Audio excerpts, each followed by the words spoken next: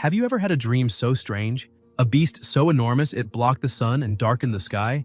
Yet it seemed like a cheerful spirit, as if they were the same being. The beast was him and he was the beast. From that moment on, the world would honor him as if he were a true god, because between heaven and earth, he was the most revered. The news on TV said that you are watching the nightly news on June 2nd, 2224. The Ning City Zoo was attacked by a snake over 100 meters long, and specialists couldn't determine the species. Several citizens managed to record the appearance of a giant beast resembling a whale in the sky north of the city, which caused quite a commotion. Recently, internationally wanted criminals have been on the loose in the city, and in front of the TV, a young man was lying unconscious, with his arm completely wounded on the table. In his subconscious, he began wondering if that body wasn't actually his, realizing something felt different, and when he looked in the mirror, he was shocked, questioning what was happening. Surprised to notice the body was completely different, he wondered if he had just turned into a marine iguana. His name is Chen Chu, a second-year student at Ning University, and he decided to rent a place outside the school because he didn't like living in the dorms.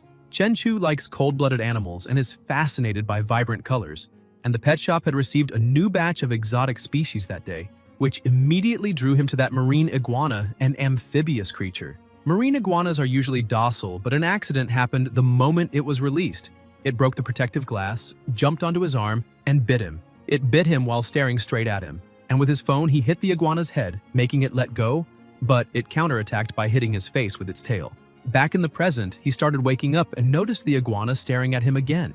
He moved and the iguana raised its arms as if imitating him. Still confused, he asked what was going on and whether he could really control the lizard's body, because the sensation was the same as moving one of his own arms. With a smile on his face, he wondered if this was the so-called gold finger and if his hero's journey had finally begun. Chen Chu kept watching the lizard lying belly up, wondering what that iguana could do. Maybe he could live stream showing how intelligent his lizard was, or even sell freshly collected abalones or sea cucumbers. He held the lizard a bit discouraged, saying that maybe he wasn't born to be the main character of a story because when other people get advantages, they become powerful villains chosen by fate, or turn into a tree that grows and becomes the god of the universe, while he is stuck with a small lizard. Suddenly, both their stomachs growled at the same time, showing they were both hungry. In the middle of the night, he looked out the window saying he was starving since he didn't realize he had been passed out the whole day. But he didn't really know what a marine iguana ate, and when he looked at it, he thought that since it was a lizard, it would probably be fine eating just meat. He grabbed his pack of delicious steak and prepared a quick meal, and while the iguana was eating, he felt relieved and thought that was obvious, since marine iguanas and lizards can normally eat meat. Suddenly, he heard a strange sound and a screen appeared in front of him saying that after eating, his clone had received 5 evolution points, and its constitution had increased by 0.5. Chen Chu was confused, asking what that was, but the screen changed, showing his information. Name Chen Chu, Level 0, Constitution 8.5, Spirit 12, Talent Mind Control, Traits Beginner External Aura, Experience 0 of 1000, Beginner IQ Perception, Experience 0 of 1000, Skills Beginner Limb Boxing, Experience 48 of 100, Cloud Jump Beginner, Experience 66 of 100, Leaping Leg Beginner, Experience 39 of 100, Marine Iguana Cloning, Evolution 0 times, Evolution points 5 of 200. He was surprised to see all those stats, wondering if that was really his cheat ability. He put his hand in front of the system screen and stared at it, remembering his past when he practiced, and his coach said that repeating the form without understanding the foundation was the same as learning nothing, because the root of strength starts in the feet, passes through the thighs, controls the abdomen, and takes shape through the bones of the fingers. With his body trembling and sweat rolling down his face, he looked at his father saying he was very tired and asked if he could take a break after standing on the stakes. But his father, extremely strict, said that would not happen because giving up halfway was cowardice. The young protagonist looks at himself and says he doesn't want to be a coward. He keeps pushing himself as hard as he can, running around the training ground while his father yells for him to run even faster until he trips on a rock, falls to the ground, and stays there breathing heavily, completely exhausted. His father approaches telling him to get up because no one will help him when he grows up. And sometime later, already inside the house, he gives him a box saying that inside it are all the savings he managed to gather, explaining that he needs to go on a very long journey and that the boy will have to walk the rest of the path alone. Chen Chu gets emotional, but his father places a hand on his shoulder, telling him to never neglect martial arts practice because when he becomes strong enough, he will be able to see the other side of the world. Still shaken by the farewell, the protagonist asks how he will find him again, and the father replies that it will only happen when he becomes a grandmaster but by then, he might not be around anymore. With those final words, he stands up, opens the door, and leaves, never to return. And looking at the photo of the two together from his childhood, the protagonist realizes an entire decade has passed. The marine iguana finishes its meal and starts wagging its tail excitedly, and he thinks that little creature eats really fast, but he notices something strange, and as he gets closer, he sees an unusual energy running through its body. He starts wondering if it's just his imagination, or if his new pet really grew a little. And the system screen appears again, showing that he now has 15 points after a single meal. He looks to the side and notices something different on his shirt, and when he lifts it, he's shocked to see defined abs, because his body had never been that strong before, and then he begins to understand that the points gained by the pet might directly affect his own body. That means the iguana can evolve for the first time if he gets more points, and maybe it could even become the behemoth of his dreams while he becomes a true grandmaster of martial arts. A little later at the market, the protagonist buys 4.5 kilos of boneless prime beef and 9 kilos of lean, boneless pork. The clerk says everything is packed and asks if he will pay with cash or QR code. He chooses QR code, and after paying, he goes to the car and stores all the groceries, saying that should be enough, then returns home preparing a beautiful meal. He takes a deep breath, thinking his pet needs to eat more, so it gets closer to becoming a true master of martial arts. And the iguana is fascinated staring at all that food. Sometime later, the iguana had already finished eating everything, and the protagonist thinks that for the lizard's taste, pork isn't as good as beef. He looks at the table saying the beef could use a little more cumin, and that he'll make sure to add more next time. The iguana starts walking across the table and goes to the window to sunbathe. Meanwhile, Chenchu takes the opportunity to go to the training room to check his progress. He focuses as much as possible, and after throwing a punch that almost destroys the punching bag, the system screen appears saying that after hard training, his limb boxing experience increased by 5 points. He observes his stats thinking his constitution has improved, even his training progress is faster than before, and 2 days later, the bag was already completely worn out, but the protagonist kept training, amazed by the feeling of getting stronger just through hard work. Excited, he kicks the punching bag, but his strength is already so great that he splits the bag in half and sends it flying, and when he looks at his stats, he sees that his constitution increased to 28 and his spirit to 16. Beginner external aura gained 10 experience points. IQ perception also increased by 10 points. Limb boxing is at 48 points, cloud jump at 66 points, and hopping kick at 39 points. He thinks that from the perspective of traditional martial arts, he is currently at the peak of the Ming realm. Chenchu remembers his father saying that the martial arts realms are divided into Ming, Dark, and Transformation. The peak of the Ming realm allows someone to become a high-level fighter capable of facing 10 opponents alone. The Dark realm makes someone a first-class expert able to fight 100 opponents at the same time, and usually these experts belong to legendary families, while the Transformation realm allows someone to face 1,000, with grandmasters recorded in history and extremely rare in modern times. The Transformation realm represents an unbreakable body described only in ancient texts. And excited about all of this, the protagonist asks his father which realm he is in. His father lowers his gaze, saying that once he briefly reached the Shadow realm, and after that, Chenchu interrupts, impressed, saying he's really incredible and asking if he's also part of one of those legendary families. But when he hears the word families, the father seems a bit shocked and, taking a deep breath, says he is Luotuan. At the end of the day, Chenchu returns to the apartment and is surprised by the size of the pet, since it's already much bigger than before. And with a smile, he says that one more meal and it will be ready to evolve, hoping he won't be disappointed. The pet keeps eating while the protagonist watches. The experience points keep rising, and when they reach 100 and 99 out of 200, Chenchu thinks it's almost ready for evolution, and he can't wait to see how that little guy will change. Finally, the 200 points are reached. The system appears saying that the marine iguana clone has met the evolution requirements and that the evolution will begin immediately. Suddenly, sparks start appearing on the pet's arm, making it feel something strange. The same pain on the same arm begins to pass to Chenchu, and the two start screaming. The iguana's body begins to completely change, and spikes start emerging from its back. Its size and face also begin transforming. The pet loses control over its body and dashes at high speed, destroying everything in the apartment. Shortly after, the evolution seems to have come to an end. Still on the floor, Chenchu takes a deep breath, saying he didn't expect evolution to hurt that much. He looks to the side and with difficulty goes to the other room to see the iguana. And as soon as he gets there, he finds everything broken and the iguana standing still without moving. Excited, he says he wants to see how strong his little buddy has become after evolving and orders it to attack the punching bag. But the strike is so strong, it creates a very loud noise throughout the apartment. The protagonist is shocked saying that after the evolution, the iguana gained extraordinary power. The system screen appears again. Name Chenchu, level 0, Constitution 56, Spirit 18, Talent Mind Control, Traits Beginner External Aura with 20 points, Beginner IQ Perception with 20 points, Skills Intermediate Limb Boxing 48 points, Cloud Jump 66 points, Spring Kick 39 points, Marine Iguana Clone Evolution 1, Evolution Point 0 out of 1000. Chenchu is surprised because he didn't expect that with just one clone evolution, the physical strength and attributes of the main body would directly double in growth. However, he is still a bit confused because he doesn't know if it simply increased once or not, since his current strength is still very weak, or if each time the clone evolves, his constitution doubles.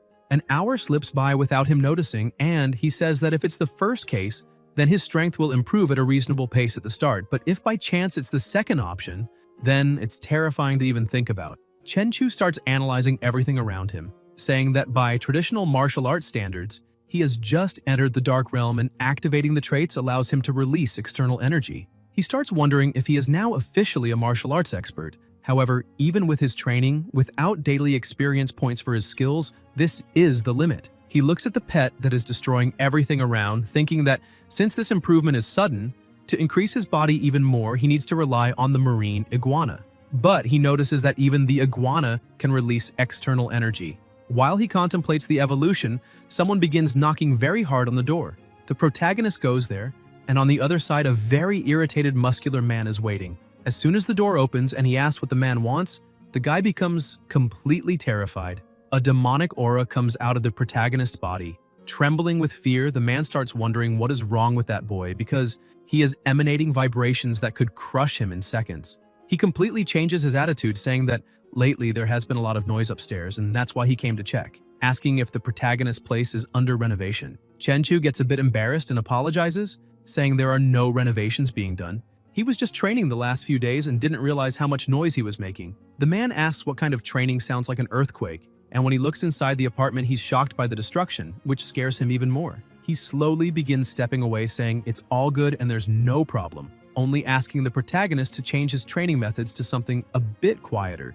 The man runs to the elevator and the protagonist says there's no problem and apologizes again for everything, saying he will adjust his methods from now on. The man thanks him for understanding, and as soon as the elevator door closes, Chenchu and the pet watch. Chenchu closes the door and keeps looking at the pet and the apartment while thinking that the marine iguana clone is way too big now and it's no longer appropriate to keep it indoors. So it's time to set it free. He grabs his car and drives to the shore, saying everything is ready. He opens the door and it runs out while he just watches, and without hesitation his pet dives. He activates energy sense, and with his current level he can cover a 10-meter radius around him. As the iguana swims, the protagonist can feel and see everything it sees, becoming surprised when he notices a five-eyed fish. So he decides to make it his prey and orders the pet to attack. It increases speed and rushes into combat, causing a commotion in the water around it. The iguana kicks up some debris, blocking the fish's vision, and with that, it manages a stealth attack, finishing and consuming the creature. The system notifies that after the clone ate the mutant fish,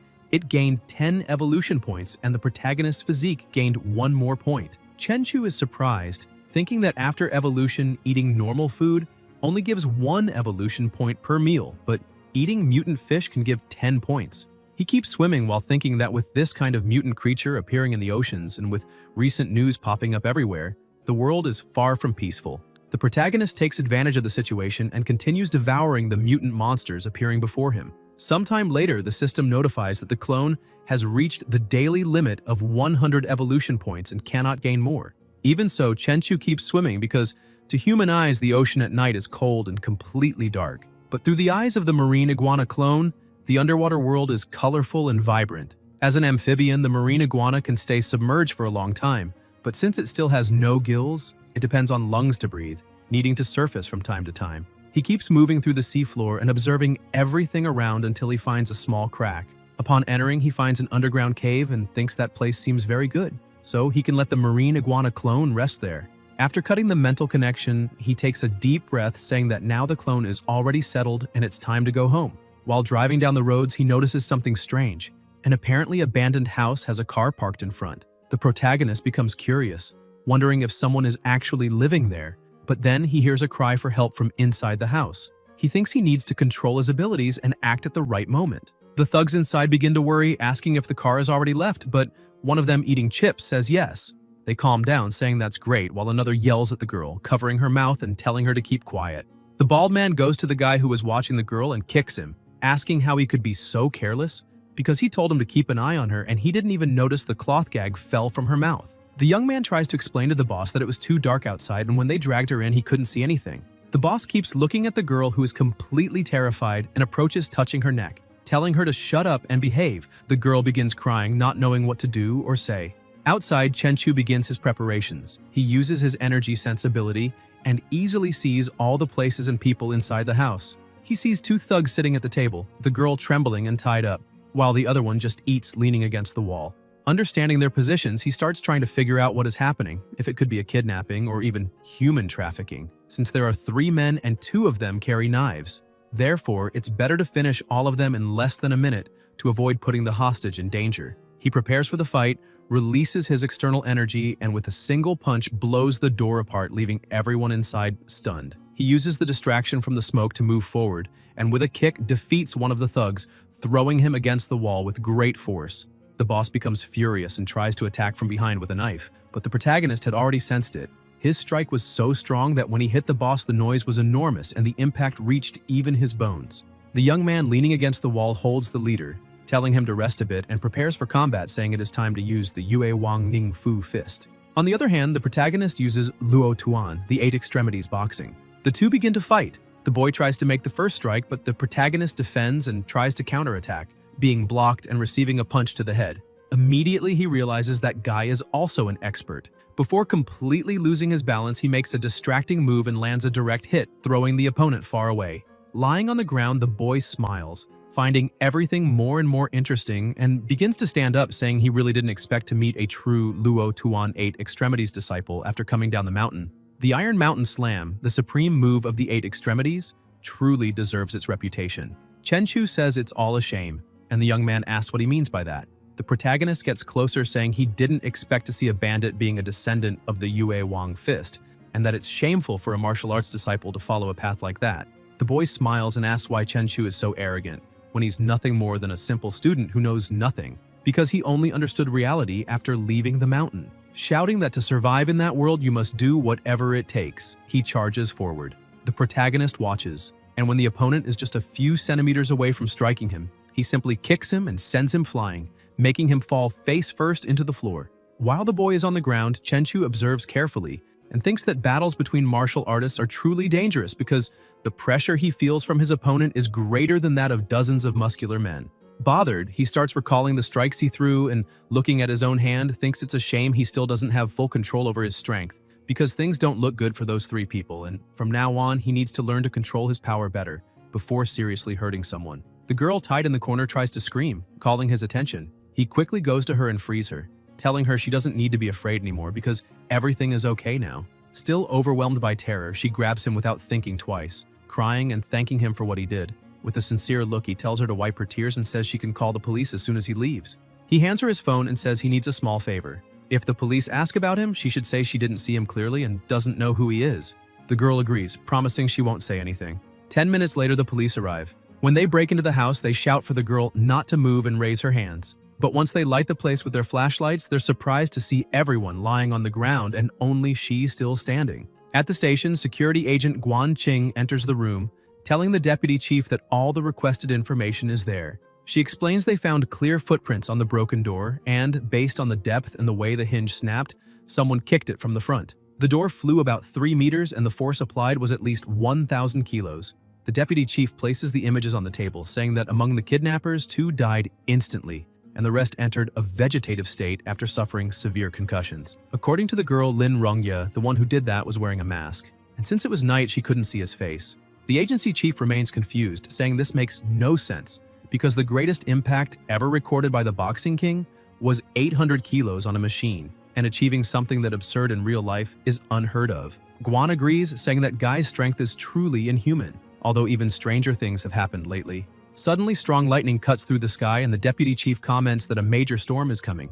Meanwhile, in a remote area near the river, the protagonist observes a boat with some people. Three men get off the vessel and one complains to the boss saying he just earned money and already wasted $1 million on the bald tiger's woman, asking if that isn't a waste. The shirtless man agrees, reminding him they took a long time to find the sunken ship and only profited a little over $2 million. But the boss says they're exaggerating and asks if they even know who that woman is. If they manage to put her in his hands, money won't be a problem. The two get excited and ask if that's true, but the boss changes the subject and asks Four Eyes if he has already dealt with the business with the company. The boy replies yes. He already hired a transport company, rented a high-end commercial building for the offices, and even activated a recruiting agency to find the prettiest girls for the secretary and receptionist positions, just as the boss requested. The leader emphasizes that with his newly awakened ability to breathe underwater, all they need to do is locate any sunken ship to bring treasures to the surface. If they can do that, they'll have all the money they want and no one will go hungry again. While they talk, something moves in the nearby bushes. The boss immediately turns around asking who is there. The protagonist appears saying he has seen many perverts, but that guy really stands out. Irritated, the boss charges forward saying Chenchu is too bold and people like him don't live long. But the protagonist simply stomps the ground with force, causing an explosion that throws the boss upward. Taking advantage of the opening, he disarms him and finishes with a kick that sends him crashing into a tree. The two underlings scream that it's impossible, saying the boss became much faster and stronger after awakening his superpower and can easily defeat 5 men. Four Eyes, panicking, says that's really bad and they need to run away immediately. But before they can take a single step, both are knocked out by the protagonist. The boss, badly injured, screams asking what Chenchu is doing, and the protagonist tells him to look straight at him, thinking he can now test his mental control power. He asks the man's name and what he is doing. Mental control activates instantly, and the man starts moving strangely, saying his name is Zhang Chang Shou and that he owns a boat and smuggles to survive. A month ago, he gained the superpower to breathe underwater. Chenchu thinks his mental control is extremely effective because that man is now practically a puppet under his command. Chang Shou continues explaining that he scavenges sunken ships in the depths and trades whatever treasures he finds for money with wealthy people. After getting all the information, the protagonist cancels the mental control, and Chang Shou collapses on the ground crying out in pain and calling Chenchu boss, asking what happened to his hand. The protagonist replies that he broke it himself by accident. Chang Shou keeps treating Chenchu as his boss and says he is right. The protagonist is surprised to realize his mental control also affects people's judgment. He tells Chang Shou to rest a bit on the boat because he will go there after waking the other two. The man agrees immediately. Chenchu thinks that to raise his lizard, he will need a huge amount of food. And since Chang Shou has a boat and deals with rich people, maybe he can get money through his company to feed his pet. Without wasting time, the protagonist uses mental control on the other two and concludes that his power truly is amazing. However, there was some resistance when controlling Chang Shou, but with those two it was very easy, and apparently his mental control works better on weak-minded people. Shortly after, already inside the ship, they walk down the corridor when a crew member asks Chang Shou who the man with him is. Chang Shou, a bit irritated, says that is his boss and demands respect. The crew member immediately greets the new boss and Chang Shou orders him to prepare the transfer contract because that ship now belongs to his boss. The contract is quickly prepared and handed to the protagonist. Chenchu tells the man in glasses to meet him at the office the next day and calls boss Chang Shou to go with him to the hospital since he is injured. The next day, the iguana was at the bottom of the sea eating again, and the protagonist thinks the ocean is a paradise of infinite food. While his pet eats, he continues training at the gym. The system keeps notifying him that evolution points are rising, plus 5 points, and constitution increases another 0.5. He thinks he can't depend only on the marine iguana to increase his power, and must train as much as possible. And after his 2 fights, he realizes his control over his own strength has improved a lot. In the mountain cave, the iguana is also excited, and the system says the energy absorbed was digested during training, giving it 6 more evolution points. In the city center, in front of a building, the protagonist watches his subordinate saying goodbye and asking him to take care. He thinks the transfer process is complete and that even without leaving home for an entire day, he gained over 90 evolution points and his body grew 20 centimeters. Tomorrow, he must make the lizard's journey into the depths of the sea because he's not the only person with superpowers in that world and therefore needs to become even stronger, especially because there are unknown creatures in the deep ocean. In the middle of the sea, the 2 subordinates were on board a ship.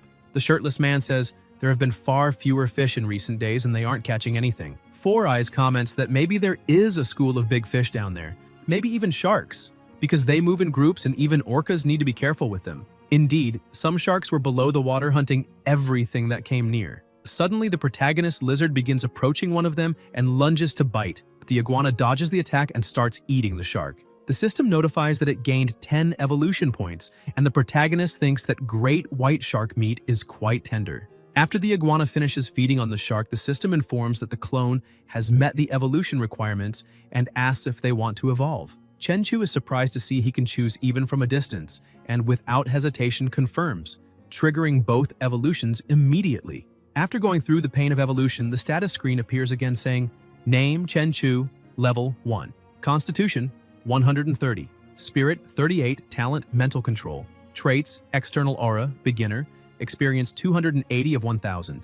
Chi Perception, Beginner. Experience 280 of 1000. Skills, 8 Extremities Boxing. Intermediate, experience 370 of 1000. Cloud Step Leap, Intermediate, experience 290 of 1000. Tan Leg Technique, Intermediate, experience 390 of 1000. Clone, Armored Scale Spiny Lizard, a newborn beast attempting to evolve into a fierce Lord-class beast. Evolution, twice. Evolution points, 0 of 5000. Skill, Water Affinity. Lying on the floor, he looks at his stats, saying he finally made a breakthrough, and that his constitution is 13 times that of a normal person. Also, he has reached a level equivalent to a grand achievement in the dark realm of ancient martial arts. He also notices that his constitution didn't double this time after evolving, which makes sense because last time it doubled only because his base attribute was extremely low. He keeps checking the new updates, and when looking more closely at his pet's attributes, he sees it has the Water Affinity skill and wonders what that means. When he connects to his clone, he's shocked to see that his pet became extremely large, its bone density several times higher than before, and its weight reaching 4 or 5 tons. On top of that, its power has doubled. Its claws look like steel and are far more explosive than before. The protagonist also notices it can now swim up to 70 kilometers per hour faster than a large ship, and it makes less noise and feels less resistance while swimming, probably thanks to the Water Affinity. Inside the apartment, Chenchu calls his team asking if anyone requested treasures recently, but his employees say no. The protagonist says that's not a problem because they'll find them themselves, and asks how the research is going. The man replies they were able to locate some points with sunken ships, but without Changsho, who can breathe underwater, they can't advance. Chenchu tells him not to worry because he'll handle it. After hanging up the phone, the protagonist thinks that the shallow water areas of the routes used by Country Z in the past and the major trade routes used by Country H and Country R have already been mostly explored. Even so, there are still many priceless ships in the deep sea area. He connects again with the pet, which is in the Yellow Sea area, southeast, around 25 kilometers from the coast, and thinks that now it can breathe deeply in the water after that evolution. Its perception also increased greatly, allowing it to sense an area of up to 20 kilometers around, and he will be ready to depart as soon as he organizes everything. He stretches on the couch saying that this is the point of having a clone, being able to enjoy life. And when he checks his phone, he sees it's almost 11 o'clock. So he decides to get something to eat and treat himself. Somewhere on the pedestrian street, a girl was unconscious leaning against a pole. Sometime later, the protagonist goes to the street and, seeing the food stands, is impressed because they look delicious. But one meal costs more than 3,000, and his savings are only 20,000 for now. Still, soon he will take over Changsho's company, so he will at least get to experience being rich. While walking, he comes across a somewhat infuriating scene. 2 young men approaching the unconscious girl leaning against the pole. He yells, asking what they are looking at, and tells them to leave immediately, thinking that with his growing strength, his passion for martial arts is awakening too. And as long as there is no real danger, he doesn't mind stepping in. The 2 get annoyed and ask what the protagonist just said. And with a knife in hand, one of them says that if Chenchu leaves right now, he will pretend he saw nothing. The protagonist begins releasing his aura, which takes the form of a beast, and the 2 become terrified. The boy in the hoodie asks why it feels like a beast is staring at him. The other, frightened, says they should leave, but the unconscious girl wakes up and starts laughing, asking what they are doing and if they aren't real men since they're so scared, continuing to mock them. Chenchu gets confused and wonders if that woman is crazy. The guy in the hoodie thinks a woman like that isn't something you find every day. The guy with the knife, with his masculinity wounded, says he can't let a woman think he's weak. The 2 start running, saying there's no reason to fear that guy because he's just an ordinary person. The one with the knife charges faster, saying that's right, that the young man is too confident and will be defeated right there and now. Chenchu simply watches them, and as soon as they get close enough, the protagonist attacks and defeats both with a single kick. He thinks he didn't even use 10% of his strength, because otherwise that kick could have reduced the 2 of them. And right after that, the guys start running away, saying the protagonist is terrifying, a demon straight from hell. Chenchu simply watches them leave, thinking that this time he'll let them run, because they messed up, but not enough to deserve death. The woman stands up acting strangely and laughing, saying that was amazing, praising the protagonist and saying he is very strong and that it was impressive. Chen Chu notices she isn't normal and wonders if she was drugged. The woman begins rubbing herself on him, and the protagonist calls the police saying there's a slightly drunk and out-of-control woman outside the Shengtang bar. The girl asks why he called the police, questioning if she isn't pretty and if he wouldn't want to take her home. A few minutes later, the police arrive, and a policewoman says the woman isn't being funny doing this kind of thing, while the protagonist talks to another officer, saying he was the one who called because he went out for a late-night snack and saw the woman there. After settling everything with the police, he thinks that now he can control the giant lizard and search for the sunken ship. And when he uses the probe to sense the surroundings, he realizes that Four Eyes was right because online information confirmed that there is indeed a sunken ship there. At the moment, his energy sense reaches only about 20 meters, so he needs to keep searching. Shortly after, he finally finds what he had been looking for and says that it seems he won the lottery because the bars are solid gold. Immediately, he contacts Four Eyes and tells him to guide the ship 3 kilometers east and drop a container. The guy from before calls the crew member Black Ghost and wonders if anyone besides Changsho can breathe underwater, but Black Ghost just tells him to stop asking questions and not interfere with the new boss's secrets. Underwater, the pet had already placed numerous gold bars inside the container, and the protagonist says they can start retrieving the site. The container is closed and lifted to the surface. While it's being taken up, the protagonist decides to take one last look around and suddenly finds something strange that looks like a piece of metal. Black Ghost says the cargo is already aboard and everyone can return. Chen Chu uses the lizard to try identifying what it is, but when he tries to scratch it, he notices it's extremely tough because the claws of his pet can easily tear through common metal, but barely leave a mark on that thing, so it must be some kind of special alloy. He decides to take it because it might be valuable and he'll study it later. As the lizard returns, something suddenly rushes at it and bites by surprise. Chen Chu asks what that thing is because a monster is trying to ambush him. He wonders what that monster thinks it is because even if it's bigger than his pet, when it comes to strength, attack, and defense, unfortunately the two can't compare. In just a few minutes only, the monster's bones remain at the bottom of the sea. The lizard begins moving away and the protagonist thinks that sashimi tastes really good. A few hours later, the protagonist is on the shore thinking that the reefs have been eroded by water for years, making them incredibly hard. The deserted night beach is the perfect place for him to test his strength. That strength works both ways, but his bone density is almost 20 times greater than that of an average human. And with the inner shield absorbing most of the impact, he barely feels pain in his hands, even when punching the rock with force. And even the little pain he does feel is eliminated almost instantly thanks to his body's recovery ability. He keeps training on the rock with light punches while thinking that, after all this evolution, his physique surpassed 200 points, and even without testing, his punch should weigh at least 3,000 pounds, which is 1.5 tons. And with the increase in external energy and the 8 extremities boxing technique, he could easily pierce through a person with a single punch. He decides to test his strength a bit more and throws a powerful punch at the rock, breaking it with ease. After training for a long time, he throws himself on the ground a bit tired, thinking that the punching bag he has at home isn't strong enough. Besides, he can't train in the park because with all the modern technology, if someone recorded it and posted it online, it would be a huge problem, since if people discovered he was extraordinarily strong, he would only attract more trouble. That's why he can only train on that empty beach. Looking at his hands, he comments that this is great because his incredible regenerative ability managed to heal the injuries in less than a minute. Suddenly, his pet emerges from the sea carrying that strange thing, and the protagonist starts examining it, thinking that the irregular black ore shines with a metallic gleam, but doesn't look especially remarkable at first glance. He tries to lift that stone but realizes that piece of metal weighs at least 90 kilos, and besides being heavy, it's extremely tough, to the point that even the giant lizard's claws have trouble scratching it. This would be perfect for forging a weapon, however. With his current skills, making something suitable would be extremely difficult, but what he really needs to focus on now is how to deal with those gold bars.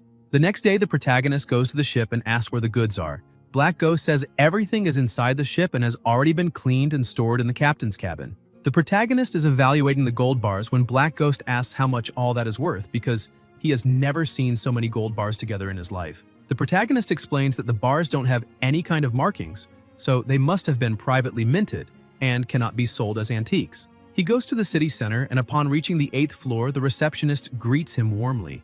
Chen Chu asks if they buy gold there. The receptionist says yes and asks if he wants to sell rings or necklaces, but he opens the bag full of gold bars and says he wants to sell that.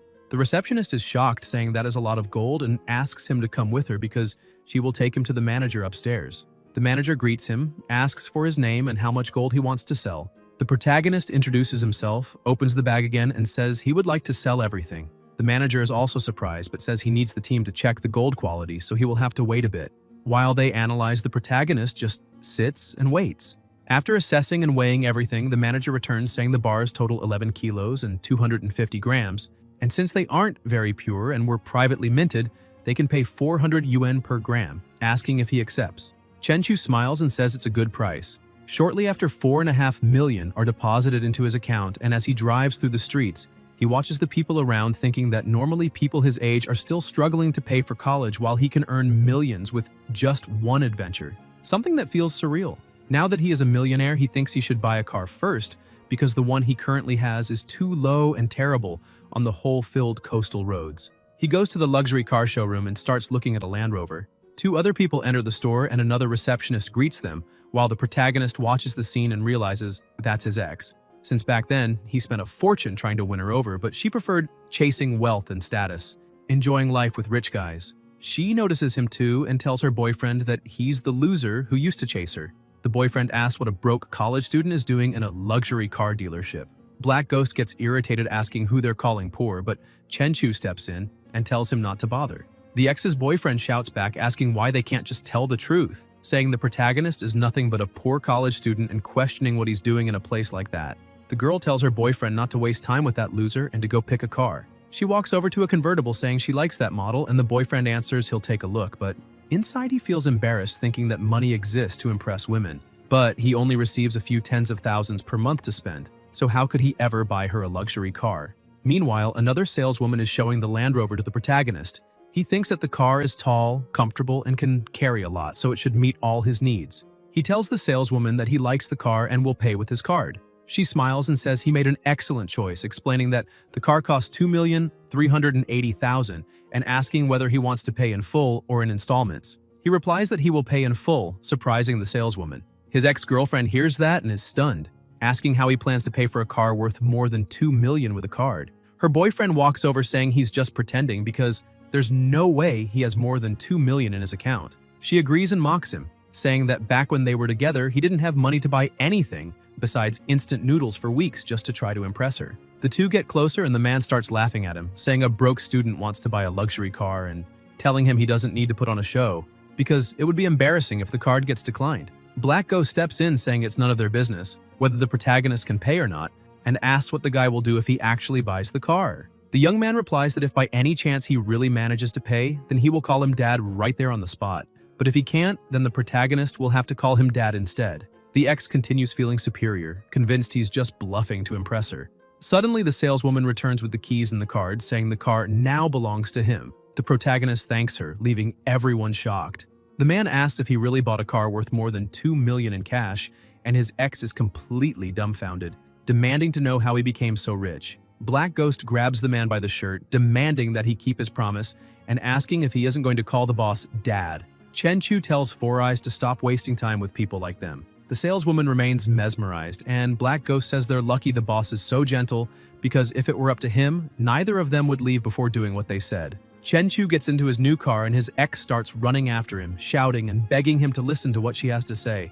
The two saleswomen watch the pathetic scene, commenting that the girl thought she had found a rich man but ended up losing someone with real potential. The other agrees, saying people only realize the value of things after they've truly lost them.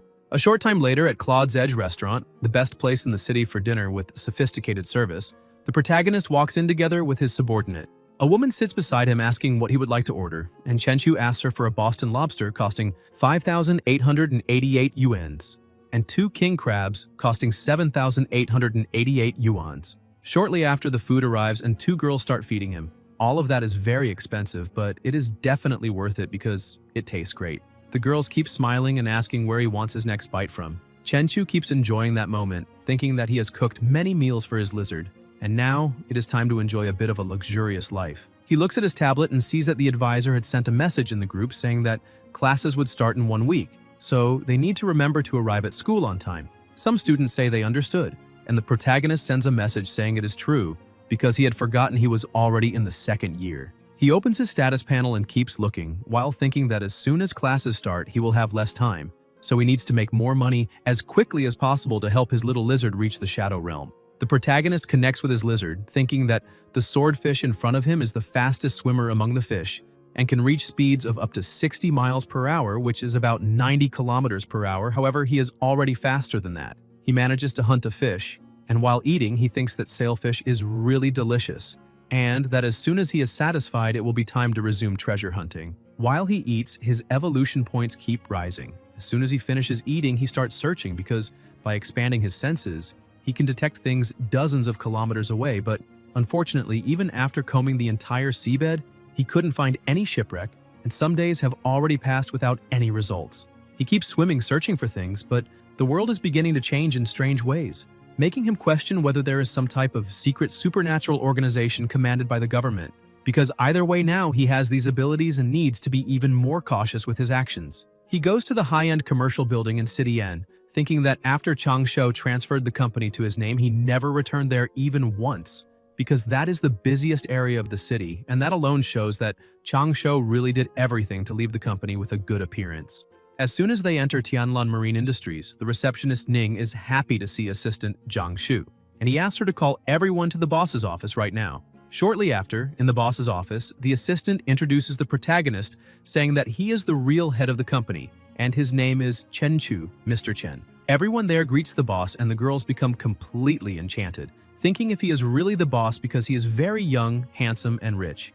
An assistant calls the protagonist, saying that girl is Ning Nixon, the receptionist. A bit happy, with a reddish face, she smiles, greeting the new boss. Another beautiful woman starts approaching, saying she brought his coffee, and the assistant introduces her, saying that woman is the boss's secretary and her name is Su Lengyu. While looking at some documents, the protagonist asks her to leave the coffee on the table. While his secretary serves the coffee, he keeps observing, thinking that even though it is just a front company, it is surprisingly well equipped, and it costs hundreds of thousands to maintain that company every month, and apparently he needs to find more shipwreck treasures. Chen Chu calls Zhang Shu, saying he would like to end the introduction meeting there, and that he can ask everyone to return to work. Besides that, he asks his assistant to return immediately to the ship and keep an eye on things, at least for now. As he leaves the room, the protagonist remains seated, thinking that apparently the effect of the mind control is stable, but subconscious hypnosis is not foolproof, and that is why he needs to ensure they don't interact too much with the outside world. While holding his cup of coffee, he goes to the office window and the system keeps notifying that he is gaining constitution points. He thinks that using clones to hunt while he just lies down and still gets stronger is truly incredible. Deep in the sea, the lizard keeps hunting, growing stronger and stronger. While hunting, the protagonist connects once again with his pet and asks if that is a barracuda, because barracudas are only about 2 meters long, but that one is 4 to 5 meters. Its speed is also incredible, and its teeth are harder than steel, and if it weren't for his external force field, he might have gotten hurt, which only shows that the number of mutant and aggressive fish in the ocean is increasing even more. While the lizard tries to eat that monster, the protagonist notices that the meat is clearly different, as it provides much more energy. The system notifies that his clone devours it with effort and gains 90 evolution points and 9 constitution points. He notices something different and thinks something is wrong, because that fish definitely has something in common, since right now his muscles and bones are strengthening, and the increase is 10 times greater than it used to be.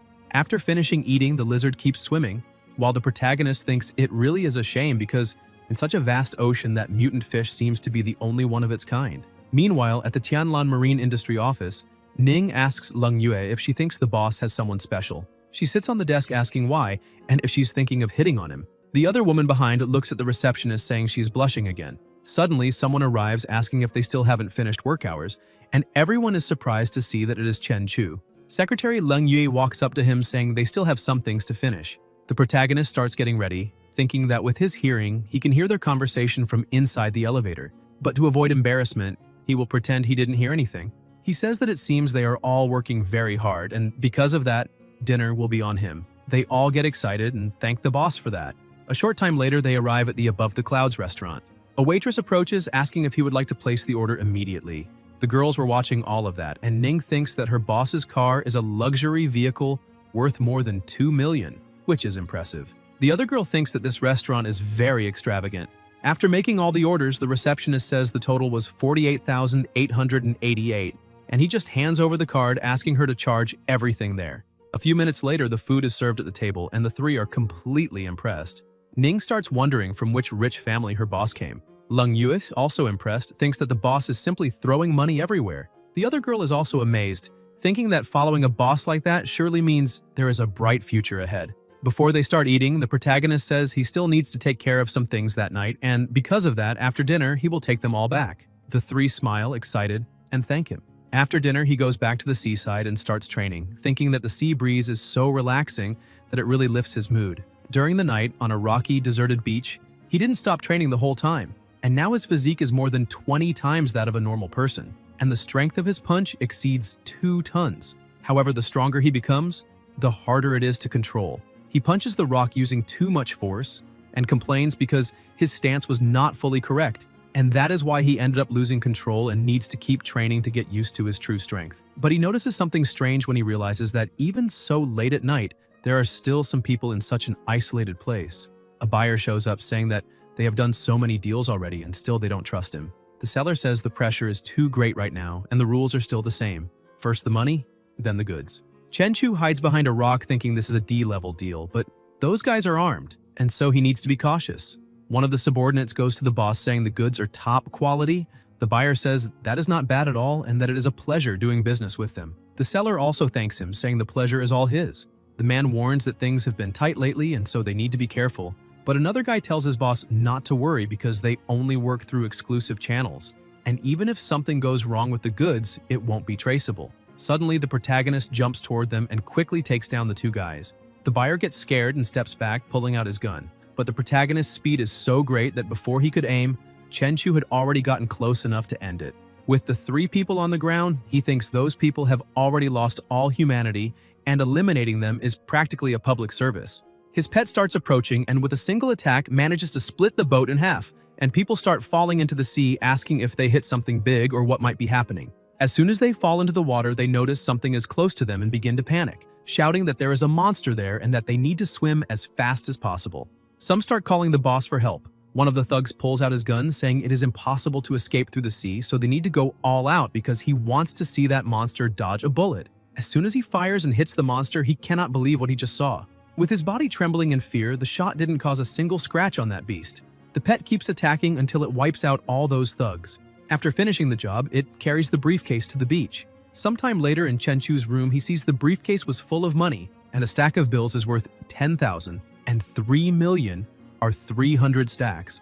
He thinks that money spread right in front of him feels much more real than just numbers on a bank card. The next morning, at a cafe, Lung Yue arrives with some documents in hand, heading toward the protagonist, and the men sitting at the table keep looking at her, saying she is a stunning woman because she gives off a cold, untouchable vibe. When she reaches the table, she asks her boss to sign them, and the 2 young men at the next table are impressed, wondering if that really is that woman's boss because he looks so young. After signing the contracts, the protagonist stands up, asking Lung Yue to inform everyone that it is time for a meeting. The 2 men keep observing, thinking that even though he is young, he seems unshakable like a mountain, and his presence is completely intimidating. Sometime later in the meeting room, the protagonist asks them to take good care of every little detail, and if they do so, they will be the heroes of the company.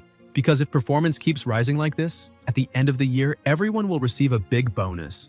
In the middle of the meeting, his phone rings and someone says that today is the last day for him to register at school because he is the only person still missing from the class. He apologizes, saying he will go there right now, and Lung Yue brings his coat. The protagonist says he needs to go register at school and that there is not much left for them to do there today, so everyone can leave work early. Furthermore, while he is not there, Su Leng Yue will be responsible for taking care of all company matters. Ning is surprised to find out that her boss is still a student, and the girl next to her comments that he seems so focused she thought he was some rich heir raised with perfect etiquette. Shortly after, at the university campus, the protagonist arrives with a new car, and everyone around is impressed, asking if he is Chen Chu and if he is really a rich guy because that car is worth more than 2 million. Some people cannot believe he owns a car of that value. Later on the campus forum, a back-to-school post was pinned, saying that on the last day of enrollment for new students, a tall, handsome, and elegant guy showed up driving a car worth more than 2 million. Shares 748, comments 2,822.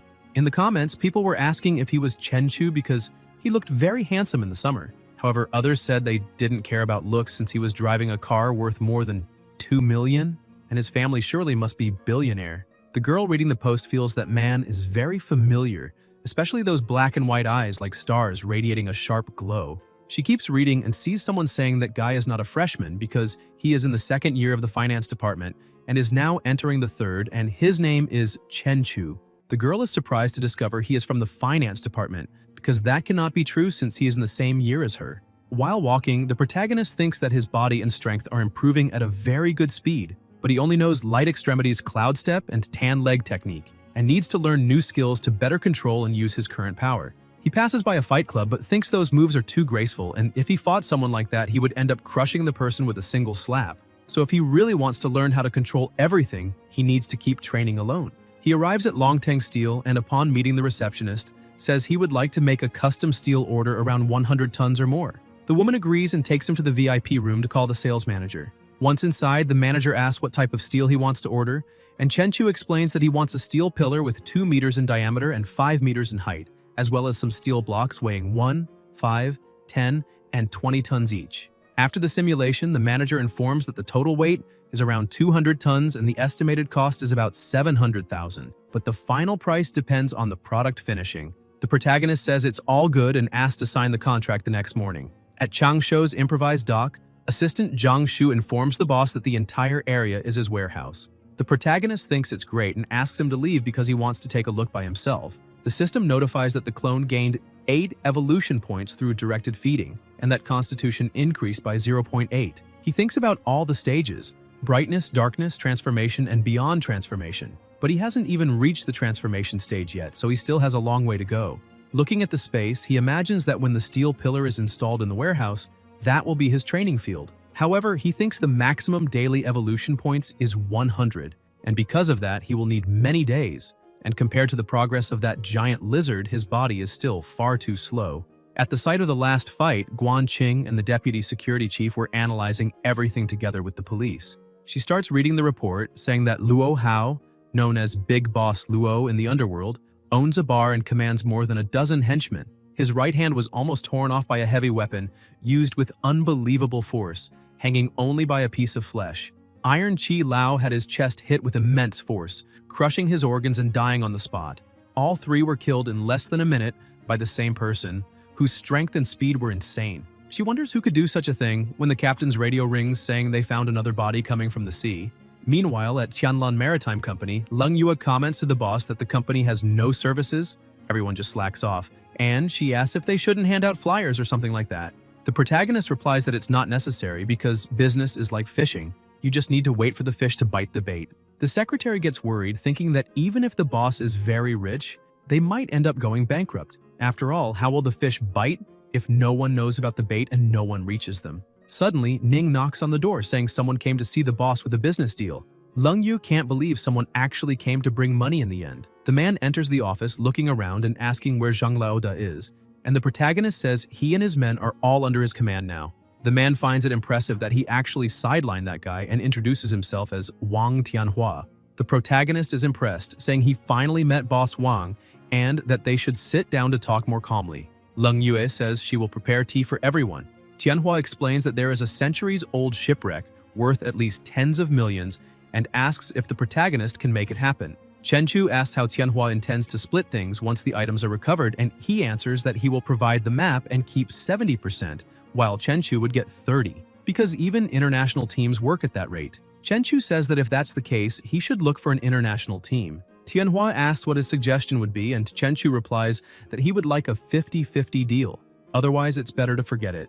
Tianhua is surprised, imagining that with such strict laws, a private salvage is impossible, and the protagonist is his only chance. He stands up asking if Chenchu is sure he can take everything from there. Chenchu states that just like Changshu, he has many others under his command, and if Tianhua is not convinced, he can go along and see with his own eyes. Tianhua ends up agreeing to the 50% deal and they shake hands, saying it's a pleasure doing business together. Meanwhile, at the police station, the deputy chief was impressed with the exaggerated claw marks, wondering what kind of creature could leave marks that large. He begins to consider whether it could be some abnormal creature and analyzes the records indicating multiple deaths. 4 died at sea, suspected of beast attacks, and professionals would investigate. At the end of the day, Chenchu goes to the warehouse to receive the order, and Leng Yue asks what that huge iron pillar is for. He says it is a calming pillar of the sea, buried at the dock to stabilize the waters and restrain the sea dragon kings. She thinks the boss really knows a lot of things. After making the payment, he looks at the bank account balance, which was at 321,800, and thinks money really flies.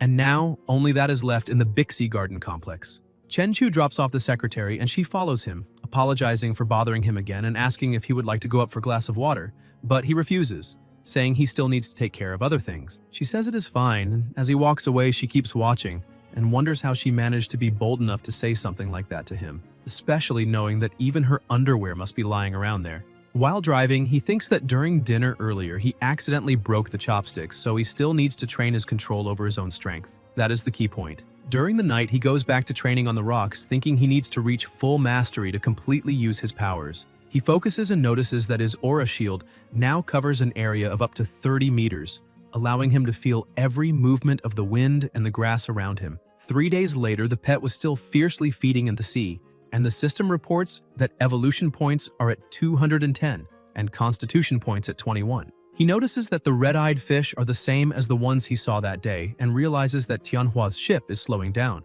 so they must already be close to the spot. He calls Tianhua, saying that the other team has already arrived, and asks when they will start.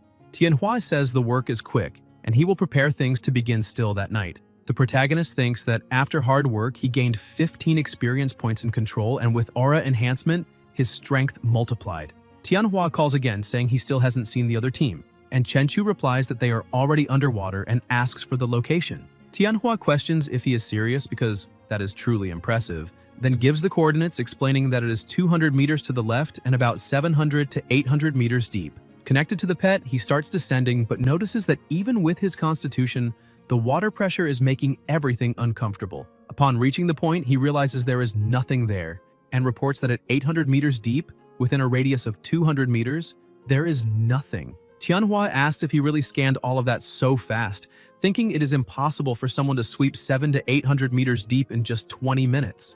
One of the subordinates comments that after hundreds of years, the location has probably changed and asks to try moving about 1 kilometer east. The boss apologizes and asks if the protagonist can check this new direction. He continues scanning with the pet, and after searching for a short while, they finally find what they were looking for. They bring everything to the surface, and when opening it, one of the men tells the boss there is a total of 8 broken pieces and 3 intact ones, valued at around 30 million. And if sold privately, they could get about 20 million more. Tianhua asks the protagonist if he heard, because that is the situation. And Chenchu states that now the rest is up to Tianhua because he will only come back to collect the money.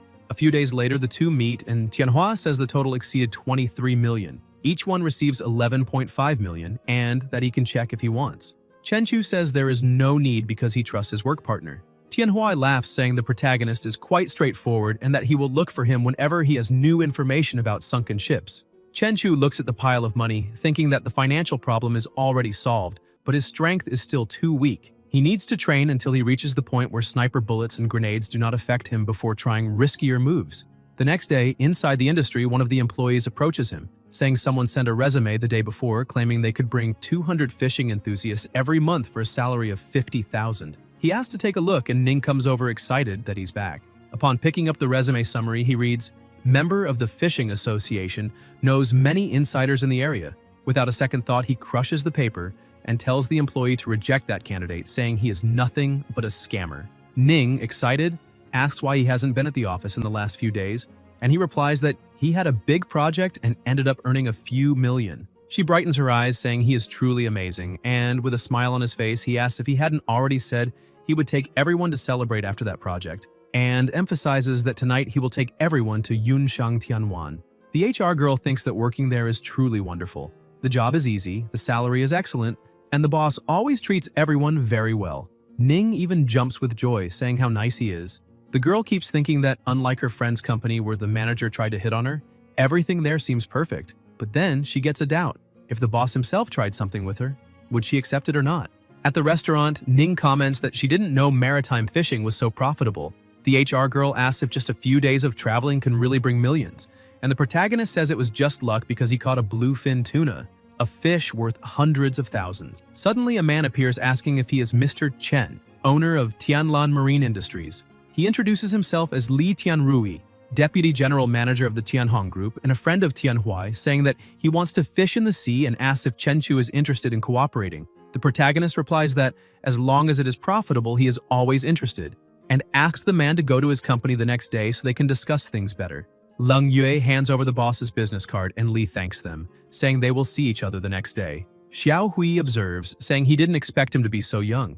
Ning asks if the Tianhong Group is really big, and Xiao Hui explains that the chairman is worth tens of billions. He is richer than the richest man in the city, and even has the same surname as young Master Li. So maybe they are relatives. Ning is impressed by the idea of tens of billions, and Leng Yue also cannot imagine that she just ran into the son of the richest man during a meal. The protagonist gets excited, thinking that even the heir of the richest man is interested in shipwrecks. Meanwhile, at sea, he thinks it's a coincidence because just when he was telling Xiao Hui about a fish worth more than 10 million, he finds not one but two of them. At night in the warehouse, he looks at the preserved fish, saying that it is worth more than 10 million and its meat isn't even that special. That is not just a fish, it is literally money swimming. And now the next step is to find a buyer and sell it. The next day, while he is still training, the protagonist gets a call saying that young Master Li has been waiting for him in the office for some time. He replies that it's fine and that he is on his way immediately. Shortly after at the industry, the two meet and Tianrui says he has the exact location of a shipwreck. Chen Chu asks why, with all the wealth of the Tianhong Group, young Master Li is still interested in shipwrecks. Tianrui replies that no one thinks they have too much money. The protagonist agrees, saying they will split 50% each after the items arrive, and Tianrui says it's fine by him. Chen Chu keeps staring and thinks that from the young master's look, it's obvious he's not only after the treasure on board, which is interesting. He takes advantage of the meeting and asks Tianrui if he knows anyone who runs high-end seafood restaurants, because he has a 4-meter bluefin tuna. Tianrui says that is very impressive because even a bluefin tuna is within his reach, and adds that he knows someone who owns a seafood restaurant and invites the protagonist to have lunch together so he can introduce them. Sometime later in the warehouse, the protagonist takes manager Lin to see the fish. The manager runs off, and Chen Chu asks him not to run so much because the fish is right there and it won't escape. After examining it, one of the manager's subordinates says the quality of the fish is perfect and all aspects meet A-level standards. Manager Lin says that the fish really is top quality, but since they are all friends, he offers a price of 7 million. The protagonist says it's a good price and accepts the offer. Leng Ye, who is with them, keeps watching her boss, thinking that a single fish was sold for an unbelievable 7 million. Downtown, Chen Chu tells his secretary that they had a great harvest that day, and now it is time to spend a little. She is impressed when she sees that the place is Marriott International, a meeting point for the world's biggest luxury brands. Chen Chu starts buying a lot of things, and Leng Yue is amazed, thinking that this is the peak of luxury and that her boss's money comes way too easily. The saleswoman is impressed, believing a big spender has just arrived. At the dock warehouse, the two are together, and Leng Yue is shocked when she sees that just her boss's watch is already worth 2 million. And he also bought so many luxury items for her, which probably also cost more than 2 million. Chen Chu tells her that he wants to buy a mansion, so she needs to keep an eye out for him. The mansion has to be big and spacious. It can be in a quieter place because he prefers peace and silence, and the price has to be around 30 million. She says she understood all the requirements. Meanwhile, at the bottom of the sea, the protagonist is connected with his pet and sees 2 submarines passing by. He thinks it is truly a shame that he is not strong enough, otherwise he would tear those 2 submarines in half. He keeps swimming and feels something strange. Apparently there is something dangerous down below and he needs to leave immediately because there is no need to take unnecessary risks. But a giant crab appears behind him, trying to attack. He manages to dodge, questioning whether the crab really thinks it would be easy to mess with him. But when trying to strike, he realizes that the crab is much stronger than that mutant ribbon fish. The monster keeps trying to attack, but he dodges every blow, and after gaining some distance, he thinks that the strength shown by that creature exceeds 10 tons, which is interesting. However, he can defeat it easily, but realizes that this big guy cannot be consumed all at once, so he will have to absorb it little by little. Inside his house, he grabs his laptop and checks the reports on unusual marine phenomena in recent years. Giant ribbonfish, giant pigfish, and now a giant spider. He begins to wonder if the world may indeed be changing. He keeps reading the news. SSN 689, a nuclear submarine from country M, disappeared at 600 meters deep in the Pacific. The latest report states it was attacked by a giant unknown sea creature. Another nuclear submarine in the Arctic collided with a submerged iceberg. killing all 127 crew members. The protagonist says all of this happened within the last 2 years and that apparently, the deeper one goes, the stronger these unknown creatures become. Meanwhile, inside a submerged cave, the pet was feeding on the monster, and the system kept notifying evolution points that wouldn't stop increasing. The protagonist thinks that its body size has now reached 18 meters. On the surface, he continues training, thinking that his physical attributes have increased by more than 100 points. His bone structure, muscle strength, everything has reached a completely new level. Not even punching a metal pole hurts anymore. And now a handgun would at most leave a scratch on his skin. With his natural armor and reaction speed, common bullets won't even leave marks on his body. At Xinhua bookstore, the protagonist is reading a book and thinks that the world is not as simple as he once believed, and that learning and reading are always the right choices. The women in the bookstore start commenting that the guy is very handsome. One of them tells her friend to go ask for his contact, but she gets embarrassed and refuses. After picking up some books, he states that only through continuous learning can a person keep improving. He returns to his training room in the warehouse, saying that Bajiquan and Xingyiquan may seem simple, but mastering them is not an easy task. He then gets a call from Tianrui saying that they have already arrived. The protagonist asks for the location because his team will be underwater at noon. Sometime later, the protagonist says they managed to find gold and some porcelain fragments, and Boss Lee asks if he managed to find any special box because as long as he finds that box, everything else in the wreck will be his. He thinks that just the gold is worth more than 20 million, and that in that special box there is only a bunch of black mud. He has no idea what that guy wants with it.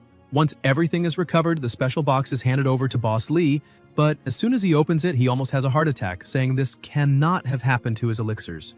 Meanwhile, the deputy chief is investigating another case. His subordinate says that just like the people who died before, all of their blood vanished and their muscles dried up like jerky. However, the time of death is only 10 hours ago. The deputy chief says it is better to wait for the superiors to arrive to investigate. He thinks that all the victims were thugs without family ties, but physically strong, and asks his subordinate Xiao Zhang to write a report later and shut down all entertainment venues in the city. Later that night, another person is attacked. The information reaches the deputy chief, and completely irritated, he asks how this is happening, because everything was shut down. So how did 4 more people just die? While all of this is happening, the protagonist keeps training and after a few days manages to make great progress in both Bajiquan and Xingyiquan. The system appears, notifying that he has understood a new martial arts technique and asks him to give it a name. Chen Chu thinks about it and decides to call it Explosive Fist, because it combines the posture of the 8 extremes of Bajiquan and the half-step Bengquan of Xingyiquan. 1 step, 1 explosion. Punches like cannonballs. In the middle of the sea, a fisherman is excited, saying he finally managed to catch the fish after chasing the shoal for so long. However, he must remain cautious because this time, the investment was huge. Just 1 fishing net costs millions, and he cannot afford any mistakes. Suddenly, the alert inside the cabin goes off. One of the fishermen rushes to the captain, saying there is a hole in the middle of the net and the fish are escaping. The captain tells him to pull the net as fast as possible. Tom Chan-yun says the detector shows nothing. However, the net does not move. Underwater, the protagonist's pet had already reached an enormous size, and he thinks that with a single bite it takes dozens at once, so that free banquet was very satisfying. With its affinity with water, sonar detectors cannot detect it at all, and now it is time to go home because it is already satisfied. When they finally manage to pull the net up, the boat captain starts to panic, questioning why all his fishing nets are torn and why the fish have disappeared. He wonders what kind of monster or divine being could be behind that. Meanwhile, at his dock like a king, the protagonist was relaxing when he received a call from young Master Lee, saying he was returning to the city and, to show his gratitude, he would take the protagonist to an amazing place that night. Chen Chu says that if it is an invitation from the young master, then he must check it out. Night arrives and they go to the elegant Mengluo Pavilion. A beautiful girl comes to the door to welcome them. Tianrui arrives all happy, asking if someone reserved the Yungxiao Hall, but the receptionist says that hall is always reserved for him. She takes them to the hall and the protagonist observes the environment, thinking that it is no wonder the king neglects his duties because places like that are perfect for enjoying the atmosphere. After indulging, they go to a forest, but he notices that something is following him because the aura is making him a bit uncomfortable, similar to the night he was chased by that giant lizard. Excited by the situation, he wonders if it could be a monster or even a ghost. However, he is pleased because it has been a while since he has stretched his legs. Suddenly, a guy wanting to show off to his girlfriend calls the protagonist to bet on a race. Chen Chu begins to disdain him and accelerates like a madman. The couple is impressed, saying that the turn he just took was completely insane, questioning if he is trying to kill himself and if he is really human. The protagonist thinks that at that speed, not even the fastest car could keep up with him. However, that car is still close, and it seems they are not weak. As soon as he reaches the beach, he gets out of the car and asks the person to get out quickly because he is not a bad guy. A naked woman hiding behind a palm tree says that is a funny way to speak, pointing out that she was bathing at the beach and someone took her clothes, asking if he could give her something to wear. Chenchu starts running toward her, asking if she really wanted clothes, because if that is the case, then he can get some for her. As he approaches, he throws a punch toward her, causing a huge impact, but is surprised as a mist covers the place. As that mist begins to dissipate, the girl transforms into a monster, saying that the protagonist's vital energy is truly impressive, strong, and rich, and now she really wants to eat him. Startled, he retreats quickly, dodging her attack, and asks who she is. She says she is also human, but a more perfect version, and her name is Ying Xiao, the Orochimaru of the black market. She keeps attacking while shouting that eating the protagonist is like eating hundreds of healthy and energetic people, enough to help her complete the first stage of evolution. Chenchu keeps dodging all attacks, but with astonishing speed, he appears behind her, asking if she really wants to eat him, because first, they must see if she has what it takes. She is shocked by his speed and his completely terrifying strength. He throws just one strike, causing a massive explosion. Ying Xiao, already defeated, asks how this is possible because the protagonist clearly does not have the aura of an awakened one. She tries to escape, hiding behind the palm trees. However, the protagonist is like a predator, attacking her at all costs and destroying everything in front of him. He realizes that this being can merge with trunks and stones, but every time he attacks the attached object, her aura weakens. After destroying everything around them, Ying Xiao has nowhere left to run, and the protagonist stares at her on the ground, saying that merging with trunks and trees really is a good survival ability. However, it is a pity that she met him. He emphasizes that if she answers a few questions, she will receive a quick and painless death. Ying Xiao asks if she looks like someone who fears death and begins to laugh, saying that this place is very beautiful, but it is a pity she will not see it again. Still, it is fine because she has already taken her revenge. She says that if she had just one more month, she could have completed her shadow transformation, and by then not even a god of war would be able to scare her. But instead, she met a true monster in an ordinary city. Her body begins to dissolve until it completely disappears. The system notifies that he managed to eliminate a corruptor and gained 10 attribute points. He becomes a bit confused and asks what a corruptor is and what those attribute points are. The system explains that they can enhance abilities, strengthen weapons, and improve the body itself, in addition to unlocking special abilities such as lightning, ice, fire, and others. He looks at the system, thinking that he already has extraordinary powers and that soon the giant lizard will have them too. He starts smiling, imagining that with those powers he could create a real-life Godzilla. He goes to the warehouse and begins searching about corruptors and awakeners, but his search on the internet finds no relevant information, and he concludes that apparently the authorities have blocked those details. Still, he thinks it is fine because he is still too weak, and when he becomes stronger, he will explore this world again, maybe after his physique surpasses 10,000 points. Suddenly, the system appears asking him to choose an element to enhance: wind, fire, water, earth, lightning, light, or darkness. His current physique is insufficient, allowing him to strengthen only one basic element, so he quickly chooses lightning. The system notifies that attribute points were used to enhance his extraordinary abilities, granting lightning mastery and +1 to his mental attribute.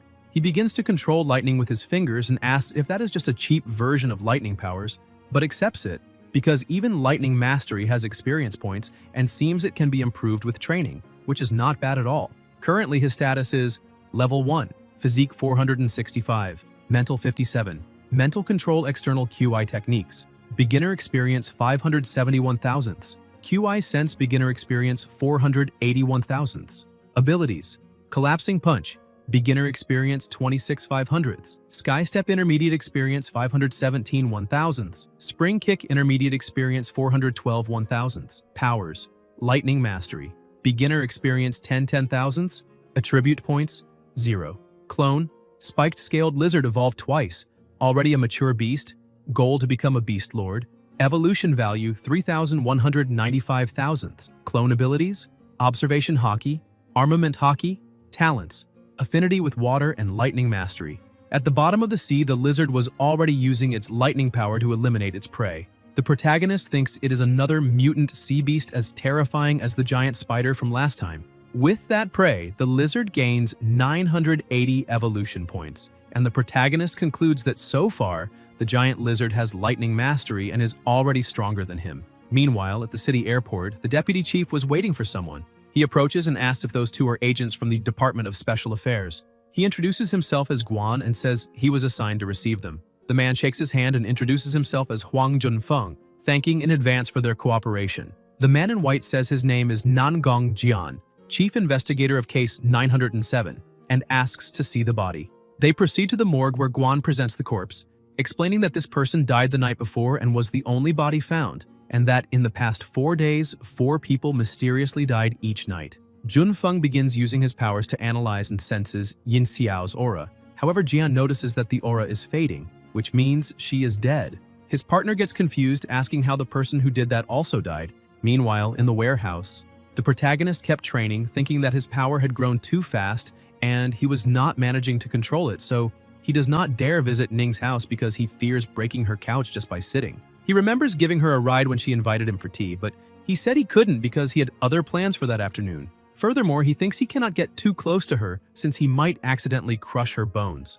The next day, a seller was showing house number 88. He says the main building has 560 square meters, with a front garden of 70 square meters, plus a backyard of 200 square meters and a billiard room of 80 square meters. He emphasizes that the last buyer, the current owner, paid in full including furniture worth over 1 million, and that the total price is 34 million. Chen Chu says that for 25 million he will buy it now. However, he suddenly receives a call for help on the phone, saying there is a monster somewhere else on top of a building Junfeng and Jian were observing. Junfeng comments that no unusual activity has occurred since last night, and that it shows the corruptor is really dead, but he finds everything very strange, because that being was in a semi-ethereal state, and a being like that is not something normal people can handle. He asks the captain if they should stay and investigate, since they could take the opportunity to get to know a bit of the city's commotion. Jian tells him to use his free time to train, otherwise when the apocalypse comes, he will just become cannon fodder. Junfeng doesn't believe the apocalypse is close. The captain says the professor predicts the next spatial fluctuation will be 10 times stronger than 20 years ago, and that the most urgent matter is to increase their capabilities in every aspect in anticipation of that day, because only then will they be able to repay the country for having raised them. Over time, at the bottom of the sea, the lizard was searching again. The protagonist sees more gold and stops, realizing he finally found something valuable, but moving too much sand ended up breaking a lot of porcelain, and that is his fault. He starts checking the value and realizes he struck gold, because a single piece from that dynasty is worth at least a few million, maybe tens of millions. He takes a deep breath, saying it's a shame that his careless agitation destroyed so many things, since it could have been worth more than 100 million. Suddenly, he hears shouting. The waitress was asking what that guy tried to take, but the man yells back asking what she's talking about, questioning what she thinks she saw and saying she can't accuse him like that. He declares that since he's being accused of taking something, then he might as well actually take something. Another customer at the table asks how he can be so shameless since he clearly saw everything. The waitress begins to back away, afraid of the situation. The man shouts back at the customer, saying it doesn't matter whether he saw anything or not, because if he doesn't like it, he should try to do something about it. The protagonist stands up, saying this is interesting because he has never met someone as arrogant as that guy. The man keeps acting arrogantly, saying he has just met him, and if he isn't happy with the outcome, then he should try to hit him. Chen Chu starts walking toward him, and the man keeps acting arrogant, asking if he's really going to try something, since he is just another bloodthirsty youngster who only knows how to talk. The protagonist asks the shopkeeper if there are surveillance cameras there. She understands exactly what he meant and goes to the outlet, pulling the plug and saying that, unfortunately, the cameras are broken. The protagonist smiles and, with a single slap, knocks the man out, commenting that nowadays someone actually enjoying getting beaten is ridiculous.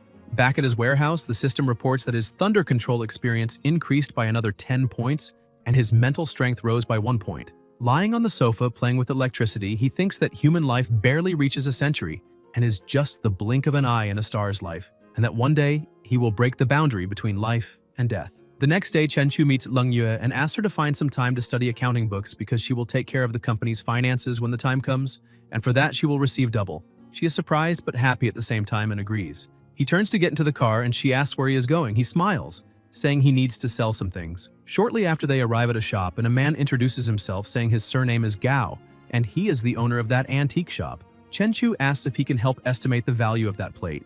The shop owner invites them to discuss it in a more private place. As soon as they go upstairs, the protagonist shows the plate inside the briefcase. The shopkeeper analyzes the item coldly, saying it has a salty sea smell and was apparently recovered from the ocean floor. After examining it, he confirms it is truly genuine. But it is part of a set, and apparently Chenchu only has one piece, which significantly reduces its value. The protagonist is a bit upset, saying that it really looked like a set because when he found the piece there were many others around, but unfortunately that was the only intact one. Gao comments that this is indeed a pity, and if it's only that piece, he can offer 4.5 million. Chenchu says it's a good price, but he'll think about it.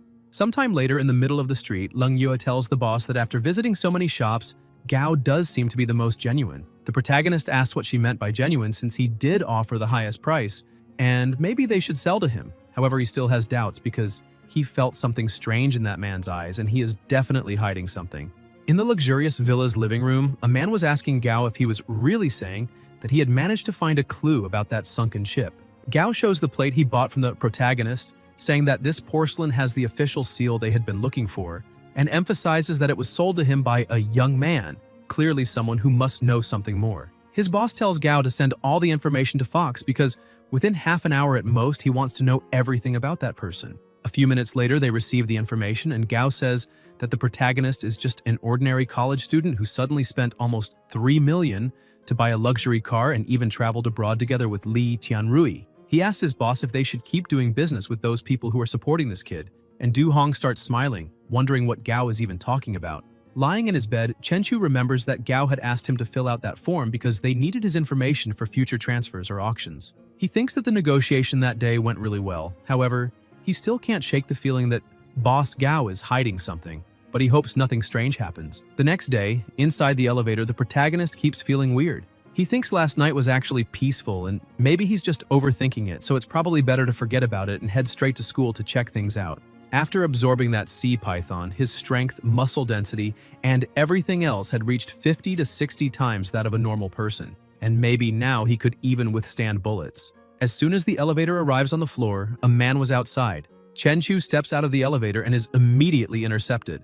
The man places a gun against his back, telling him not to move or make a sound. He must just follow along. The protagonist simply obeys, and inside a van he pretends to be completely terrified, asking where those thugs are taking him since he doesn't remember having done anything to offend them. The driver says they're taking him to meet someone, so he shouldn't try anything. Shortly after, they arrive at a hideout. One of the lackeys tells his boss they managed to bring the boy. The boss, with a scratch on his face and irritated, says he'd like to see what kind of person made him wait all night. The protagonist smiles and asks if it's just them. The people who had kidnapped him start to get scared because that kid was completely terrified before and suddenly became calm. And what was even stranger was that his calmness was unsettling. The boss realizes something is wrong and shouts for everyone to grab their guns immediately. Chenchu uses his speed and with one strike knocks out the thug who was armed beside him. He grabs the gun in his hand and their boss tells the protagonist to lower the gun. One of the ones pointing a gun asks if he's not listening since he was already told to lower it. The boss starts to smile, even though a bit nervous, and tells Chenchu that he only has one gun while he has two. And besides, the gun the protagonist is holding only has one bullet, so he has no choice because he's surrounded. Chenchu looks at them and questions if they still haven't understood, saying that he's not the one trapped with them, they're the ones trapped with him. He tells the boss to say who's behind all this, because if they're honest, he'll end this quickly. The thugs still think it's just a bluff, but the protagonist, without hesitation, shoots the boss right in the middle of the forehead. The thugs scream, saying that now he's out of bullets and they need to catch him. They start shooting. Chenchu throws the gun away and starts releasing his aura, catching the bullet with his hand. The thugs begin to tremble in fear, asking what that thing is, because that guy was truly a monster. And the protagonist keeps laughing and asking if now they think he's strong, because not long ago things were quite different. The sound of the punches echoed throughout the hideout. After wiping out almost all of them and leaving only one of the thugs, the protagonist approaches and tells him to say at once who sent them there. Trembling with fear, the man says it was the director of the Longhua group, named Du Hong. He is also the owner of that store on Guan Street and lives at Guanshan Villa number 3. The protagonist takes the boss's phone and calls Hong, saying his name is Chenchu and that they will see each other tonight. He hangs up the phone. Gao gets irritated, asking if the protagonist really asked for 20 million, because that's too greedy. The boss tells him to get ready because that amount is worth dozens of lives, and he would like to see if the protagonist can really take it for himself. At night, a car was driving down the road while right beside it the protagonist was running like a lightning bolt. He thinks his speed has reached 120 meters per second, which totals 432 kilometers per hour. Meanwhile, inside Du Hong's mansion, armed guards were scattered everywhere and the entire house was lit up. Inside the office, along with a bunch of other guards, were Hong and Gao.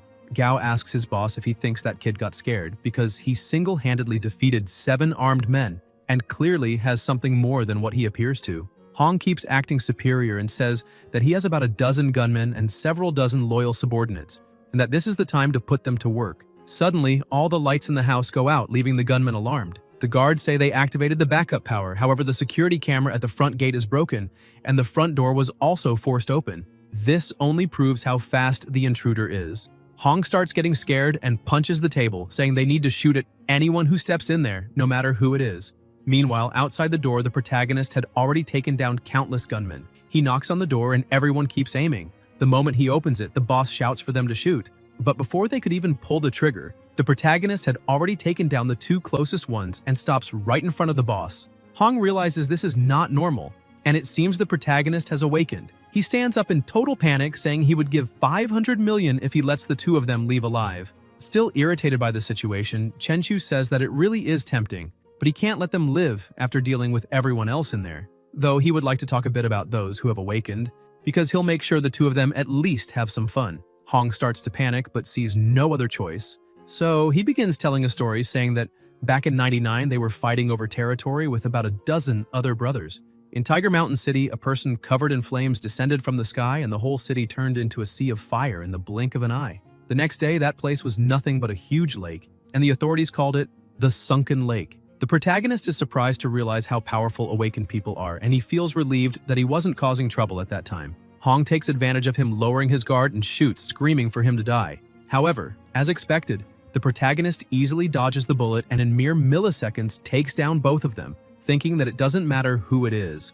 If they're within his reach, then they're already dead, and that guy is so rich that to him he's nothing but a simple insect. Sometime later in the mansion that had been reduced to rubble, Guan and Guan Qing start analyzing the situation. She says that 31 bodies were found in total, one of them being the director of the Longhua group. The deputy chief says his guess is that this was caused by Chen Chu and that he is probably responsible for the deaths in the Red Forest as well. He starts to think that there are unusual movements in the land there and that the next attack is imminent. Even though he had been planning to give the protagonist a chance, he is being too cruel in abandoning the straight and narrow path. Back in the warehouse at the port, the protagonist looks at the tray on the table, saying that the chicken he stored rose up and there are oil marks everywhere. And apparently whatever came there last night is extraordinary. Meanwhile, at the bottom of the sea, his pet kept eating non-stop. The system notifies that it obtained 67 evolution points and physical attributes increased by 6.7. He thinks there's more further down, so he decides to take a look. 1,200 meters below the surface, he finds an active volcano, but realizes that the pressure is becoming a bit hard to withstand. Still in the warehouse, Chenchu notices someone walking around carrying a bag of chicken. He thinks that person can't run, so he decides to attack, causing a huge explosion. But as the dust begins to settle, he realizes there's nothing there, and that the person simply vanished. He starts wondering what kind of power that is. Could it be a dimensional rift, a pathway to another world, or something of that sort? Suddenly, something strange starts happening, and the system warns him that his body is being corrupted by polluted energy. A few seconds later, another warning appears saying that his body is strong enough to be immune, but that this resistance will be surpassed after 5 hours. That strange energy begins to spread through the place, and the protagonist asks if that is another world. Suddenly, at the door, a strange being appears, and as it starts to approach, the protagonist realizes it is a monster. Even without knowing exactly what it was, he didn't hesitate to attack, and with a single punch, blew the monster's head apart. The system notified that he had eliminated a defective demonic corpse and earned attribute points. The door through which that monster came was still glowing with the name, Tiger Mountain City welcomes you.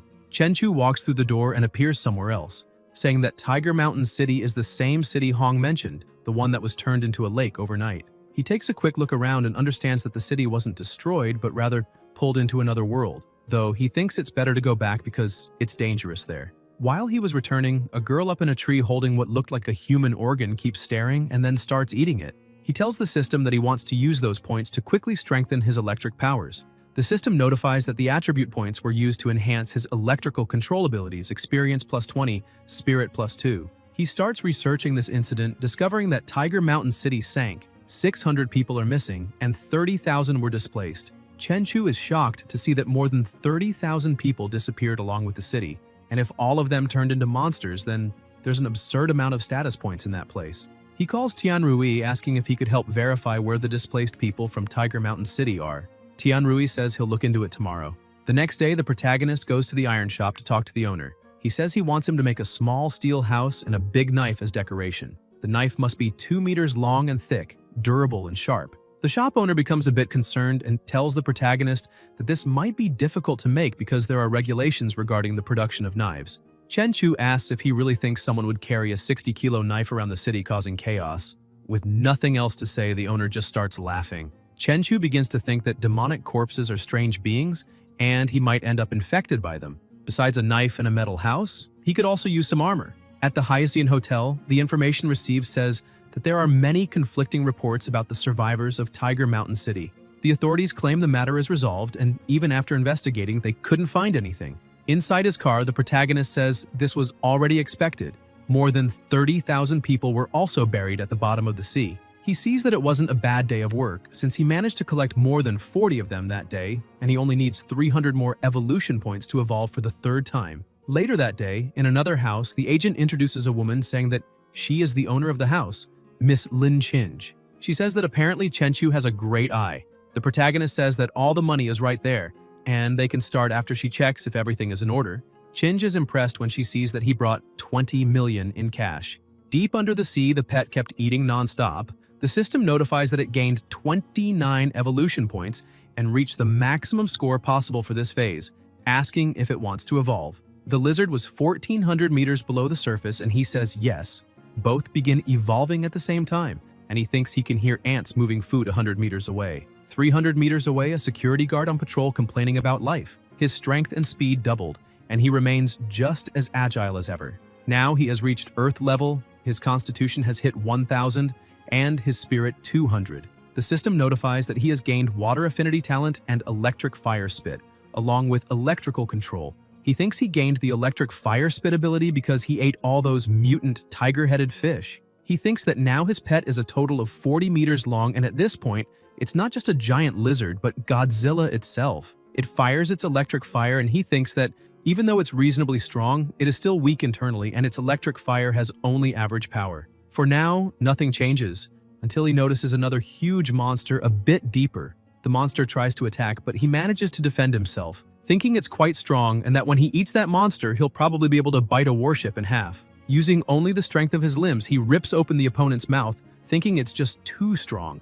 After eating the entire monster, he thinks that tiger-headed fish gave him over 2,000 evolution points and a lot of burning energy. He keeps swimming around the place because that cave must have been the territory of that enormous tiger-headed fish. While looking around the place, he sees something terrifying. An iron bar was lodged into a monster's skull, and he thinks it's horrifying, giving off a feeling of fear he can't even describe. And it also seems like there's something inside the head because the energy in his body is boiling. The system warns that he has discovered an ancestral factor and asks if he wants to absorb it immediately.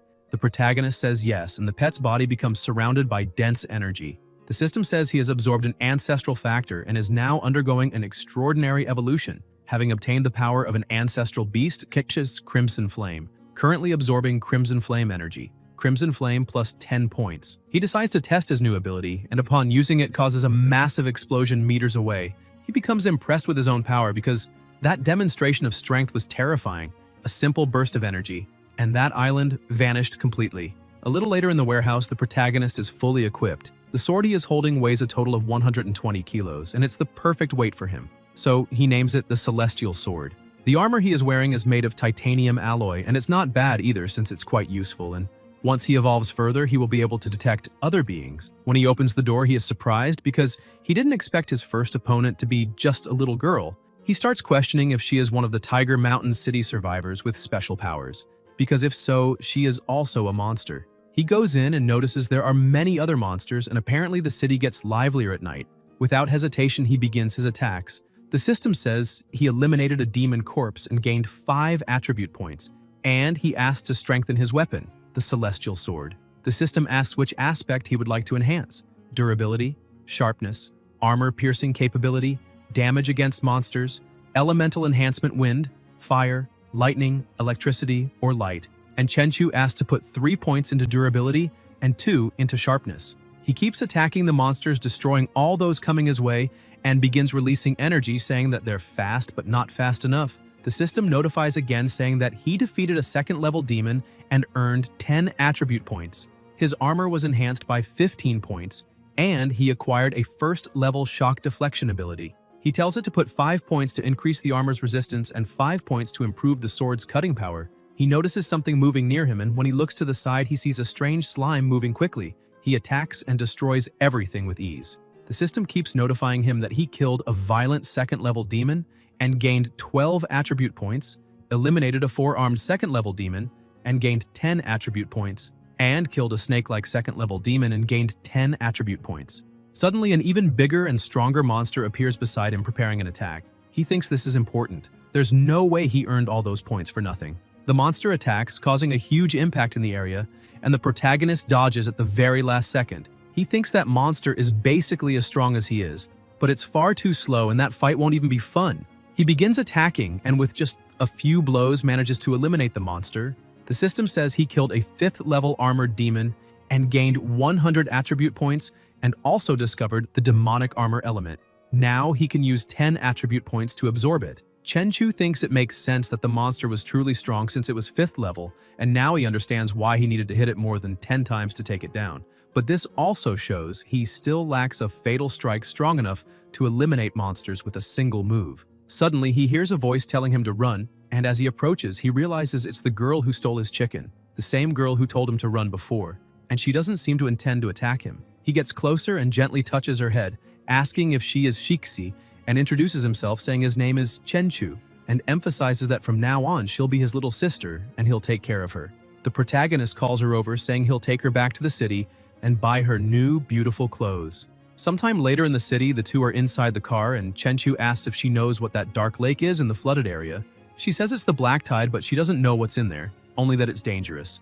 He buys a pretty dress for her, and after taking a bath and putting it on, he gives her food. Shixi begins running around the house completely happy, as if she were a child again. He looks at his status panel, now level 1, with physical strength above 1,000, mental strength above 200, mental control and external chi techniques at beginner level with 780 out of 1,000 experience, chi sense at beginner level with 640 out of 1,000 experience, skills collapsing punch, beginner with 105 out of 500 experience, celestial steps intermediate with 580 out of 1,000 experience, spring kick, intermediate with 460 out of 1,000 experience. Proficiencies lightning mastery beginner with 400 out of 10,000 experience. Crimson flame with 930 out of 1,000 experience, attribute points 80. Inventory demonic armor element 1 unit. Weapons celestial sword resilience plus 13. Cutting power plus 7. Armor break no data. Armor demon emperor armor resilience plus 35. Shock deflection specialty at first level. Lizard clone with scaled spines evolved 3 times. A beastly home with ancient origins, evolution value 2,420 out of 10,000. Chenchu thinks that when he was fighting, he was fully covered, which suppressed his crimson flame and allowed him to unleash an explosive force capable of guaranteeing certain death. And since he still has 80 attribute points, it might be better to use them to strengthen his armor. He believes he has just surpassed the intermediate level and is at least 3 times stronger now, and Shixi watches impressed by the protagonist's aura. Meanwhile, at the university, a group of people were sitting, and one of the students says the place they are training in seems to be at least lieutenant level. The blonde asks if he's referring to a second lieutenant, and the girl questions if he means they ended up attracting the attention of some secret department. Suddenly, someone else walks into the room saying, "That's exactly it. A special department has been created in the city, and as soon as training ends, the successful participants will become lieutenants. However, there will be many dangers." He asks whether the group wants to quit or join, and everyone chooses to join. Back at the warehouse, the protagonist was still training. He says that his external covering makes the power of the crimson flame concentrate inside him and then explode outward with everything. That will be his strongest attack, capable of eliminating anything in a single move, since his punch has at least 150 tons of force. So he will call this technique Exterminating Flame. After training, he sits on the floor exhausted, thinking that 100 punches should be enough, and that now, if he finds that demonic corpse again, 3 punches should solve the problem. On the university campus, the protagonist walks past the students, and one of the girls says that he truly is very handsome. The blonde guy beside her says that car is very expensive, and that guy must have been born with a silver spoon in his mouth. Another girl scolds him, telling him to be nicer. The guy with glasses asks why she cares so much about that guy. The driver says it's because he saved Lin Ronggya from 4 kidnappers a month ago. The blonde keeps acting superior, asking if that kid really saved someone from 4 kidnappers. But the guy with glasses tries to downplay it, saying they weren't kidnappers, just some desperate men. The girl in the orange overalls asks if the protagonist is really that strong. Meanwhile, sitting in a plaza, he remains still while the pet does the work. He spots a submarine, thinking it must be a vessel full of thugs from the land of the kangaroos, and that's why it's so small, and apparently it's a good place for him to test his new strength. Inside the submarine, the alarms begin to blare. The crew screams that sonar detected a large life form 100 meters below, approaching fast. Another says it's indeed heading straight toward them at an impressive speed. Just brushing its claws along the side of the submarine was enough to tear a huge gash. The crew screams that the 2 rear cabins have been damaged and are leaking, and the sonar has also been damaged. The captain shouts to close the valves immediately to stop water from entering, and they need to activate multi-beam bathymetry, define a destination, and get an image of the surroundings. One of the crew members manages to get the image and tells the captain it's a massive creature about 40 meters long, even larger than a blue whale. The captain cannot believe it, asking how something can be that big when blue whales normally reach only 30 meters, and he orders the rear hatches closed and to return to the surface immediately, but the crewman says the water intake is severe and still causing damage. With no other options, the captain orders them to fire the torpedoes, push the turbines to maximum power, and head to the surface as fast as possible. The pet looks at the torpedoes coming toward him and starts smiling, because now he has reached a speed of 200 kilometers per hour and those torpedoes will never catch him. The show has only just begun. The submarine tries to escape, but the pet quickly catches up. The torpedoes that were following him head straight for the vessel and cause a massive explosion. The protagonist analyzes the situation, thinking that even so, the submarine's explosions are not very strong, and if he's hit directly, he would definitely get hurt, which means he needs to get even stronger. During the night, Chenchu and Shixi were watching a performance, and a man beside him says that the new girl is one of the 4 most beautiful of all the new students, because she dances with the agility of a bird. The protagonist becomes a bit surprised, asking if she is that girl, while his new little sister is stunned by her beauty. That woman performing is the same one who had been altered and leaning against a pole earlier, and as soon as she finishes performing, another person arrives, a man holding a bouquet of roses, and confesses that he fell in love with her at first sight, asking Chinkin to be his girlfriend. The crowd watching the show starts shouting, asking what that guy is talking about, saying that the woman is free and needs to leave the stage, that doing that is outdated and he should stop embarrassing himself. Chin Chin apologizes to the president, but says that the audience will not allow her to say yes, and besides, she doesn't like him anyway. After the event, she goes to the protagonist and asks if he still remembers her. People start looking around, wondering why the school beauty is waiting for that guy. The protagonist is a bit confused, and she says that about a month ago, he had called the police and saved a girl who had been drugged. Chenchu says he remembers that and asks if there is any problem. Embarrassed, she keeps staring at him, trying to speak, but her shyness won't let her. The protagonist turns away and says that if there's nothing to be said, then he will leave. Shixi looks at that woman and doesn't like her very much. She looks at the protagonist's car and says that it costs at least 2 million, and on top of that, he's wearing Gucci shoes worth at least 30,000, which only shows he looks like someone born into wealth, unlike that guy Wei Xian. Sometime later, back in Tiger Mountain City, Chenchu says that according to what his little sister said, the dark tide is coming, and he needs to find a cave, because everything in that land will vanish, and that cave has 30 meters of depth and 4 or 5 meters in height, so it will serve. He defeats 2 more opponents, and the system says he eliminated a 2nd-level mutant Bone Lance demon corpse and gained 20 attribute points, and also eliminated a 3rd-level mutant Flaming demon corpse and gained 20 attribute points. He is surprised to see that a demon corpse managed to evolve fire control power and even got a little hot. He asks the system if he can increase the resistance of his clothes against demonic attacks. The system notifies that he used 10 attribute points, and his armor merged with demonic materials and ignited, becoming extraordinary. Chenchu says that with extraordinary demon armor, he has basically become immune to normal flames.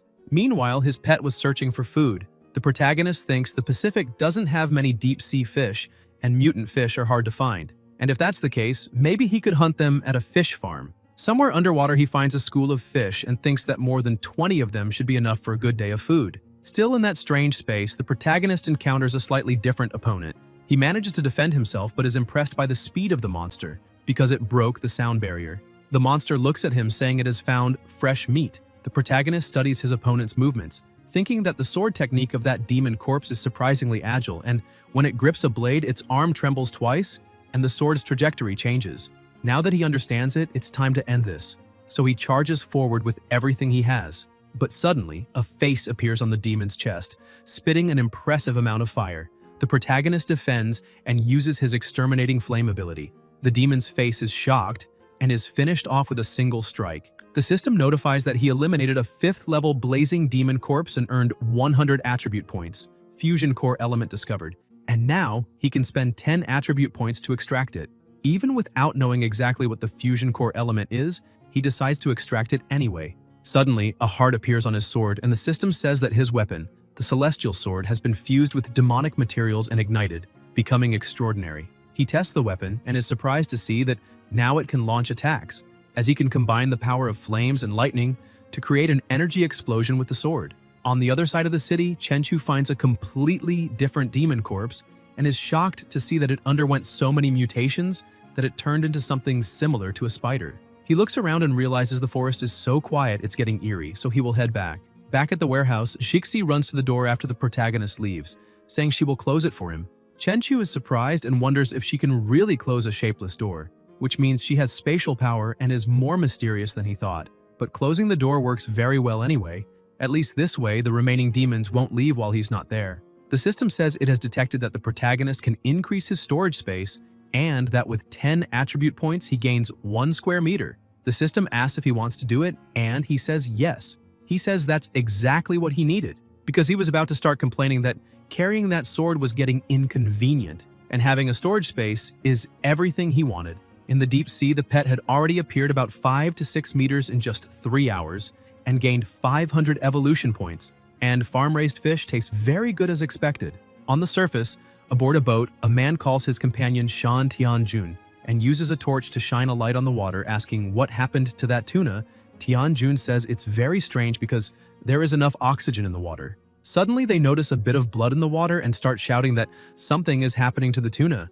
But a second later, the boat is completely destroyed with just 1 strike from the pet, throwing both men far away. Inside his house, Chenchu says he still has more than 100 attribute points left, so he should level everything up. The system says it used 40 attribute points and strengthened his chi sense, experience plus 400, reaching intermediate level, and then used 60 attribute points and strengthened the spring kick, experience plus 600, reaching moonstep. He jumps, testing his 2 abilities, and realizes his chi perception increased from 100 meters to 500 meters, and that moonstep allows him to stay in the air for a moment. Sometime later, while brushing his sister's hair, he is watching the news. The reporter says that a surprising black mist appeared in the city, covering 100 kilometers of area and causing more than 500 people to disappear. Chenchu is surprised because it seems similar to the black tide and only proves that world peace won't last long. In the deep sea off Aoding Island, a submarine was navigating the area, and a beast man approaches researcher Shan Benjun asking how Professor Kant's research is going. Benjun says he recovered a special substance from the body of the giant beast and even discovered the method by which the beast heals. The beast man asks if it is an extraordinary substance because if that is true, then they can now create extraordinary humans. The researcher says that besides that, they will also be able to control even the greatest beasts. The submarine finally reaches its destination. They disembark, and 2 people carry a box saying they have brought the mini nuclear power plant to that place. He says that is very good because it is almost reaching its target. In the middle of the ice, a gigantic dragon with a blade stuck in its chest was trapped. A man says the facility is complete and the nuclear power source has been connected.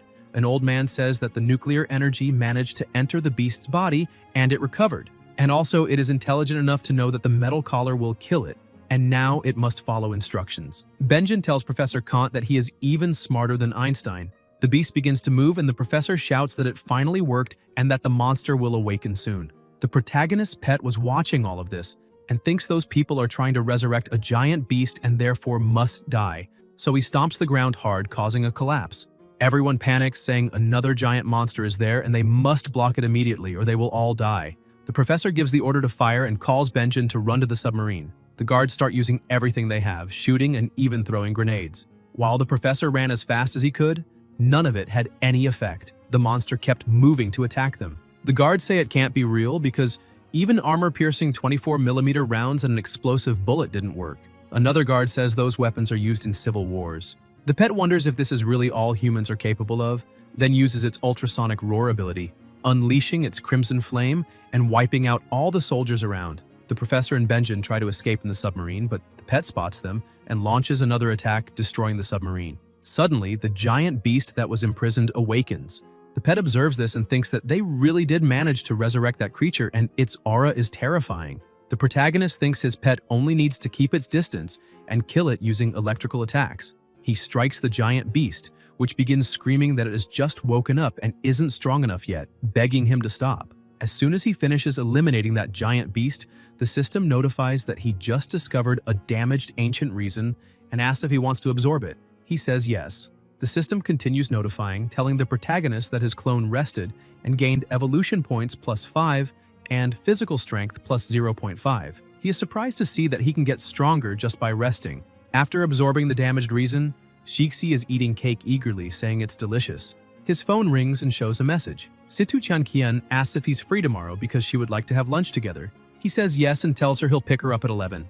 Inside the teleportation gate, the protagonist is fighting another monster, and while dodging its attacks, he thinks it's incredible. Those blows could probably destroy a tank, yet again he wins with just one strike. The system says he eliminated a 4th-level demonic creature and gained 50 attribute points. He's a bit disappointed because he thought it would at least be a 5th-level one. He continues advancing quickly through the area using his probe, finds another nearby monster, and goes straight to attack. When the battle starts, the monster identifies his extraordinary level armor, and he immediately spends the 50 attribute points to strengthen himself. He launches forward and leaps, breaking the ground on his way to the opponent, but when he tries to strike, he cannot reach it, because a protective barrier rises between them. He realizes that energy wall is protecting the enemy, and that he needs a bit more force to break it. Using his exterminating flames ability, he manages to pierce the barrier and eliminate the monster. The system says he eliminated a 6th-level demonic creature and earned 200 attribute points. He allocates 100 points to strengthen his external chi and 100 points to enhance Crimson Flame.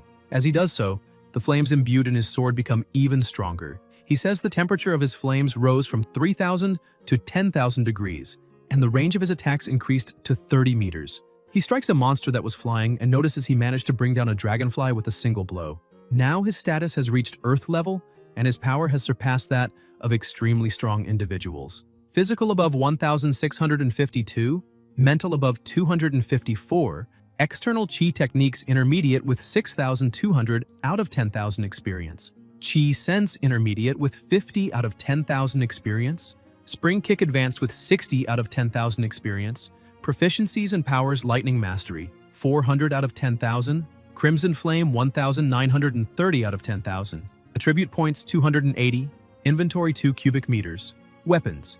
Celestial Sword Resilience 13, Cutting 7, Armor Break 10, Special Ability Core Conversion, Armor Demon Emperor, Armor Resilience 45, Energy 50, Specialty Shock Deflection Ability 1st level, Clone Lizard of Scaled Spines evolved 3 times, a Beast Lord with Ancient Origins, Evolution Value 7,620 out of 10,000. After returning to the warehouse, he says that external chi increases his power, plus he has Exterminating Flame as his fatal strike, Crimson Flames for long-range attacks, Chi Sense for awareness, and several armors and weapons repelling demons. He begins releasing his aura into his hand, saying that now he must train Collapsing Punch, Air Step, and his control over electricity and lightning. The next day in front of the school, some students were on top of the building, asking if that girl beside the car wasn't Situ Chanqian, because apparently even she couldn't resist the charm of a fancy car.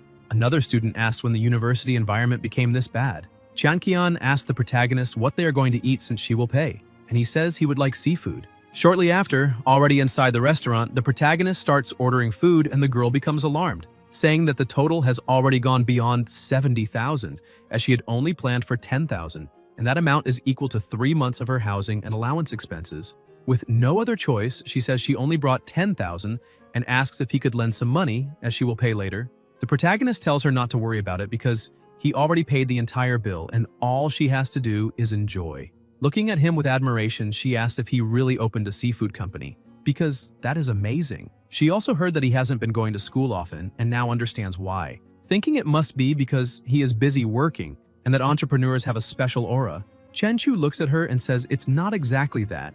The truth is that he hasn't been going to school because he has been busy killing monsters and leveling up, so he hasn't even had time to manage his company. She starts shifting around a bit, confused, asking what killing monsters and leveling up means, and if it's some kind of game. But the food arrives at the table, and she becomes distracted by the size of the crab, losing track of the conversation for a moment. Chenchu stares at the crab while thinking that if the apocalypse really happens, he doesn't know if he will still be able to enjoy such luxury. They go to a luxury store. Qianqian waits in line behind him, thinking the protagonist said he wanted to go shopping after eating, but she didn't expect him to buy at LV, especially after spending 80,000 on a meal. Spending another 20 or 30,000 on clothes after that leaves her in disbelief, since she couldn't afford even one of the buttons on his outfit with her 2,000 per month allowance. Chenchu holds her hand and says they will buy her some clothes now. She becomes shy when he grabs her hand, wondering if he thinks she is easy. After choosing everything they wanted, he says he will take it all and hands the card to the attendant, who is also surprised, thinking he is the same guy from before. The first girl who came with him was already beautiful, but in just 1 month, he managed to find someone even prettier. After paying, Qianqian holds the clothes she received as gifts, and thinks the protagonist just bought $30,000 worth of clothes for her the first time they met, and wonders if this is what it means to spend money like water. But she also becomes a bit nervous, wondering if he will want to take her to a hotel next time, and starts thinking about what she should do. Meanwhile, in a nearby gym, a demon suddenly appears and the protagonist senses it. He turns to her and says he has urgent matters to deal with and that he will send her straight to school. That attitude surprises her, making her think he has no ulterior motives or is taking things slowly. In the end, she thinks she may just be overthinking it. Chenchu believes a spatial rift occurred nearby and that something is wrong. Sometime later, he reaches the gym, still outside, and observes through the window, thinking that this is the real world. Yet a polluted aura showed up there. He follows the aura into an alley. The demon says that since it has been found, then the one who discovered it must die and begins to attack. But as expected, the protagonist finishes it with just one kick. The system notifies that he eliminated a low-level polluted monster and gained 5 attribute points. Chenchu feels relieved knowing it was only a polluted being and not a demon like the fungus from last time. Shortly after, Guan arrives at the scene with his students, saying he was planning to use that polluted individual to test his team's hard work. But someone managed to eliminate it first. The girl says that apparently the one who defeated the polluted being is someone extremely powerful who can control fire, and the deputy chief is surprised, asking since when someone who controls flames appeared in the city. Meanwhile, inside his house, the protagonist is watching the news. The reporter says that an immense number of rifts appeared across the world and unfortunately it seems the apocalypse is approaching. He is shocked, realizing that the apocalypse of 99 years has arrived, because in the last 20 years more than 500,000 citizens died on that battlefield. All those people paid for 20 years of peace with their own blood, and because of that they entered an era that belongs to ordinary individuals. Anyone can become extraordinary. He sent all of that to his grandfather, but he feels it's not enough. If he wants more information about the apocalypse, he will have to turn himself in to the city's special department. Meanwhile, deep in the ocean, a fierce battle was taking place. The pet thinks its opponent can turn seawater into heavy water, but even so, it's useless against him. He quickly moves behind his opponent and pierces through its head with his crimson attack, thinking that once he finishes eating that giant whale, he will certainly gain at least 10,000 evolution points. Meanwhile, at the city department, the group of young people was gathered. The boy with glasses says that the person who eliminated that polluted monster yesterday did very well, definitely stronger than anyone there. The blonde says it must be a flame-controlling power and probably just a normal citizen who awakened, and the girl begins to wonder if it was him, because she couldn't do what he did even if she tried. Guan approaches the group of youth saying that an evolved individual was registered that afternoon and asks if they would like to take a look. The girl immediately shouts yes. The protagonist was already prepared, and as soon as everyone arrives, one of the girls points and says, "That's the guy who drives the luxury car at the school."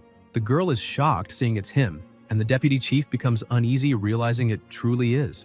Guan approaches a machine saying that when someone registers their evolution, it means they must go through a test. It will measure their strength and speed, and the protagonist says he has no problem with that. Lee explains that this is what they use to measure power, and it can display up to 15,000 tons of force, so he can strike with all his power when instructed.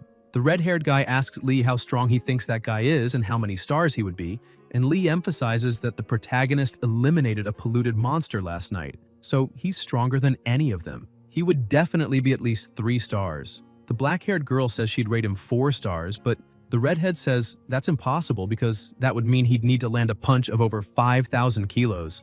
Lee says the protagonist is showing so much confidence, that it looks like he's going to break the testing equipment, and another guy says they must be joking because their captain is an evolved 5-star individual and he only has 10,000 kilos of strength. As soon as the signal is given, the protagonist throws a punch that causes a deafening sound, and the machine registers more than 12 tons. People can't believe it, saying that not only is he 5 stars, he is a strong 5-star. Chenchu thinks he tried to control himself, but maybe overdid it a bit. Guan is also impressed, saying the protagonist reached the 5-star standard, and now he can receive 50,000 yuan from the city's special department every month. And if he is also willing to join their team, he will be paid even more and promoted to vice chief, and he would also receive a title. However, the protagonist refuses, saying he is used to walking alone. The chief says he expected that and asks if he was the one who eliminated that polluted monster yesterday night. The protagonist says yes, and Guan asks if he also has the power of flames because his power is truly strong, as good as the awakened individuals he has seen before. And with that talent, he could be accepted by the god of battle Jiang as a disciple if he joined the department. Chenchu thinks that this god of battle is considered the limit of human potential, but he believes he cannot accept this because his giant lizard must remain secret and he has other ways to become strong. He thanks the chief but declines the offer. The department makes an official city announcement, congratulating the first officially registered evolved individual, Chenchu, male, 21 years old, evolution level 5, extraordinary strength, blood-colored flame, currently ranked first among all evolved civilians. People begin commenting on the post amazed, asking if there is really a 5-star evolved, saying it's too overpowered. In other places, the maximum is 3 stars, and that's why City N is the best. Some people are even calling him a god and study at the same school as he does. As soon as Tianrui sees the post, he calls the protagonist asking if he's really a 5-star individual and still ranked first, telling him to take care of him in the future, and the protagonist just laughs. After hanging up, he throws the phone on the table, saying that even classmates he hadn't spoken to in years called to congratulate him, and that he received calls from even more people. He starts laughing, thinking this must be what it feels like to be a god living among humans. Meanwhile, after finishing eating that giant whale, his pet has reached 90 meters in length, and his physical strength increased by 1,800 points, and his power rose from 29 tons to 70 tons. He keeps smiling because with his external covering, he could even withstand a piercing bullet. And compared to another evolved individual, he is at least level 7 or 8. Chenchu believes that the 7-star rank should be the highest limit any awakened individual can reach. But there is still an enormous gap between that level and the 10 Star War gods. In a peaceful world, even if someone grows stronger day after day, if there is no worthy opponent, an uncomfortable emptiness eventually settles in one's heart. But at that moment, everything was different, because the apocalypse had just arrived and horrifying creatures were tearing through space-time to invade that reality, causing countless powerful individuals, awakened, evolved, and even war gods to begin appearing. The protagonist gets up thinking that at the pace he is evolving, he will soon be able to face those gods on equal footing, although his real goal is to surpass even the existence of a god and become the most powerful being of all. Suddenly, his phone rings. His secretary Leng Yue sends a message telling the receptionist that he is an evolved individual. Little Ning says at the front desk that the boss surpassed the awakened stage long ago and is now a 5-star individual, one of the best, while Hui Hui from the IT team praises how incredible he is. But the secretary gets jealous and tells everyone to show some respect. Chenchu replies saying it is not a big deal since they will all get there eventually, he's just a few days ahead. Ning gets excited and asks if he is serious, because she dreams of awakening like him. Determined, she comments that it would be wonderful to evolve into an angel and gain beautiful wings. Leng Yue, jealous, says she cannot choose the form she evolves into and might very well turn into a frog, which irritates Ning, who tells her to shut up. Chenchu laughs while reading the messages and tells the three of them to stop slacking off, and they respond saying they will return to work. Sometime later, back at the warehouse, the protagonist gets ready to enter the subspace again. He smiles and asks his sister to open the door, and she obeys immediately, saying it is already open and he can go in. He tells her to stay there without moving because he is going to check the place first. As soon as he crosses the portal, he smells something strong and notices something strange, wondering if that door leads to a new location every time it is opened. He looks back at his sister, thinking that if they want to confirm what lies beyond that passage, Shixi needs to keep it open. But that worries him because if they keep repeating this process, an even more terrifying monster might eventually discover the portal's existence. He remembers the blue-eyed monster that chased him and thinks the creature may have deduced the location of the door where he vanished and might even have sent another monster to follow him. Besides that, every time the portal closes, a new destination appears when it reopens, which means he will have to explore everything from scratch each time. He smiles at the thought that it could be a world completely generated at random, and if that is the case, it is actually not bad. Suddenly, waves of heat begin blowing against Chenchu, and the system warns that the extreme temperatures there would kill most living beings within seconds. But it also informs him that his crimson flames can neutralize the burning effect. The protagonist smiles, saying he got lucky because the hot wind even feels refreshing to him. Moments later, the system warns again that his body is being affected by pollutant substances in that environment, but his immunity can temporarily block these effects for a total of 15 hours. The protagonist is surprised to see he still has 15 hours left, even though he believed that no matter how resistant he was, he would not be able to withstand that pollution entirely. On the other hand, he imagines that awakened individuals and war gods would be completely immune to all of it since they are unimaginably powerful. He then starts walking, thinking that none of this matters now because there is no time to waste. He needs to discover everything that world might offer. Chenchu begins using his detection abilities, but does not find any trace of life, whether monsters or humans, since that place is utterly deserted. He keeps analyzing the surroundings and comments that it is no surprise because such an infernal environment would not support life under any circumstances, which is why he needs his sister to open the door again. Suddenly, he notices something rising behind him and, thanks to his reflexes, he quickly turns and attacks the monster. His strike slices it in half, but the creature simply regenerates. The system informs him that it is a poisonous smoke monster of difficulty 3, making Chenchu smile since he had not even noticed its presence, which proves that this world truly has something different. The creature lunges forward trying to injure him, but it is blocked by the protagonist's protective barrier. He then understands that his senses did not fail because that monster is not alive, and, being a filthy entity, it needs to be dispersed with thunder that repels evil spirits. Chenchu gathers energy in his hand and prepares to strike just as the monster stops right in front of him, creating the perfect opening. Lightning hits it directly, making the creature scream in pain. The skull falls to the ground and the system reports that he has eliminated a strange third-level monster and received 20 attribute points. The protagonist, however, wonders if that was truly a third-level monster, since it seems much stronger and has the special ability to make physical attacks useless. Besides that, his blows caused no damage at all, perhaps because the creature was born in lava, which also nullified fire attacks. He feels relieved for having been lucky enough to possess talents capable of countering all those abilities. Otherwise, that fight would have been extremely difficult. Suddenly, he hears footsteps behind him, and when he looks, he notices that it is his sister. He points out that he had asked her to wait outside the door because it was dangerous in there. With a shy look, she says that she came exactly because the place was dangerous and she was worried. The protagonist smiles and sighs in relief, thinking that it hardly matters since outside might not be much safer anyway. He then approaches her and tells her to stay behind him and not get close no matter what. But suddenly she smiles in agreement and begins to disappear, leaving him startled. He tries using detection but senses nothing at first, only a faint fluctuation of energy in front of him. He stomps the ground, destroying everything around and with incredible speed starts leaping through the area toward that fluctuation. As he approaches, he notices that the environment changes completely.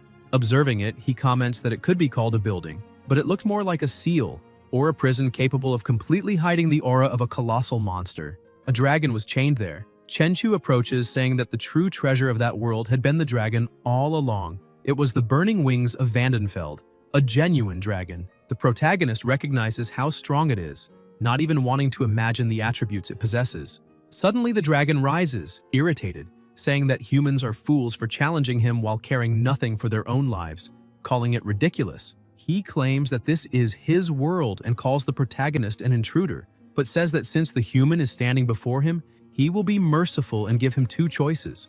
The true dragon stares at Chenchu and says that the first option is that he will be buried there with not even ashes left to mourn. As for the second, the dragon says he would be delighted to gain a new servant, as long as Chenchu kneels and acknowledges the power of Vandenfeld.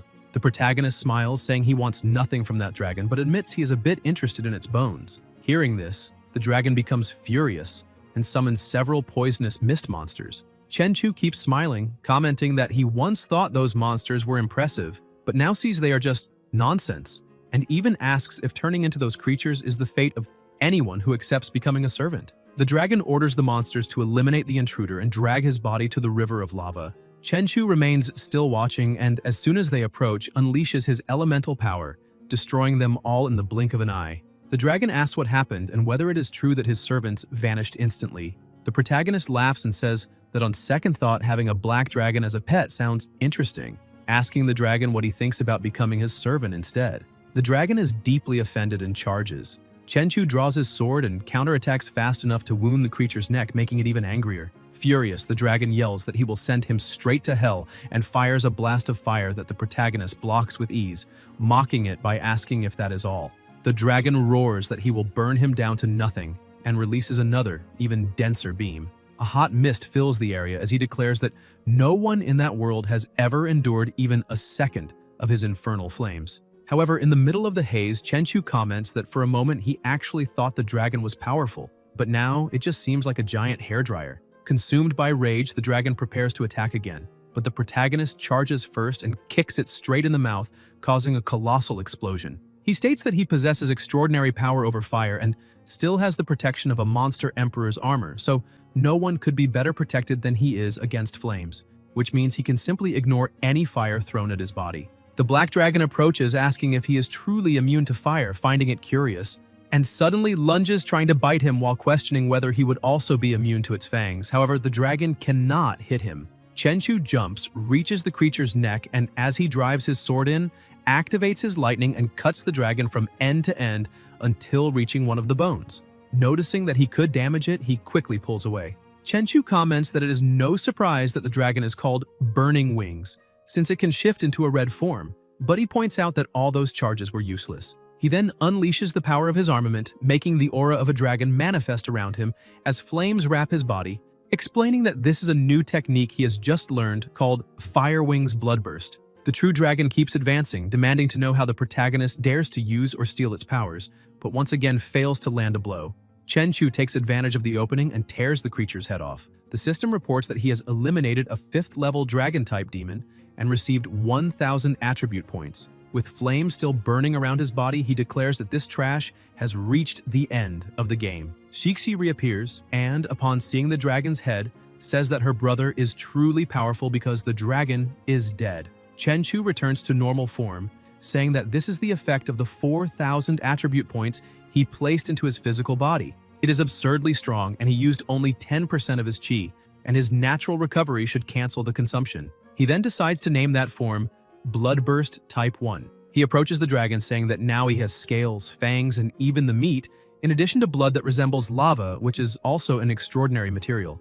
Just that head alone would be worth at least 100 million to the government. But he realizes a problem. How would he explain where a 5th-level dragon head came from? If he said he defeated it alone, he would reveal that he is strong enough to qualify as 6th or even 7th level. He lifts his sister off the creature's head, thinking that he should store it first since maybe it tastes good. He then decides to exchange 200 attribute points for storage space, managing to store the dragon's head easily. After that, he uses 400 points to strengthen his intuition, because he wants to perceive even what lies between the lines. The system confirms that intuition has been enhanced and that he has obtained high-level intuition capable of detecting even the aura of monsters and inanimate objects.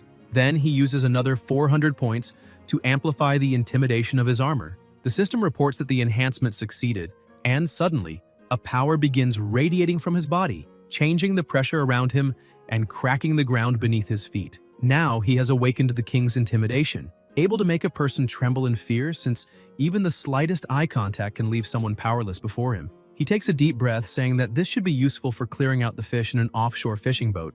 Meanwhile, some fishermen celebrate, saying that something is on the hook, but when they pull it up, they see that almost no fish came. One of them asks why, while another says, it does not matter as long as they stay alive. Suddenly, a man examining the fish is startled when he sees something in the water. The ocean begins behaving strangely, and right after, an explosion of lightning occurs, throwing several fish upward.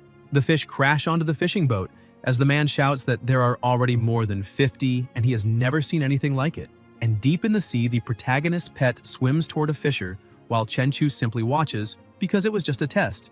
And he concludes that the king's intimidation made the lizard's oppression even stronger, to the point that nothing could move inside the area of effect. He then combines flames and electricity at the same time and realizes that he can fly, since humans have always dreamed of reaching the skies, so he climbs higher and faster, thinking that as long as he maintains these two powers together, he can completely ignore gravity. During the test of his new ability, he notices something on the horizon, guided by intuition, insisting that there are still countless unexplored places in that world. And as he approaches, he thinks that there might be a being there, so unknown that even the ruling dragon of that world did not know of it.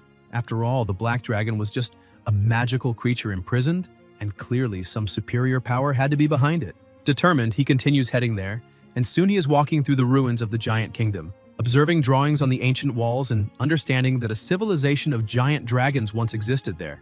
Although he still cannot identify whether they worshipped a dragon god or even a true god. Suddenly, a colossal stone door produces a strange sound, and even sensing immense danger behind it, Chenchu remembers that there is no catching a tiger without entering its lair. So he advances without hesitation and finds a path lined with enormous statues of giant dragons, until finally concluding that the black dragon had been like the little brother of those creatures. The system begins repeatedly warning that the pollution in the area is rising, but the protagonist remains temporarily immune thanks to his extreme physique, although he has only 3 hours before his body weakens and becomes affected. He confirms that something truly abnormal exists inside that temple, a being that has not even revealed its real form, yet already produces terrifying levels of pollution. So he shouts for the creature to stop hiding because he knows it is there. A brutal pressure floods the temple and startles Chenchu. He feels something rushing toward him and dodges at the last instant, before a beam of light strikes the exact spot where he had been standing. He demands to know who that being is,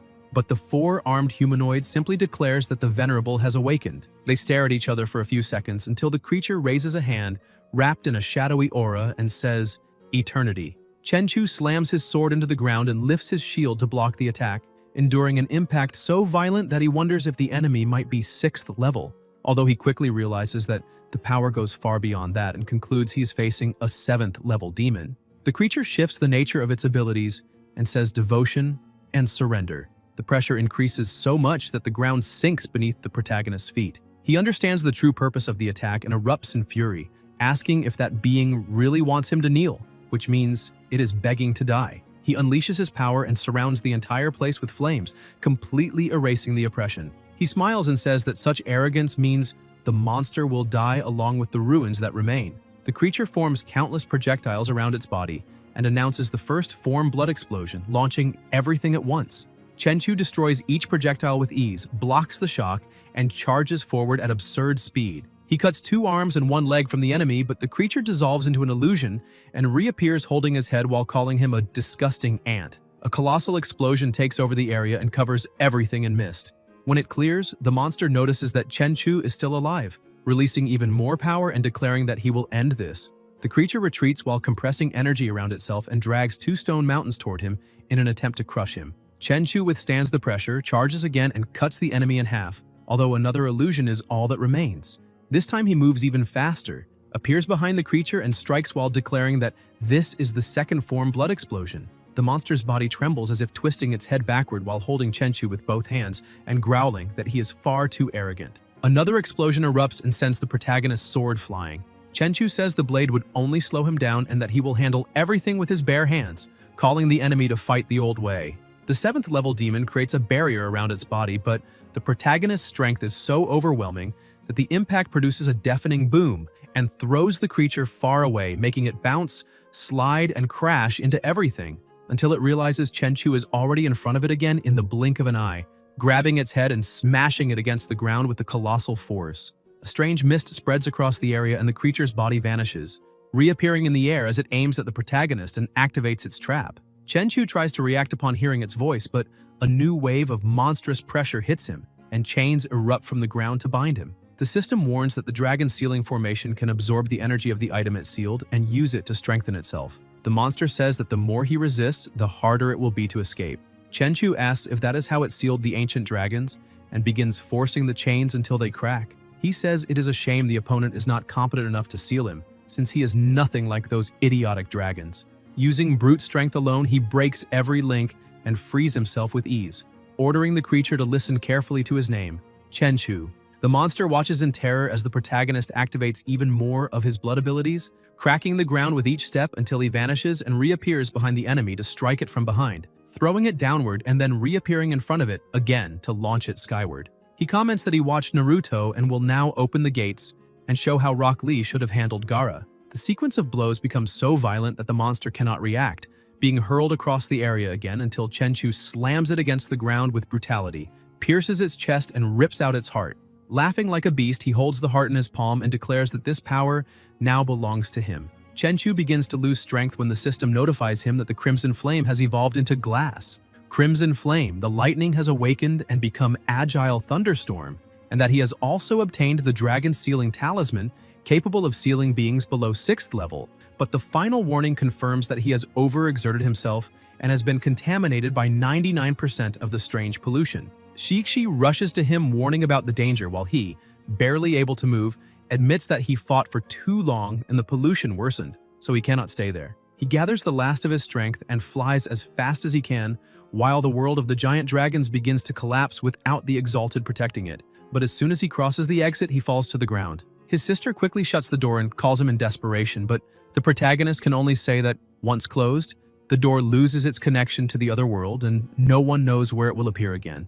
Shixi runs to him and Chenchu says he is fine because all power comes with a price. He thinks that blood explosion seems to be nothing but condensed raw power, and that only someone with insane physical strength could withstand it, since an ordinary person would have their blood vaporized using even Type 1 and end up as nothing but a dried corpse. He tries to stand despite the pain and concludes that to reach Type 3 he will need to strengthen his body even more. He holds his sister's hand and says that the teleportation door is closed and they need to find a place to rest. Meanwhile, among the ruins of the palace in the Land of Giants, the fallen monster begins to move its hand, awakening as it sees blood dripping from its chest and releasing a furious roar. At the same time, elsewhere, a man calls for reinforcements and reports that at 35 degrees north and 2,200 meters away, a group of 5th-level polluted monsters has emerged from a fissure, and somewhere, in city, K-humans use all available artillery to contain the horde. The agents on the front line receive word that 6 minutes remain before the second volley of shots.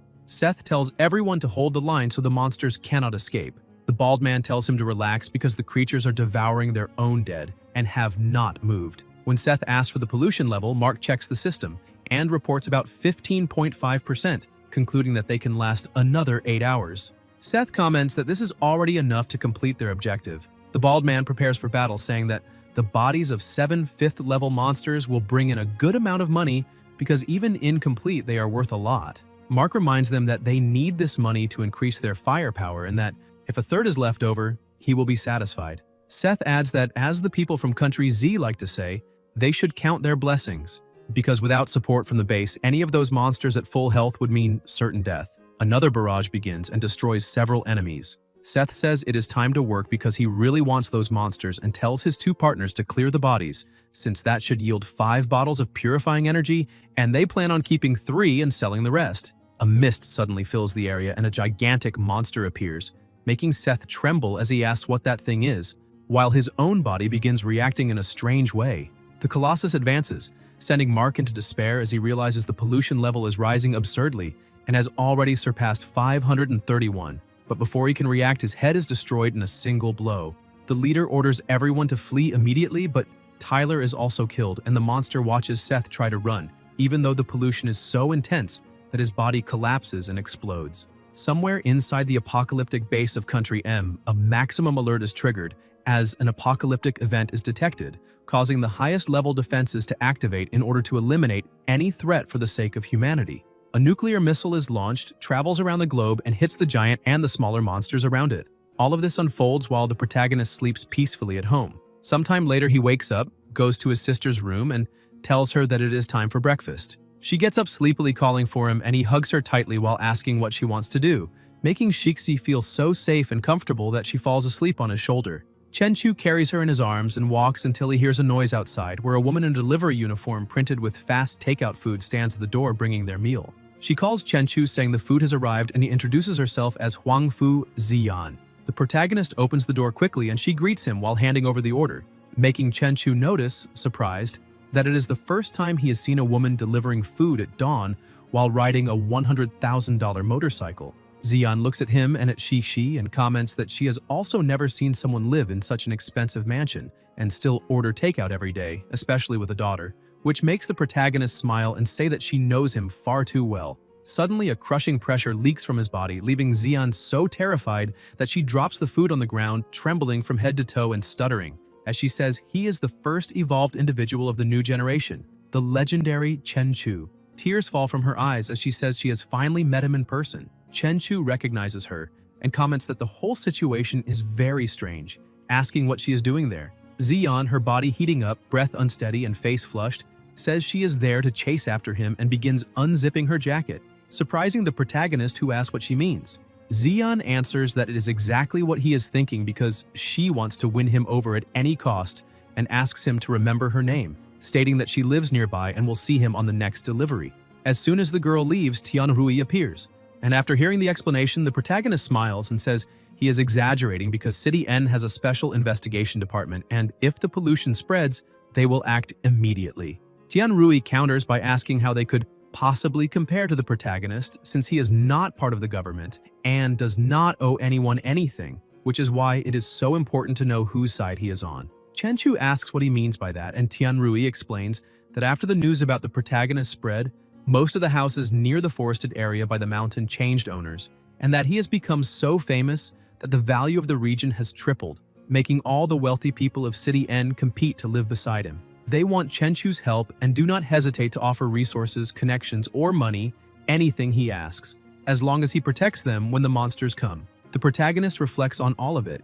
Tianrui adds that all those men are businessmen, so there is no blaming them for trying to gain an advantage, and besides, they all want to invite Chen Chu for a meal, which is why he came there in the first place. Chen Chu says it is fine and agrees to go to the dinner. Tianrui thinks that is amazing, but tells him it is better not to break his word and says they will meet that afternoon at Lin Shu's Supreme Hotel. He then changes the subject and says he saw Xian leaving and asks if the protagonist knows her. Chen Chu says no, but she suddenly appeared saying she would win him over. Tianrui becomes thoughtful and comments that she is a bit pushy since she has always been determined to get everything she wants, and he warns the protagonist to be careful now that she is interested in him because Wang Futai, the richest man in City N, is after her. Meanwhile, news begins to spread about global pollution, saying that Country Z used its most powerful equipment and managed to reduce contamination so far, restoring social order. However, Village Y was invaded by polluted monsters and hundreds died.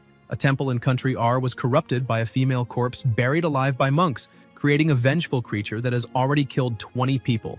And Country Z announces that 20 years ago it created a perfect defense system and a massive resource reserve to handle a possible apocalypse, making it the safest city in the world. Even so, tensions rise and many wealthy people have flooded into Country Z, several were affected at the borders, and a black market of contracts to avoid calamities has appeared. Meanwhile, at the university, Qian Qian reads a book when her friend calls her, saying the apocalypse is coming and asks why they still waste energy studying, since Qian Qian wants to work in a multinational or become a translator after graduating. But the situation is so bad that this is no longer the point because no one even knows if they will be alive by then. So she could just find a powerful man and marry him. Qian Qian takes off her headphones and starts thinking about the protagonist, a 5-star awakened individual with extraordinary fire control, someone so famous online that he surpasses celebrities and generates enough discussion to fill thousands of threads. But with the fans also come voices that question him. Her blue-haired friend asks what is going on between her and her extraordinary boyfriend and whether they have slept together. Qian Qian nearly dies of embarrassment and blushing deeply asks what she is talking about. She thinks he is strong, talented, and handsome, so perfect that no one finds anything to complain about. Chen Chu, her boyfriend from the university, although she does not clearly understand what she feels for him. Suddenly her phone rings and she sees it is the protagonist. Still embarrassed, she says she needs to answer and her friend tells her to go ahead. When she picks up, she asks if he was looking for her. Chen Chu asks if she has time to go to his house that afternoon because he has a reservation for lunch, and excited by the invitation, she accepts immediately. Meanwhile, at the Huang residence, Xian arrives and Huang Futai asks if she managed to find him. She says yes, and he wants to know how the protagonist is. Xian fixes her hair and says that Chen Chu already knows he is being investigated by her, and that he seems very intimidating when focused, because the aura he releases makes him look like a true king. Futai laughs and says it seems the investment her father made was correct because that boy is very powerful. Xian points out that even if her father tries to buy him with millions, or even tens of millions, it will not work. Futai says that no matter how much she tries to defend Chen Chu, he is still just a pampered boy in his early 20s, and asks if she really thinks an experienced veteran like him would be surpassed by someone who barely left his diapers. Xian replies that the world has changed and his money cannot solve everything, while power can. Futai begins to suspect something and asks if, after a single visit, she is really beginning to like the protagonist and what exactly she told him. Xian says she is chasing after him not out of interest or because of his family, but because she truly has feelings for him. Futai becomes uncomfortable and asks if she is serious. She blushes and confirms, saying he is the first man in many years to make her feel something different. That irritates Futai to the point that he slams the table and says that all the powerful families of City N and even cities H and S have their eyes on her, and he knows exactly how they manipulate others using money, women, and power. As long as the protagonist has human desires and emotions, they can use them to bring him down, make him kneel, and force him to join them. He says his daughter is being naive, wanting to fight all those families. Xian answers firmly, saying that her aunt taught her that the path to a man's heart begins through his stomach. The father agrees but is shocked when he asks if she really plans to learn how to cook, thinking his daughter has lost her mind, and that now, touched by a man, she has even decided to change because of him. After that, he even becomes excited since she is so beautiful and thinks she might really be able to win him over. But Xian reminds him that she swore never to cook again after almost burning the house down several times, so that definitely will not happen. The father asks what she plans to do, and Xian turns around showing the words "fast takeout delivery" on the back of her jacket, explaining that she is delivering food to the protagonist and to him only because she used her father's name to open a delivery company. Futai nearly loses his breath and asks why the Huang's money is being used on a food delivery business. But Xian explains that ever since the small place the protagonist used to rent, through the warehouse by the docks and now the new house, he has always relied on food delivery, even for breakfast. And she managed to get someone to grab his phone and install a delivery app so that every time he orders, she will be the first to know and can deliver it in person. Her father reaches the verge of a heart attack while she says she will soon touch Chenchu's heart with her sincerity. That afternoon at the west gate of the university, the protagonist waits for Qian inside the car and everyone whispers in amazement, saying that is Director Chenchu's car. Qian appears and several women sigh with envy, saying they would be more than satisfied if it were them. Chenchu calls Qian to get in, saying it is time to go. Two boys watch them. The leader says they are trash compared to the protagonist, and his friend says he is letting someone else's ambition get to him, reminding him that everyone evolves and their group will also succeed. The boy grumbles that the protagonist only surpassed 5 stars ahead of them because of luck, and because, according to Chief Guan, their group was chosen among millions in the city while a newcomer like Chenchu just got lucky, and he asks Lunzi if he agrees. Lunzi says yes, that they are as talented as the protagonist, and in the middle of this, he notices a very beautiful girl, making his friends smack him on the head and tell him to stop getting distracted. He says that as long as Chenchu remains arrogant, he will be the only one girls look at, and the most important thing now is for them to become stronger. Lunzi asks if they should tell Rongye what they just saw, because it seems the protagonist is with someone else now. But his friend taps his shoulder, saying he knows Lunzi likes Rongye, yet she likes the protagonist, and if Lunzi really wants her, he can challenge Chenchu fairly.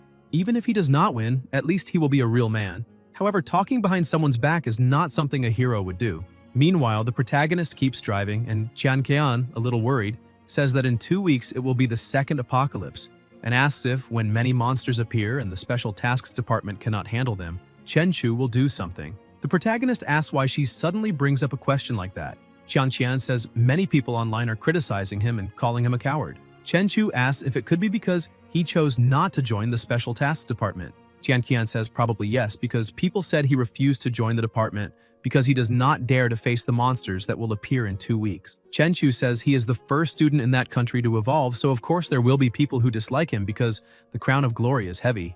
Qian brings the subject up again, saying that if a monster strong enough to turn the world upside down appears and the Special Tasks Department is short on manpower, then Chenchu cuts her off, saying he will stand on the front lines without hesitating for even a second. He explains that he did not join the Bureau because he did not want to be restricted by bureaucracy, filling out reports before doing anything, which does not fit his lifestyle. Qian is happy, thinking that someone she likes would never be a coward. Shortly after, inside the hotel, the two had just arrived. The protagonist enters the room, greets the receptionist, and gives his name. Qian is surprised to see that everyone inside is a billionaire from major companies. As soon as they enter, a man says it is a pleasure to finally meet the protagonist, and that apparently his useless son kept Chenchu informed about the situation. The protagonist says he knows the essentials. The man says they can get straight to the point and introduces himself as Li Chenghong. He continues, saying that to ensure safety during the impending apocalypse, they have decided to form a security council and would like to invite the protagonist to be the president. Chenchu asks what this security council is. and Cheng Hong explains that it was created to protect them, the elders, and to ensure that the houses around the hill are not damaged by contaminated monsters. Since they are being protected, it is natural to pay the protagonist a compensation of 100 million per month. Qian is completely shocked to see they were offering such an absurd amount. Chen Chu says that 100 million does not sound bad and that it should indeed be the price, but protecting all the billionaires who live in those houses as an entry fee to the Security Council makes him imagine that Cheng Hong can collect money from the more than 30 billionaires who live there. And if it is divided among them, each family only needs to pay 1 million. Not to mention that he does not know how much Cheng Hong will make them pay to join, possibly millions or even 100 million. Either way, it seems like an extremely profitable business. Fu Tai, who is present, asks if Chen Chu is saying that the money is not enough. The protagonist says that in times of peace, all those rich people unite, and even if something goes wrong, they fix it quickly with money and act with arrogance, believing they are powerful. But now the apocalypse has dragged everyone off their pedestal, and in an instant, all are equally threatened by polluted monsters, with no difference between a prince and a kid. And that makes those who earned millions their entire lives very unhappy. That is why he understands them very well. Cheng Hong takes over the negotiation again and says they're only doing this because a space-time crack appeared a few nights ago and the department had to use nuclear weapons to repel the monsters. He asks what the protagonist thinks would be fair and offers 200 million per month, saying all they want is to sleep one night in peace and asking if Fu Tai agrees. Fu Tai tells Cheng Hong that his son, Li Zongwen, is in the Special Tasks Department, and therefore Cheng Hong knows better than anyone how efficient those lazy people are, because if they were reliable, they would not need to be there. He raises his hand and says he will give 300 million per month to the future department president, and hopes Chen Chu accepts because he is taking 100 million out of his own pocket. Chen Chu pulls a bill from his pocket and says money becomes useless paper after a few attacks, then burns the bill, saying that all the money they have will become nothing but fire starters. Qian is shocked again when she sees him burn the money, frightening everyone, and the billionaires stand up asking if the protagonist is really saying that after the second attack in 2 weeks, money will become useless. Cheng Hong starts checking the news, saying that cannot be true because the authorities said the approaching apocalypse was only a normal level threat. The protagonist asks if he really still cannot see the truth, because in the media reports, only normal individuals and evolved people are being sent to deal with the attacks. Cheng Hong begins thinking about it and becomes even more confused. Chen Chu asks him to try guessing why even the Special Tasks Department cannot locate a 4-star awakened individual, since they are busy trying to maintain the 5 apocalypse gates, and reminds him that those gates are not the true battlefield because the officials cannot even take care of themselves, so how do they think they can help anyone? Fu Tai slams the table asking what the protagonist wants them to offer. Chen Chu says he does not want money. He wants a special type of soil produced in Julong, specialized medicine from Baitai, and a special export of Lantian gold. He also wants to see the mountain fortress blueprints in 3 days, and the defenses must be completed in 1 month. Cheng Hong asks what mountain fortress plan he's talking about and when the houses became part of a defensive structure, but suddenly he realizes the truth. The houses around the mountain will be the central point and will use the mountain's natural geography to be in an easily defendable area, and even if the entire world faces an apocalyptic event, people there will be able to live for years with air circulation, electricity, wide space, clean water, food, and medicine. Chen Chu says that once they meet his request, he will become the president of the security committee and promises to protect them all. Fu Tai begins applauding and says it is no wonder the protagonist is the strongest person in the country, because he is terrifying both in power and in planning and in foresight. The others begin applauding as well, and Qian looks at him with admiration. As soon as the meeting ends, the businessmen start leaving. Tian Rui, who is waiting for the protagonist, says he was truly incredible because he managed to handle all those people. Chen Chu says that everyone will benefit from this, and Tian Rui holds a golden card saying that his father owns shares in that hotel, so they can enjoy themselves. He hands the card to the protagonist and says he will not interfere. Chen Chu takes the card, looks at Qian and says he would like to talk with her because they cannot waste Tian Rui's kindness. She becomes embarrassed but agrees. They go up to an exclusive luxury suite, and the protagonist notices that the room blocks all noise and is shielded so signals cannot leave or be intercepted. He removes his suit and looks at Qian. Even though she wants it, she becomes shy and says it might be too fast, but the protagonist approaches, holds her by the waist, and asks her to be his girlfriend. She gives in to the moment, and the protagonist begins gathering energy at his fingertip, thinking that she is only a normal person. So when he controls the energy inside her body, he must be extremely careful because he is an extraordinary human with a physical stat of 4 to 5,000 points. He touches her chest and begins channeling his energy. She immediately feels intense discomfort, and the energy is so overwhelming that her clothes begin to tear. The protagonist has to be as careful as possible, thinking that a single moment of carelessness could rip her entire body apart. When he finishes, Qian is unconscious and without clothes, so Chenchu places her on the bed and covers her with a sheet. He thinks everything went well and that her body is merging with that energy and slowly changing. There are no signs of pollution or mutation, so he simply needs to wait until tomorrow to see the result. As he pours himself some wine, he thinks about using the dragon seal to take a portion of the monster energy he absorbed and turn it into seeds that, once planted in a normal person, will make them evolve. Even though it is dangerous, he needs to make Qian evolve as well. 1 hour earlier, they had been lying on the bed, and Chenchu had said that each apocalypse wave would only grow stronger, and that in an atmosphere like this, she would not be able to finish college. Qian became worried and asked what she should do if she could not study, since her only option would be to run from the monsters. The protagonist tells her to look within herself for answers and asks if she wants to become an evolved individual. Qian is shocked and asks if he is truly saying that she can evolve because that has always been her greatest dream. Chenchu explains that he can use the dragon seal to crystallize a portion of monster power, and that once her body absorbs the crystal energy, she will become as powerful as an evolved person. But as with all great power, there are great risks. If she cannot control this power, she will fail to evolve and become a monster instead. He looks at her and asks if she is truly willing to take that risk. Qian reflects and, with her head lowered, says that if he is the one doing it, she has no fear, and she also wants to be independent so she can protect her mother and fight by his side, not becoming a burden. Chenchu smiles and says that is an excellent answer, and asks her not to move because it is his first time doing this, and he might place it in the wrong spot. Embarrassed, she admits it is also her first time. When the dust settles, a superhero will rise on stage. He is the embodiment of strength, the fearless protector of this city, the 4-star evolved Tianlong. With his shining metal body, he will tear through the darkness and destroy all threats. Every strike a step toward freedom, every appearance planting fear in evil's heart. A true man never looks back at the explosion behind him because he knows his real battle lies ahead. Cheer for him, applaud him, because every voice gives him strength to advance. And let us witness the legend of Tianlong. The woman says that is the short video they filmed for the city's special task department, and that the profile already has hundreds of thousands of followers on the app.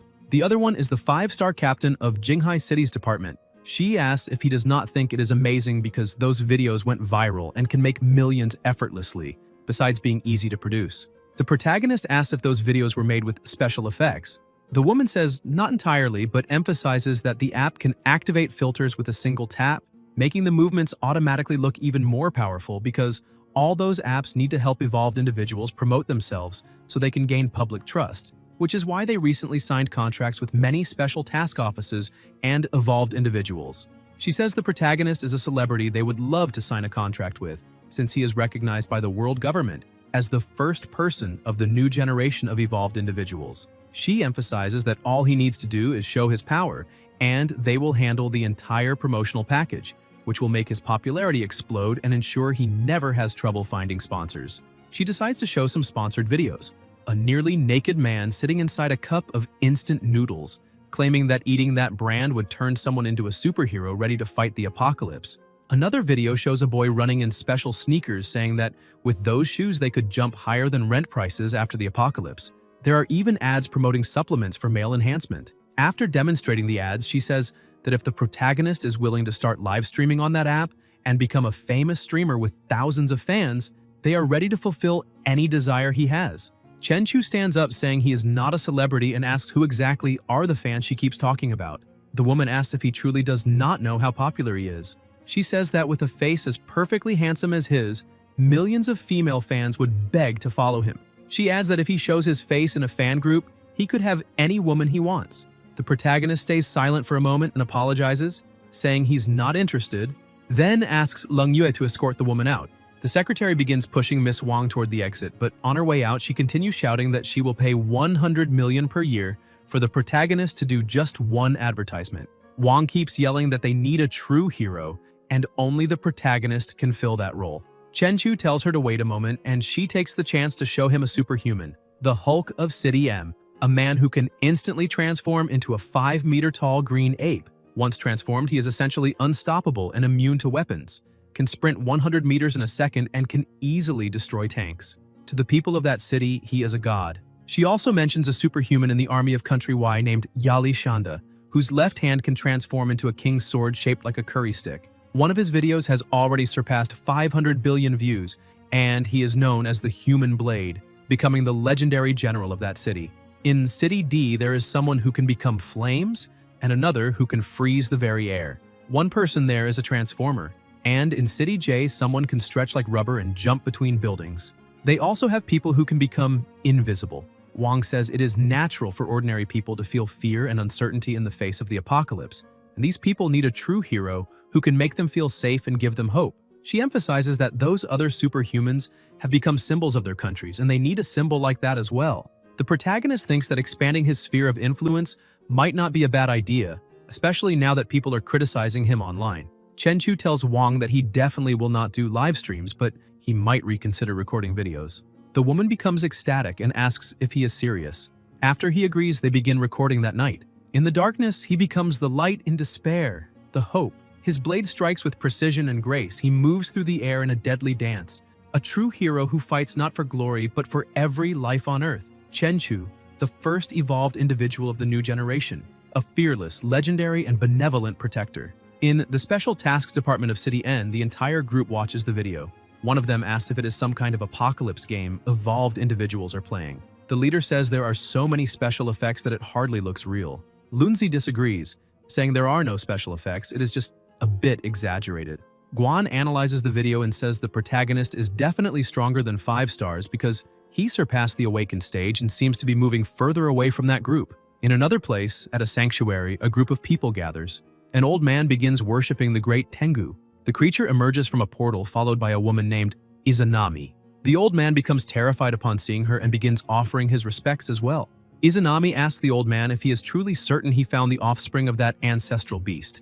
Kneeling, he explains that the giant creature appeared near the maritime zone of City R, but City M discovered it first, and according to international law, the resources of such a creature should belong to all humanity, but the discoverer has priority, so in the end, they will only be allowed to obtain 30% of the resources. Izanami says that international law means nothing if they eliminate the creature first and take control of all its resources, because naturally they will have full authority over distribution. Deep in the ocean, several submarines were navigating while searching for something, and a team of divers from Country M was scanning the area. They find some footprints and realize they are enormous.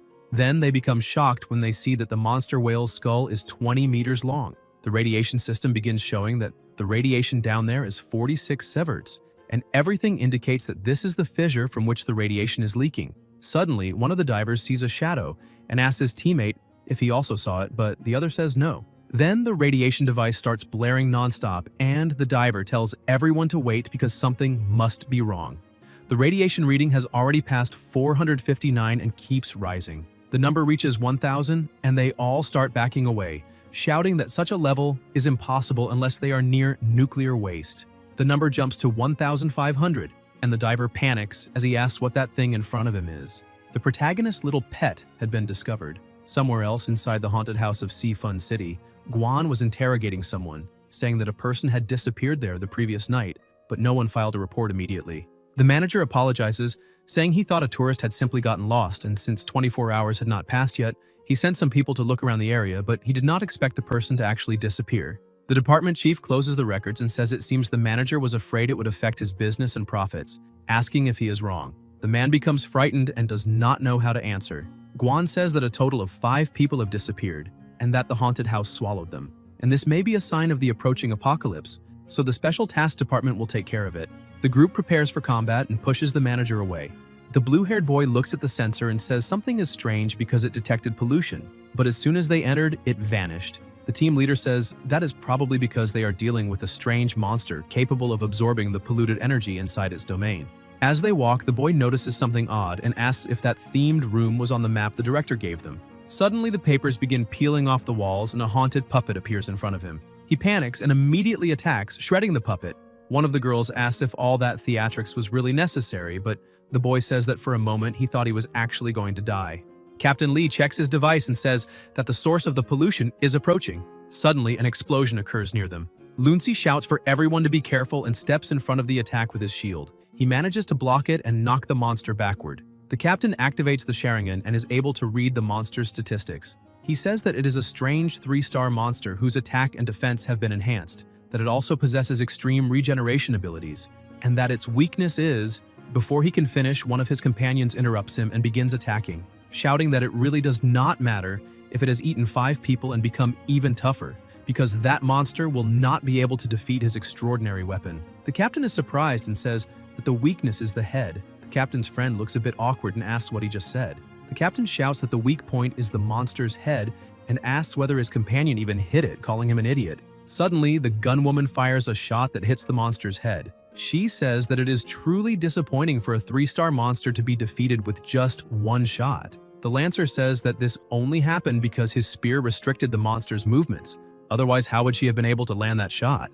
Captain Lee says that everyone there is a team, so they work together to defeat the monster and asks everyone to check the perimeter, because if there is no other source of pollution, they should inform the chief captain. As soon as they make contact, Chief Captain Guan watches them and says that there is a fatal flaw in the way they work together. He questions Pan Hao about why he acted without waiting for his leader's instructions and asks whether he really thinks he is smarter than Captain Lee Zongwen. Slightly embarrassed, Pan Hao lowers his gaze and says, "No."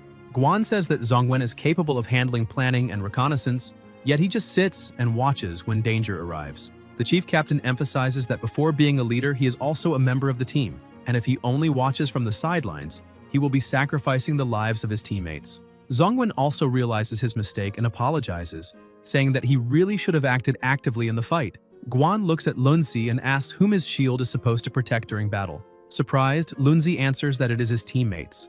Guan asks whether the only teammate he has is Rongya. The chief emphasizes that in a fight, no one cares about personal opinions, and that he must protect all of his teammates, not just the one he judges to be more important. He then looks at the 2 girls and says that they are also not cooperating because one of them is so careless that she has no sense of danger, while the other fires without thinking when her teammate is engaged in close combat with a monster. He asks where all that courage came from and stresses that this is not a game because a small mistake can lead to death, and everyone there must take responsibility for their teammates so that everyone makes it out alive. He asks if everyone understands, and the group shouts back that they do.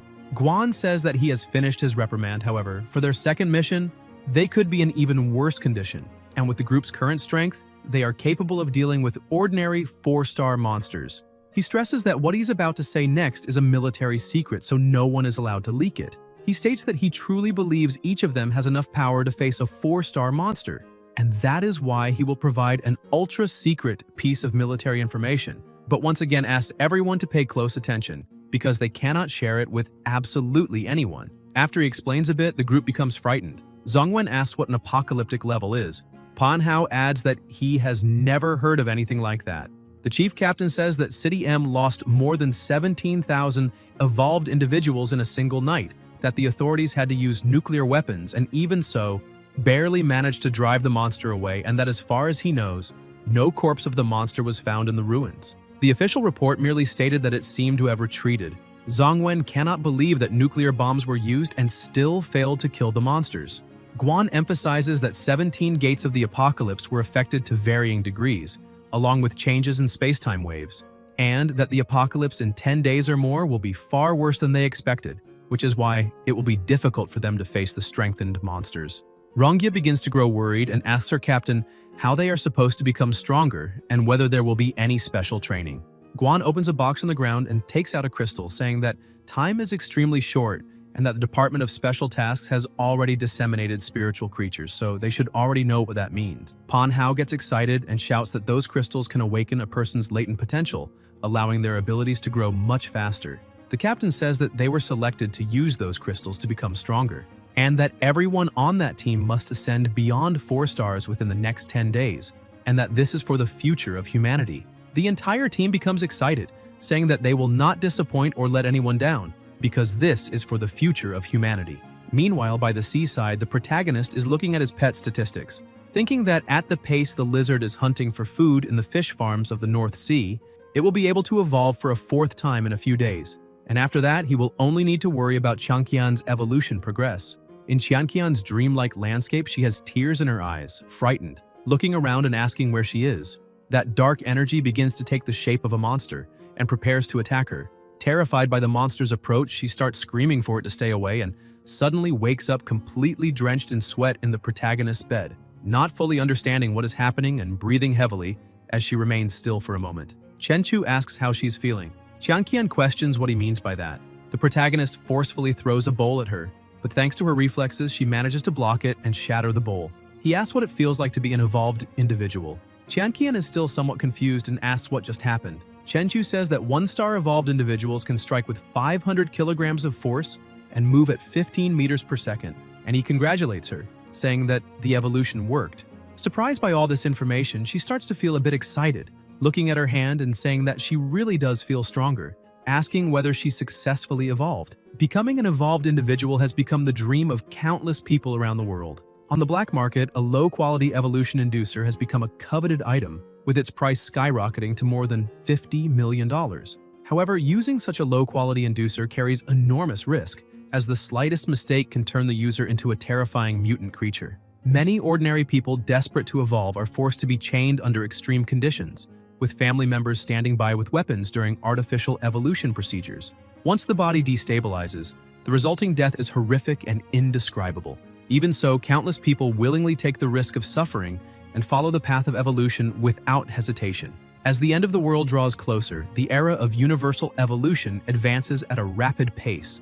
Meanwhile, in the open sea near Aocho Island, Izanami and her small army order Ebisu to open the path quickly. He creates a sphere of energy around himself and approaches the seawater, managing to open a passage for them. They quickly descend toward the seabed and find a cave. The lizard is inside, and with the force of its roar alone, it already terrifies everyone. Benton quickly steps to the front line, saying that the beast is releasing the aura of a king and that no one can look directly into that monster's eyes. Irina is astonished, saying that even in its juvenile form, the presence of that monster rivals that of a 9-star magical beast, which is terrifying. A monarch-class being. Susanoo asks her if she is sure about what she sensed. She analyzes it once more and says that the beast is slightly stronger than the monarch-class creature that attacked their base last month, and that her perception cannot be wrong. Izanami begins preparing to attack, saying that this is a magnificent primordial beast and will certainly produce an enormous amount of essence for their use.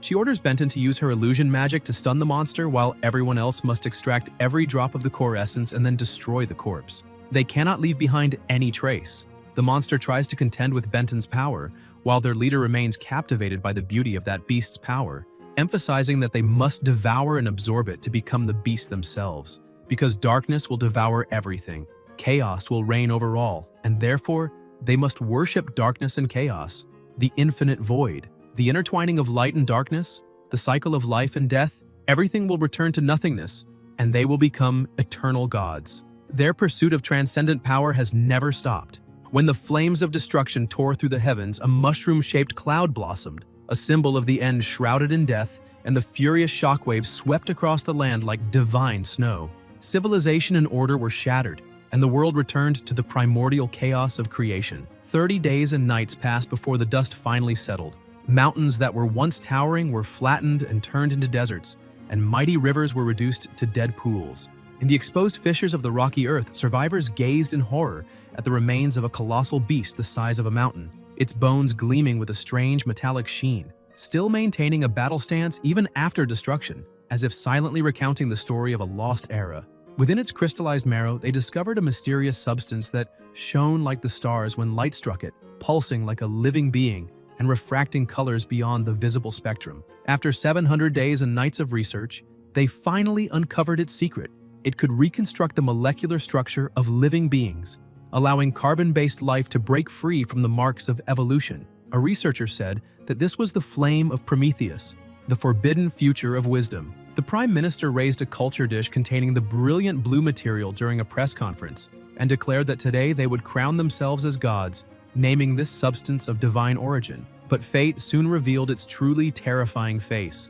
The first group of volunteers turned into crystal statues under the sacred blue light, their final expressions forever frozen in a mixture of agony and ecstasy, their mortal flesh like tissue paper trying to contain intense fire. Only then did they understand that it was not that the origin lacked power, but that the human body made of mere clay, was unworthy and completely incompatible with the divine gift of the gods. Yet fate always has a plan. After the apocalypse, monsters began to roam the earth, and they were surprised to discover that survivors who had come into contact with the original substance, along with some humans, found that they could evolve by absorbing the corruption of monsters. Only then did they realize that mythology had not abandoned them. It was accelerating toward them. In that era, they were the heirs of myth, continuing to evolve and grow ever stronger until one day they might reach the realm of the gods. Izanami continues greedily, saying that they will finally become gods, when suddenly she hears a different voice saying, "Praise be to the god." Startled, the leader asks who is there. The protagonist appears atop his beast's head and says that they should offer praise, and that his name is Chenchu. The leader orders Irina to analyze the protagonist's information immediately. She puts on her mask and uses her Koju ability, splitting her vision, but the protagonist leaps in front of her and says that this is a sensory ability similar to observation haki and not much inferior in power. When she tries to analyze the protagonist's statistics, the mask begins to crack and she is thrown backwards, shocking everyone. Izanami asks where the information is, and Irina says that the enemy has a mystical technique based on insight and that her divine vision was reflected back. The leader cannot believe what she hears. Susanoo says that it does not matter what kind of sorcery it is, because he can crush that guy with a single punch, and he charges forward at full force, telling the protagonist to die. However, Chenchu dodges with extreme ease and asks how he dares to make the first move, landing a direct blow and smashing him hard into the ground, though his companion manages to cushion the fall. The protagonist remarks that this guy can manipulate gravity, which is actually interesting. Feeling belittled, Susanoo tells Daiko-kunten to stay out of the fight. He agrees and stops using his abilities, letting his companion fall to the ground, then prepares for battle, telling the protagonist that it is his turn to feel what it is like to be attacked. Several rocks begin to float, and the gravity pressing down on the protagonist increases drastically, followed by an explosion. Daiko-kunten is shocked to see that not even gravity could suppress the protagonist's strength as he rises with his aura.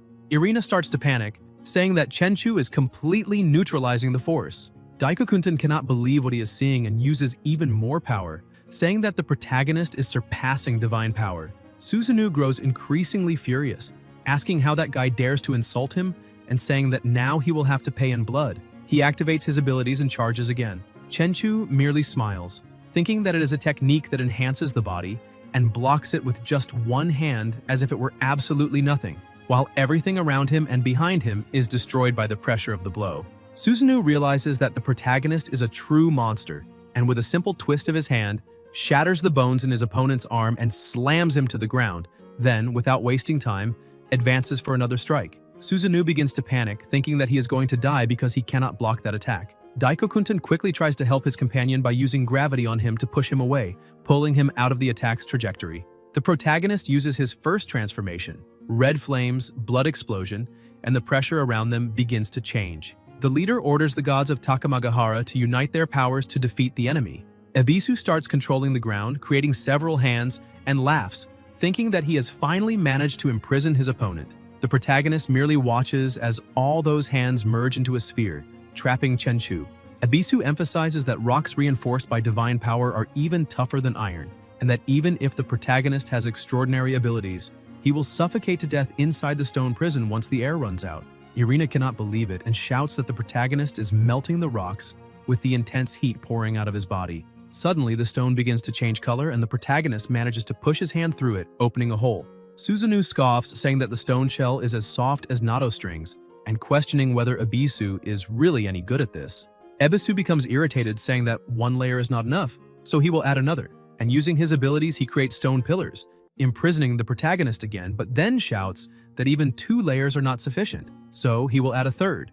As a wall rises and traps Chenchu once more, he collapses to the ground, saying that this triple binding has exhausted his divine power. Susanoo apologizes, saying that he did not need to use all his strongest abilities because he was just playing around. Another member of the group appears, saying that no one can survive Ebisu's celestial golden palace and that the battle is already over. Susanoo looks on, saying that he thought that guy might be someone extraordinary, but in the end, he was defeated with ease. The leader says that the obstacle has been removed, and now they need to eliminate that lizard and seize its original essence. However, Irina begins to tremble in complete terror. Izanami asks what is happening and what her divine spiritual vision saw. With a shaking voice, Irina states that the seal will not be able to hold him because the protagonist can counterattack metallic constructions, making the triple seal ineffective against him. Suddenly, a massive amount of energy begins to erupt from inside the seal. The ground starts to shake, and the protagonist shouts that if they want to hunt his pet's offspring, then first they will have to step over his corpse. Otherwise, they cannot blame him for completely crushing their bodies. With just the release of his power, he completely destroys the seals that were trying to restrain him. Ebisu cannot believe it and screams that he had sealed the protagonist completely, but then a chunk of stone falls on top of him. Irina stands frozen in shock, unable to move. With his body completely covered in marks, Chenchu says that now it is time to have a little fun, because he will take the corpses one by one and grind everyone there into the ground. The Human Torch becomes enraged, shouting that Chenchu has just eliminated one of his companions, so there will be no more talk, because anyone who dares to block the path to divinity will meet death. He prepares to attack, saying that his flames are different from the flames the protagonist uses, because his divine power can create karmic purgatorial flames that burn non-stop for days, while the protagonist's flames are better suited for making tea. He gathers all his strength, forming a spear of flames, and attacks the protagonist, who simply blows, extinguishing all the fire. Susanoo becomes irritated, saying that they need to stop that nonsense, because he will attack from below while the other two attack from above, asking Daikokunten to provide support with his gravity. The three begin to attack, and the leader says that she cannot believe the protagonist will be able to face all three of them at the same time. Benton steps in front of her mistress to protect her, asking who else can help control that demon. Susanoo prepares for close combat, but with just a single slap, the protagonist smashes him into the ground. Once again, a flame attack is launched at him, but nothing happened. Irina realizes that something is wrong and warns Daikokunten to be careful, because beneath him lies the mark of the dragon seal. However, he is not fast enough to dodge and is imprisoned in an instant. Irina says that this is sorcery of a higher order than Ebisu's seal. The leader asks Benton what she plans to do, and she says that it is time for the psychic unit to enter the battlefield. She begins to transform, saying that even if that demon's physical body is extremely strong, he will not be able to withstand her psychic attack. The protagonist is squeezing the Human Torch's neck as if it were nothing. Benton slowly approaches, saying that this voice comes from Yomi, that he must listen and fall, because this is Yomi Kotodama. The protagonist stops attacking and looks at her without saying anything, then releases the man he was holding. Benton begins to use even more power, saying that with the profanation of Yomi within that body, she binds his soul, and that he must listen, because she is the law of death, like a mother's embrace, like the strangling of a child. She tells him to fall and plunge into the path of Yomi, where even gods decay.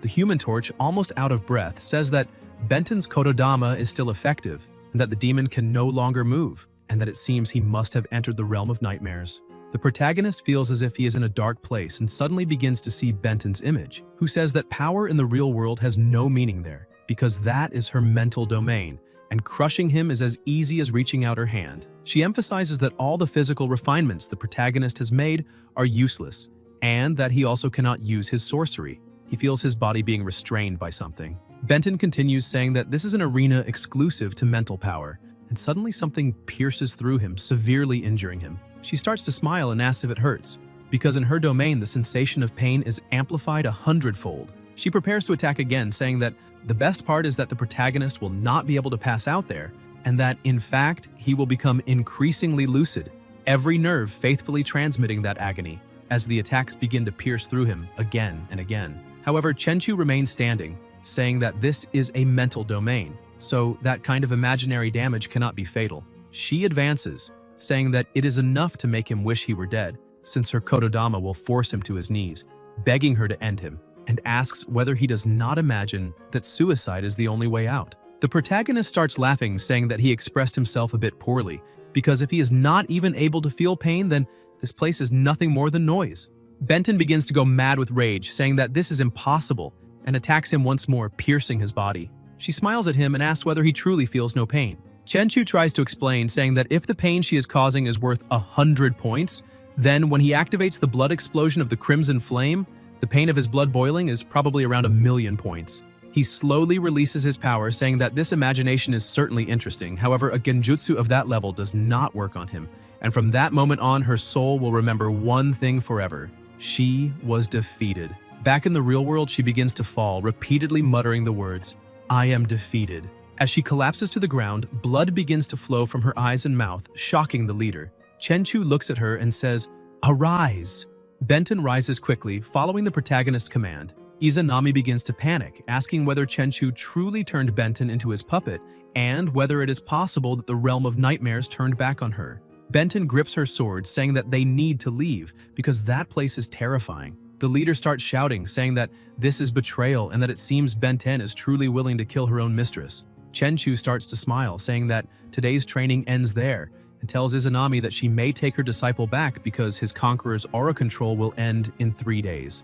However, he asks her not to draw hasty conclusions about him in the future. The leader asks whether the protagonist really thinks everything will end like this, saying that those who dare challenge the divine will pay with blood, and adds that Benton can die now. Tengu suddenly attacks and eliminates her with a single strike. Chenchu says that this is the first time he has seen someone so cruel, killing even their own allies. Irina cannot believe it and asks why, saying that Benton was clearly one of them. The leader replies that those who are useless have no right to become gods, because the shell of an unworthy vessel cannot contain a gift bestowed by the gods. The intertwining of light and darkness, the cycle of life and death, everything will return to nothingness, and they will become eternal gods. She rallies her remaining disciples, saying that this is the dance of death of Takamagahara. Chenchu begins to lose his patience and uses the level 3 Crimson Flame explosion, completely transforming his body. Izanami begins to grow frightened, saying that something is wrong because the essence of the protagonist's power and the origin of the lizard behind him are extremely similar, questioning what their exact relationship is. However, the protagonist simply ignores the question and charges forward with full force to attack. Izanami is so terrified that she cannot move, but Tengu uses his wings to defend, only for the impact to send both of them flying backward. The red-haired woman uses her ability, Shinsho Yokarin, a technique that simulates a sacred mirror symbolizing truth, one of the imperial relics, which releases divine light with overwhelming power. The light begins to strike the protagonist, making him feel intense discomfort and forcing him back as his body starts to crack. The leader says that this is Shinsho Yokarin, capable of piercing the defenses of a demonic beast, like a microwave destroying the body from the inside out.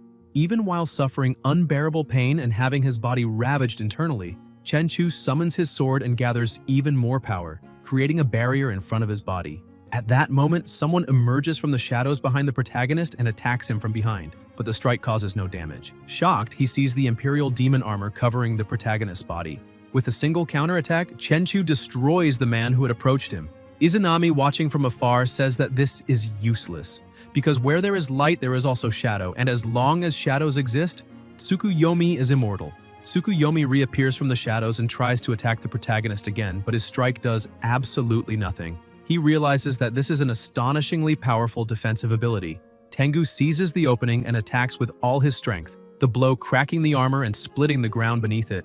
The leader says that Tengu's attacks can destroy an enemy's defenses and that even the strongest shield would be shattered with a single strike. The protagonist remains silent, looking at them, and suddenly starts to smile, saying that they made a good attempt. He throws his sword, slicing off Tengu's nose. Tsukuyomi tries to attack him from behind, but the protagonist dodges and blocks the successive strikes, counterattacking and landing a fatal blow, yet Tsukuyomi's body begins to turn into smoke once more.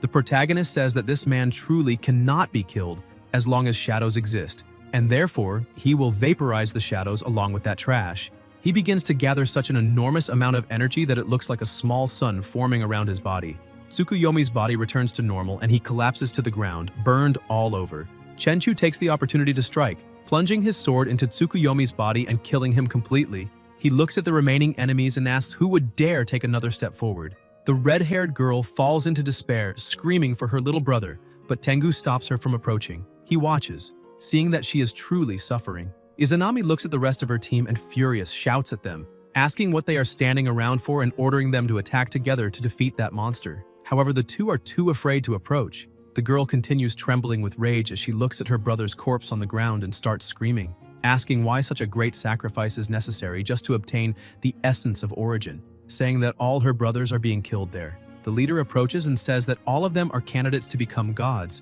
and that if they can eliminate that demon, they will obtain enough origin essence to become even stronger. The girl keeps crying, saying that she does not want to become stronger. She only wants to be a normal person, a good older sister. Izanami grabs her by the neck, calling her a coward and saying that she betrayed the oath of the Yaki Congress, declaring that this is a capital crime. She emphasizes that they are the heirs of myth, that they have continuously evolved, growing stronger and stronger, until one day, they can touch divine power. The red-haired girl tells QNMD to act. The leader orders Tengu to eliminate that traitor, saying that her heart has already failed and that she is therefore unworthy of being a divine vessel. He merely turns his head away, ignoring her order, and the other two also pretend not to hear. The protagonist finally plants his sword into the ground and detonates it, saying that he truly had no intention of fighting them to the death, and that if she renounces hostility, she may leave now. Suddenly, the leader begins to act strangely, asking whether the protagonist truly wants her to surrender, because that is absolutely impossible. Her body starts to transform and her hair turns into serpents. She kills the red-haired girl and one of the snakes begins to devour her body. She says that every drop of origin essence will be her nourishment, and that all power will belong to her. The snakes begin to swallow the corpses lying on the ground. Irina says that the leader is fusing with the abilities of their Yaki Kong, and that this means she only ever saw them as... Izanami says that is exactly right and asks what Irina meant by Yaki Kong, calling it ridiculous, because they are nothing more than vessels used to cultivate the essence of origin, and that only she is worthy of becoming a goddess. The protagonist remarks that this is an unexpected turn of events, since they have a problem in their own backyard. Susanoo tells the protagonist that he truly cannot stand him, but that this is an internal matter of the Yaki Congress, and if he does not want to die, he should leave immediately. He picks up a stone and throws it at the former leader, saying that this is a fight for survival. However, one of her serpents effortlessly shatters the stone. She asks whether this means Susanoo is just another dog willing to kill its own master. The stones around her freeze in midair. Daiko Kunten uses his gravitational power while praying for the orphans, test subjects, and disaster survivors. Izanami had taken orphaned children after the catastrophe and implanted crystals in them, claiming that by becoming gods they could escape the suffering of mortals. However, most of the children could not endure it. She laughed, saying that those who survived from that day onward were the Yaki Kong. He says that they gathered there and became the Yaki Kong for a single reason from the very beginning, and that reason was survival. He attacks her with all the surrounding stones, but the surge of energy she releases is so immense that it destroys them all, causing a blinding flash that leaves him unable to see ahead.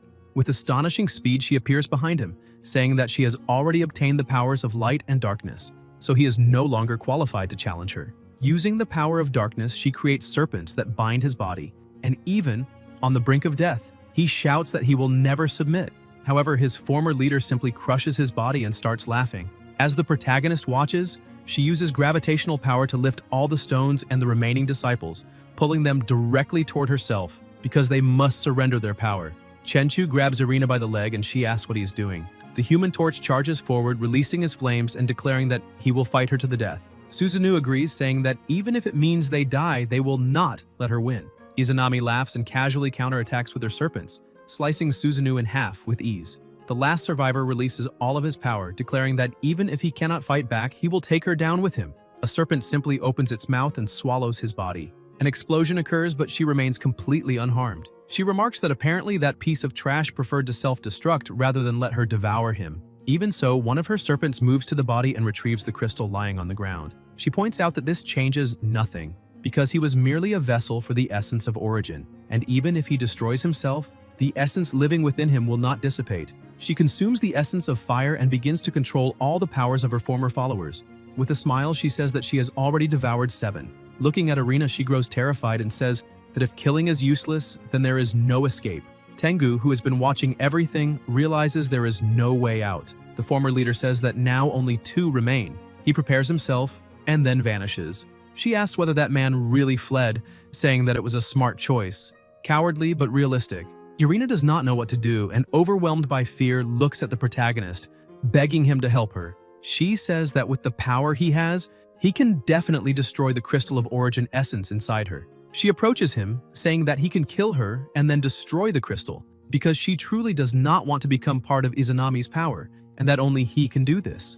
Chenchu remains silent, merely observing, but Izanami begins to approach, saying that Irina wants to use the power of a demon to destroy the original essence and that she, too, is a traitor to the will of the gods of Takamagahara. Driven by despair, Irina starts screaming for the protagonist to act as quickly as possible and kill her along with the crystal, because if he delays, it will be too late. She hands her weapon to him. Izanami begins to laugh, asking whether she really wants to die because she will devour the original essence of Irina, the demon, and the lizard all at once, and thus become a divinity. Chenchu takes the short sword from Irina's hands and says that she does not need to die. Izanami attacks, shouting that the 2 of them must become sacrifices for the new god. The protagonist ducks swiftly and drives the short sword into Izanami's forehead, beginning his assault as he says that he had decided not to get involved in all that chaos. But since she tried to drag his pet into it, he has decided to change his mind. Izanami pulls the short sword out of her forehead, saying that that level of power is not enough to kill her. However, the protagonist appears beside her and lands a punch so powerful that it slams her into the ground, causing a small explosion, saying that she will die anyway. The impact of the clash is so intense that Irina is thrown backward and she begins to cry, trembling in fear. Chenchu asks how it felt to take his punch, and Izanami starts cracking her body, saying that it did not even count as a tickle. Chenchu starts laughing and releases even more of his power, thunder tempering his body and fire forging his bones. He activates the level 4 Crimson Flame Blood Explosion. Izanami begins to panic as the protagonist's speed and strength become so overwhelming that she can no longer defend herself. At the last second, she manages to switch bodies, abandoning the old one behind. Chenchu smiles and says that he truly did not expect her to escape. He grabs the old body in his hands and turns it to ashes. He tells her to use every trick she has because he would like to see them. Izanami begins to use shadow abilities, but with a snap of his fingers, all the dark serpents are completely annihilated. Izanami grows terrified, realizing that Yaki is simply useless. The protagonist begins to approach slowly with a completely terrifying aura around him. With each step, lightning bursts from his body, destroying everything nearby. Izanami thinks that the way that demon walks carries a pressure more frightening than that of a god.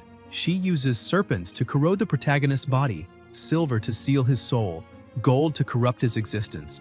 And with the combination of these powers, she creates a new serpent that appears beside him. But once again, he destroys her attack with a simple wave of his hand. Another water serpent appears and he grabs it, but another rises from the ground and swallows his body. After the serpent manages to engulf him, it tries to extinguish his body to erase him completely. However, inside it, he thinks that this is utterly ridiculous. He simply slices the serpent in half, leaving Izanami stunned. He appears behind her and says that even after devouring all her teammates, this is all she has, a weak power. With a swift slash, he strikes her neck. Izanami feels the blood begin to flow and refuses to believe it, saying that she became a goddess and should not die, that she should have become a god above all others. Losing her strength, she begins to fall, saying that she should have looked upon all living beings as if she truly were a goddess. Chenchu says that all her sins end there. She struggles desperately not to surrender, but it is useless, and she falls lifeless to the ground. Irina, who is hiding behind a rock in complete terror, realizes that someone has stopped in front of her. The protagonist looks at her and calls her to go with him. He carries her up to the surface, emerging beside a boat. The fishermen are stunned, asking where those two people came from. Chenchu realizes they are foreigners and asks them to take Irina to that beach, saying that they understood. The two men do not really know what is happening, and the protagonist wonders whether they actually understood or not. Sometime later, already inside his apartment, he lays Irina on the bed thinking that humans are a species that goes too far in internal fights and selfishness. Throughout history, the number of their own kind who died at the hands of humans is tens of thousands of times greater than those who died in disasters or at the hands of monsters. After gaining power, most people do not think about protecting the weak and upholding justice, but instead draw their blades against those even weaker. He does not deny that there will always be good people in this world who will stand up. However, this is the perverse nature of humanity. For that reason, he does not hesitate to assume the worst of anyone who might threaten his survival, because he is not good and does not carry weeping souls. But he is also not evil, for he does not revel in bitter hatred. He is not chaos and does not raise the dust of mortals. Nor is he order, for he does not bind the roots of the world. He is not light, for he does not illuminate the city of the lost. But neither is he darkness, for he does not shelter the curious lamp. He is not substance, for he does not forge an eternal form, and he is not the void either, since he leaves no vanishing shadow. In truth, he is the blade suspended between good and evil, and only he will cut through the twilight and the dawn of chaos. Inside the Department of Special Affairs, Guan and his group are about to watch a video. He says that the footage is from the protagonist's battle and that, according to the latest data, Chenchu's power has been confirmed to have surpassed the 5-star level. The entire group is shocked, unable to believe that he managed to break through the 5-star threshold. Guan begins playing the video, explaining that what they are seeing is a high-quality concrete pillar with a diameter of 100 centimeters destroyed with a single blow, and that calculations estimate the impact force of that punch at around 1,500 tons. Panhao almost faints when he sees it and asks whether the protagonist is really human. Lunsi also becomes completely agitated, saying that the maximum force of his own punch is 1.5 tons, and that this proves the protagonist's strength is 1,000 times greater than his. Zongwen adds that according to global evolver classifications, the base impact force for 5 stars is 100 tons, and that 1,500 tons should correspond to a 6 to 7 star classification. He tries to continue explaining, but Guan interrupts him, saying that once an individual surpasses the 5-star limit, power metrics are no longer the standard used to measure strength, and are instead replaced by something called transcendent power. Panhao asks what transcendent power is and whether he also possesses it. Guan explains that, from what he has heard, evolvers in every nation have their own evolutionary systems, and the ultimate goal of evolution is to awaken this transcendent power. Things like controlling gravity, releasing hellfire from one's body, mental control, that kind of ability. People will do anything to evolve beyond 5 stars as early as possible. As far as he knows, the neighboring R country even tried to use technology to accelerate the evolution of awakeners. He takes a deep breath and says that everyone present is just a bunch of rookies who have not even reached 4 stars yet, so they need to stop daydreaming. Everyone agrees, even if they feel a bit disappointed. Inside his home, lying on the couch, the protagonist looks at the crystal. They call it Origin Essence, but in reality it is just a high-tier psychic energy crystal, and Izanami would never have imagined that it would end up benefiting him. He crushes the crystal in his hand. The system announces that his constitution has increased, but he is surprised to see that it has stopped at 9,999. He realizes that his constitution points have reached the maximum, which means the 4th evolution is about to begin. His sister appears, sitting on the couch and asking if he is okay. He smiles and says that he is fine, but she complains that she is very hungry. The protagonist opens his hand, showing that he has several energy crystals, and asks whether she wants some. She smiles and says yes, takes a bit of the crystal from her brother's finger, and eats it without hesitation. Chenchu tells her to eat as much as she wants because once she restores the portal, they will fight monsters together. She keeps eating happily, enjoying the sensation. Elsewhere, inside a base, alarms begin to blare, warning that abnormal levels of global pollution have been detected, and that all nearby bases must immediately initiate Level 1 defense protocols. The system continues issuing alerts, stating that pollution energy has exceeded the critical threshold by 20 times. Energy fluctuations are continuing to accelerate. All personnel must remain on maximum alert with immediate effect, and all evolvers below 4 stars are forbidden from leaving the purification field, as exposure to the pollution zone will result in irreversible mutation. A small army is quickly assembled and commands are issued stating that all combat personnel must take their positions because the first wave of the pollution tide is expected to hit the defensive line in no more than 72 hours. Back at Chenchu's house, he suddenly feels something and wakes up in shock, clutching his head in pain. He thinks that this sensation means a large-scale disaster is about to occur. Outside, Xian stops her motorcycle while the protagonist looks out the window. She waits outside until he opens the door. He tells her not to wake him so early and even gets her name wrong. Xian becomes slightly irritated and introduces herself again, saying that his takeout food has just arrived. The protagonist grows suspicious and says that he has not ordered anything in the past few days. So where did that takeout come from? Xian starts picking up the food, saying that since he had not ordered anything for 2 consecutive days, she got worried that he might starve to death alone in his room. Holding up the 2 bags, she explains that all the food is there, with stewed chicken on the left, which he orders 3 times a week, and malatang on the right, which he likes to order late at night, extra numbing and extra spicy. Chenchu is stunned and asks what is wrong with her, questioning whether she is some kind of stalker. Xian stares at him and says that she already warned him she is going to win him over, so she will keep an eye on his every move. Chenchu takes the food without saying anything. She starts to leave, telling him to hurry up and eat while it is still hot because she has to go, then winks at him. He remains silent, watching her leave, thinking that whether he eats or not is none of her business, but his stomach starts growling with hunger. He thinks that that girl definitely planned all of this. Shixi comes out of the house calling for her brother. He notices that she looks a bit anxious and asks what that means. Shixi says that she managed to sense a new gate. The protagonist says that this is great and adds that they will set out as soon as they finish breakfast. Somewhere else, among abandoned and unfinished buildings, the two arrive at the edge of a portal. She says that it is exactly that gate and that it has just begun to open, telling her brother to be careful. Chenchu simply smiles as his armor is constructed around his body. The system notifies that the Imperial Demon armor has increased resistance to polluted energy. He says that it is time to begin, and his sister starts using her abilities on the portal. However, as soon as he approaches, he realizes that the pollution level is insane, and even with the increased resistance of the Imperial Demon armor, it is not enough to block it completely. Suddenly, he is transported to a completely dark place and realizes that he cannot see anything. He uses the aura of radiant absorption and senses a rock falling rapidly toward him, managing to cut it in half. He climbs onto the rubble and asks why they are starting a fight just 1 second after meeting, but for him that is fine. As the dust begins to settle, the silhouette of a monster starts to appear. The system announces that a 4-armed demon ape has been discovered. Suddenly, it vanishes from in front of the protagonist and reappears above him, trying to attack. Chenchu manages to defend himself, but the system warns that the pollution level is increasing. The monster continues attacking while the protagonist only defends, wondering whether it is possible to defeat a monster with a single attack if he pushes his power to the absolute limit. He begins to accumulate energy at multiple points in his body, frightening the monster. The pressure is so intense that even the volcano behind them begins to erupt. With a single movement, he sends the monster flying several meters into the air and quickly leaps after it, thinking that he needs to finish this as fast as possible. He lands a punch on the monster that instantly disintegrates half of its body, splitting it in two. He says that the impact of that punch must have been close to 500 tons, and that no matter how tough a body is, it could not withstand that kind of explosive force. The monster's body begins to collapse and a core appears. The protagonist thinks that the concentration of energy is immense and very similar to Izanami's Origin Essence Crystal, only much smaller. He crushes the core, absorbing all the energy. The system announces that he has just gained 1,000 evolution value points. This shows that it is a pure energy crystal, and that he can obtain evolution value simply by absorbing one. Looking at his status panel, he realizes that he still needs 10,000 evolution value points to evolve. He truly did not expect to discover a way to evolve so quickly.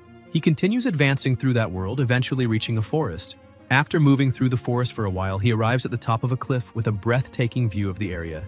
As he observes the scenery, he wonders how many evolution crystals are waiting for him to hunt in that underdeveloped tropical forest. He starts to smile excitedly as he cannot wait to do it. He walks to another part of the forest and expands his observation aura to the maximum. He sees some ants carrying objects.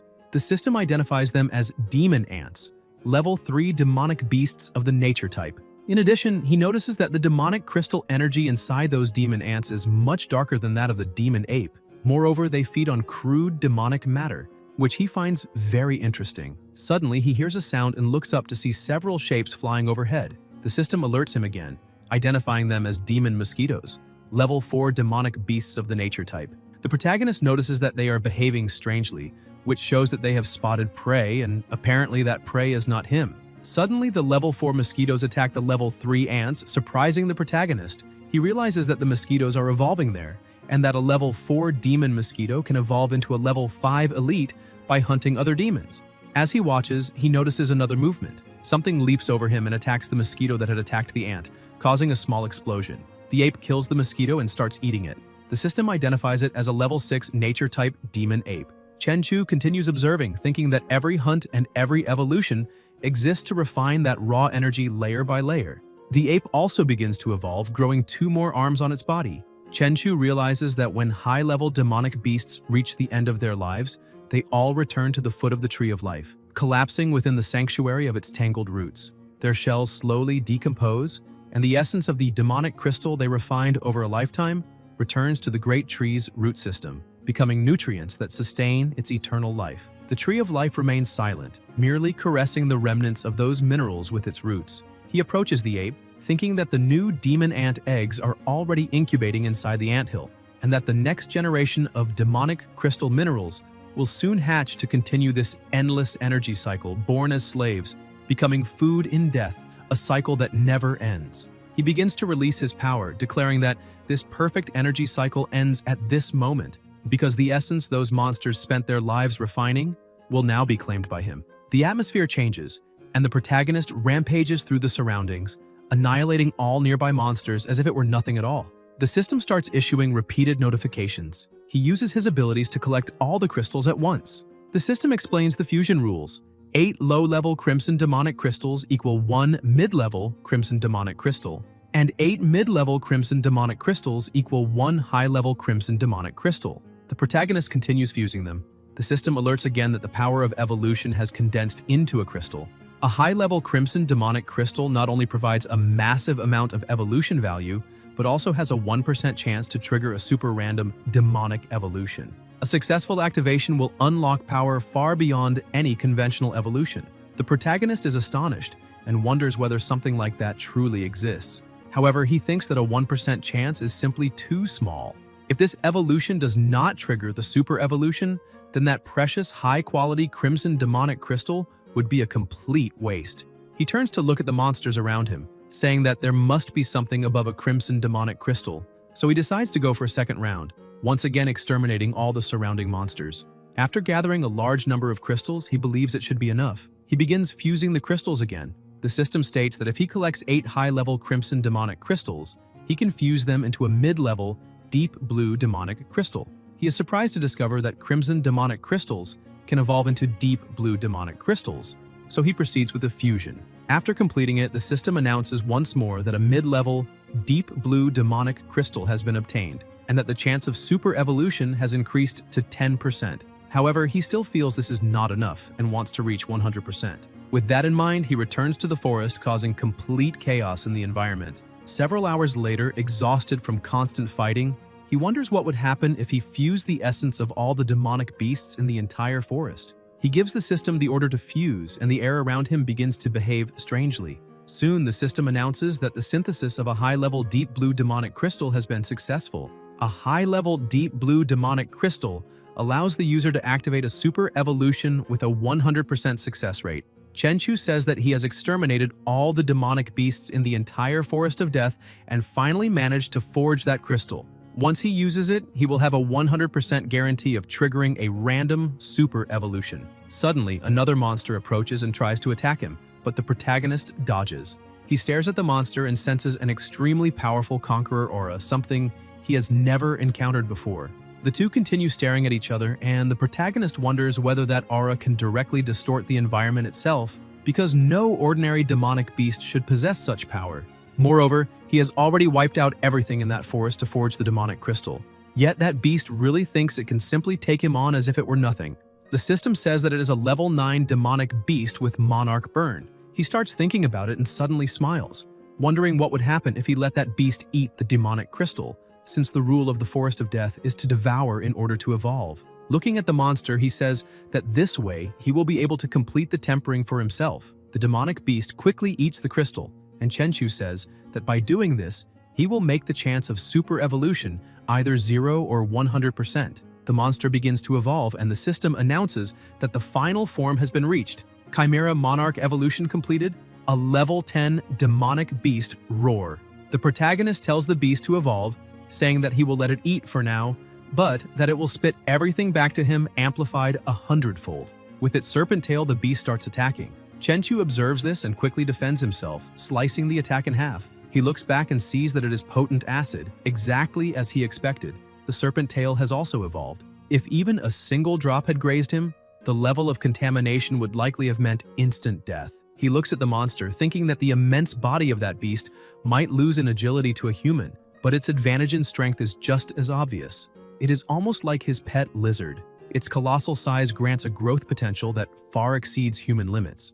Moreover, being at the top of the food chain, it seems to have been hunting in the Forest of Death for several decades, and the demonic crystal energy accumulated in its body and head must be immeasurable. The protagonist realizes that a decade is probably a conservative estimate, because that monarch-level demonic beast has likely been alive for more than a century. He advances, saying that he would like to see which is more durable, the monster's scales or his blade. However, the monster manages to block and shove him backward. He realizes that the pressure around him is immense, but the strike he delivered managed to injure the monster, which then healed in the blink of an eye. The beast rises and begins to roar loudly. Chenchu notices the environment changing slightly and looking up, wonders if that could be lightning magic. Several bolts of lightning begin to strike toward him, but he dodges all the attacks and charges forward, counterattacking with a direct blow to the monster's head, destroying everything around them. However, he is surprised to find that the monster suffered basically no damage and knocks him back again. Chenchu feels that the impact has left his entire arm numb, which means that the flesh of that beast is even harder than steel. However, he notices one thing: the wound is bleeding. He smiles and says that even if the monster's flesh is as hard as steel, since he managed to make it bleed, its time is almost up. The demonic beast roars again, creating even more magic circles and making a storm of lightning rain down. Chenchu watches the attack and says that this time the monster did not give him any room to dodge, so he will have to face it head-on. He advances through the lightning, striking him directly, and the system alerts that the durability of the Imperial demonic armor has reached 0. The protagonist becomes irritated, thinking that it is time to end this. He reasons that a demonic beast with the intelligence of a chimera is forced to abandon its lightning magic in close combat, because in melee combat, wide area destructive spells will also affect the caster. He quickly closes the distance. The beast makes a strange movement, and the protagonist thinks that he already knew it would do something like that. He moves to the opponent's back, saying that his strike really was not meant to humiliate the beast's head. With a swift motion, he cuts off the monster's tail. Holding the serpent head, he says that the beast can defend its front but cannot defend its back because it is basically impossible to protect both ends at the same time. The monster roars in rage. Chenchu asks if his opponent is surprised, saying that this is its own tail and also its greatest weakness, the acidic lightning. Chenchu begins to squeeze the tail, forcing it to fire an acid lightning blast at the beast. It quickly uses its wings to defend, but the acid is so powerful that it pierces through the monster's defenses, making it roll on the ground in pain. The protagonist takes advantage of the opening and launches his attack, landing a fatal blow to the monster's forehead. The system appears, notifying that the level 10 demonic beast, Supreme Chimera King, has been defeated, and that the reward has been obtained, a supreme black gold magical crystal. Chenchu holds the crystal and says that it is perfect, then immediately begins to absorb it. As soon as he shatters the crystal to absorb its essence, the pressure around him starts destroying all the trees. His heart also changes color, his entire body begins to turn golden, and his hair turns white. The supreme evolution of Haki storage advances, pushing his Haki to its highest level. Chenchu feels somewhat confused by his new abilities and stretches out his hand, asking himself whether space itself is responding to his will. Suddenly, he teleports to another place and realizes that there was no movement involved at all. Space itself directly transported him there. Chenchu notices a rock beside him and begins using his power to try to lift it. Effortlessly, he pulls the massive stone out of the ground. Right after that, he makes the pile of stone collapse and a small black hole begins to form at its center. As he controls it, he realizes that the density is terrifyingly high. He aims at a distant mountain, thinking that the power should also be extremely high. When he fires, he is pushed backward and the black hole shoots forward at the high speed toward the mountain, destroying everything in its path and causing a massive explosion when it strikes. Chenchu starts flying, saying that this world has already become boring and that it is time to leave. He watches everything being completely destroyed by his power, and with a simple swing of his sword, he opens a rift in space-time. Back at his home, feeling slightly tired, he throws himself onto the bed. His sister notices that something seems off about him and asks whether there is something wrong with his body. The protagonist explains that his body has already begun entering the evolution phase and that he will probably have to sleep for 2 days. Already drowsy, he asks she not to run around during that time, and if she wants to eat, she can just use the app. And if that does not work, she can simply wait for Zeon to bring the food. Either way, she always delivers on time every day. Suddenly, he falls into a deep sleep so the evolution can begin, his body remaining motionless as his mind is taken to a completely different space. While he is in deep sleep, Qian tries to call him, but no one answers and the call is always disconnected. Feeling a bit confused, she thinks that she really wants to share the joy of having become an evolved individual with him, yet she cannot understand why the protagonist is not answering her calls. Meanwhile, in the Ningda cafeteria, Lunsi asks his friends whether they know Qian, because he heard that she is already dating Chenchu. Zongwen smacks him on the mouth, telling him to be careful and stop talking nonsense. Pan Hao tells him to grab another chicken croquette so his mouth will stay shut. Rongya refuses to believe it, saying that the protagonist does not have a girlfriend yet and asks how an ordinary woman could possibly be worthy of him. If someone asked her, she says confidently that Chenchu would definitely prefer someone more capable. Lunsi keeps talking, saying that the dress Qian is wearing is worth 80,000, and that the bag she is carrying was bought by Chenchu and cost more than 100,000. He asks Pan Hao whether the protagonist brought Qian back with him on those days they went out, since she would have to be publicly introduced as his girlfriend. Rongya becomes furious and slams the table, saying she has had enough of this, telling them to continue as she stands up and leaves. Pan Hao starts arguing with Lunsi, asking why he suddenly brought up that topic, because he almost embarrassed everyone to death. Lunsi says that this is common knowledge at the university and not exactly a secret, so why should he keep quiet about it? Pan Hao says that everyone really does know, but Lunsi caused trouble right in front of Rongya, and later in boxing class, he will have to pray that her anger has already passed. Another girl approaches the two and says that an extremely talented evolved girl has come to register, asking whether they saw her. Both of them ask what she's talking about, saying they have never heard of any new recruit with incredible talent. The girl asks what the two idiots have been talking about all this time. Suddenly, they hear a noise, and unable to believe what they are seeing, they stare, and say that those two are about to fight. One of the supervisors is surprised to see that Rongya is also there and asks her to come along, saying she would like to introduce someone. The woman tells Situ that this is her superior, Rongya, currently an evolver warrior in the Department of Special Affairs. She then introduces Qian to Rongya, saying that she is her subordinate, and that earlier that afternoon she repeatedly erupted into flames during class and awakened as an evolver. Rongya congratulates her on becoming an evolver. Qian says that she was just very lucky and that it is nothing special compared to Rongya, who was directly chosen by the government to become an evolver, something that is hardly worth mentioning. Pan Hao begins to tremble in fear. Guan interrupts them, informing Qian that before registering her as an evolved being, they need to analyze the data to determine what level she is at, and that if she is currently free, it will be necessary to conduct the test. Qian says that there is no problem and that she can take the test right away. Rongya offers to take her to the testing site since they are from the same school. Guan thinks this is an excellent idea, as Rongya knows the test better than anyone. Pan Hao observes the situation and comments that now Rongya has a way to vent her anger, and that Qian is going to end up getting herself into trouble. Sometime later, already inside the testing room, Rongya explains that the strength test is very simple. You just have to strike the receptor area of the testing instrument with all your might and the machine will display the strength result. Qian concentrates, thinking that she only needs to use her own strength. She goes all out and strikes the target, which registers 4,700 kilograms. Rongya is surprised to see that this girl is no ordinary person and says that with this result she has reached the limit of a 3-star evolved being. Outside, the two watch the test and Pan Hao questions how she managed to do that. Lunzi, also surprised, comments that when he first evolved, his punch could reach at most 1 ton, while she, on her very first attempt, reached nearly 5 tons, which shows that she is about to reach 4 stars. In the speed test, Qian manages to move at 68 meters per second. Rongya explains that with this speed, she has also reached the limit to become a 3-star evolved being. After that, they proceed to the power test and a huge explosion occurs inside the room. Rongya realizes that Qian possesses an extraordinary power that resides in the fire attribute, along with characteristics of extremely high temperatures and explosive condensation. The materialized power is an explosive and malleable fireball with a maximum throwing range of 20 meters, possessing destructive power equivalent to that of a high explosive grenade. With that, they conclude the evaluation, and Rongya states that Qian is at the pinnacle of a 3-star extraordinary evolved being. Pan Hao cannot believe that she has reached the 3-star limit right after evolving, and comments that her talent starting point is extremely high. Lunzi believes that they have just met another genius. Wu Yimei says that the two of them also reached 3 stars on that same day, but only achieved it with the help of the captain's crystal. Pan Hao asks her not to mock them, since she has also just reached 3 stars.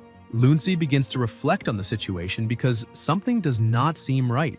The superiors had said that the evolutionary talents they possessed, among the few who managed to awaken, were among the highest in the city. But now, with Chenchu ahead and Qian close behind, this no longer made sense. Zhongwen tells them not to worry about others, saying that talent only determines the starting point, and that how far a person can ultimately go still depends on their own effort. In addition, their evolution should be a natural product, while some people likely went through external interventions and chose a shortcut. So it is still unclear who is stronger or weaker. In the captain's office, he is quite satisfied to learn that Qian is a 3-star evolved being on the verge of reaching 4. He asks what her plans are for the future, but she replies somewhat confused that she has not yet thought about what to do.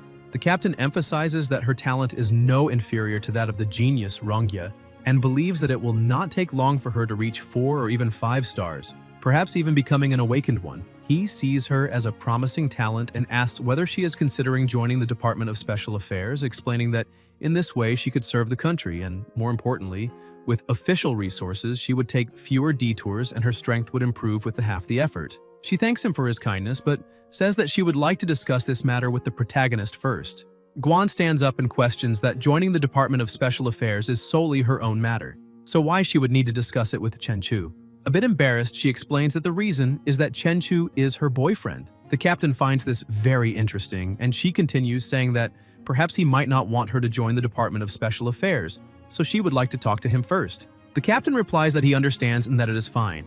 Then he takes out a card and says that the Department of Civil Affairs has already prepared an updated identification document for her, and that after picking it up, she can leave. She thanks him, but when she goes to take the card, the captain holds it and asks her to let the protagonist know that the issue with the Hangzhou Chamber of Commerce has been resolved. and that the 3 groups involved have been wiped out, so he would like her to thank him for the information he provided. She takes the card, saying that she will definitely pass on the message. Guan takes a deep breath, thinking that perhaps she will not join the Department of Special Affairs. Meanwhile, at the protagonist's mansion, his sister floats as she watches him sleep, but she notices that something strange is happening, as his body temperature is rising. When she touches her brother's forehead, the heat is so intense that she almost burns her finger. In his dreams, Chenchu is going through something similar to an evolution. She keeps watching, wondering whether he is just dreaming. 3 days pass and he continues sleeping.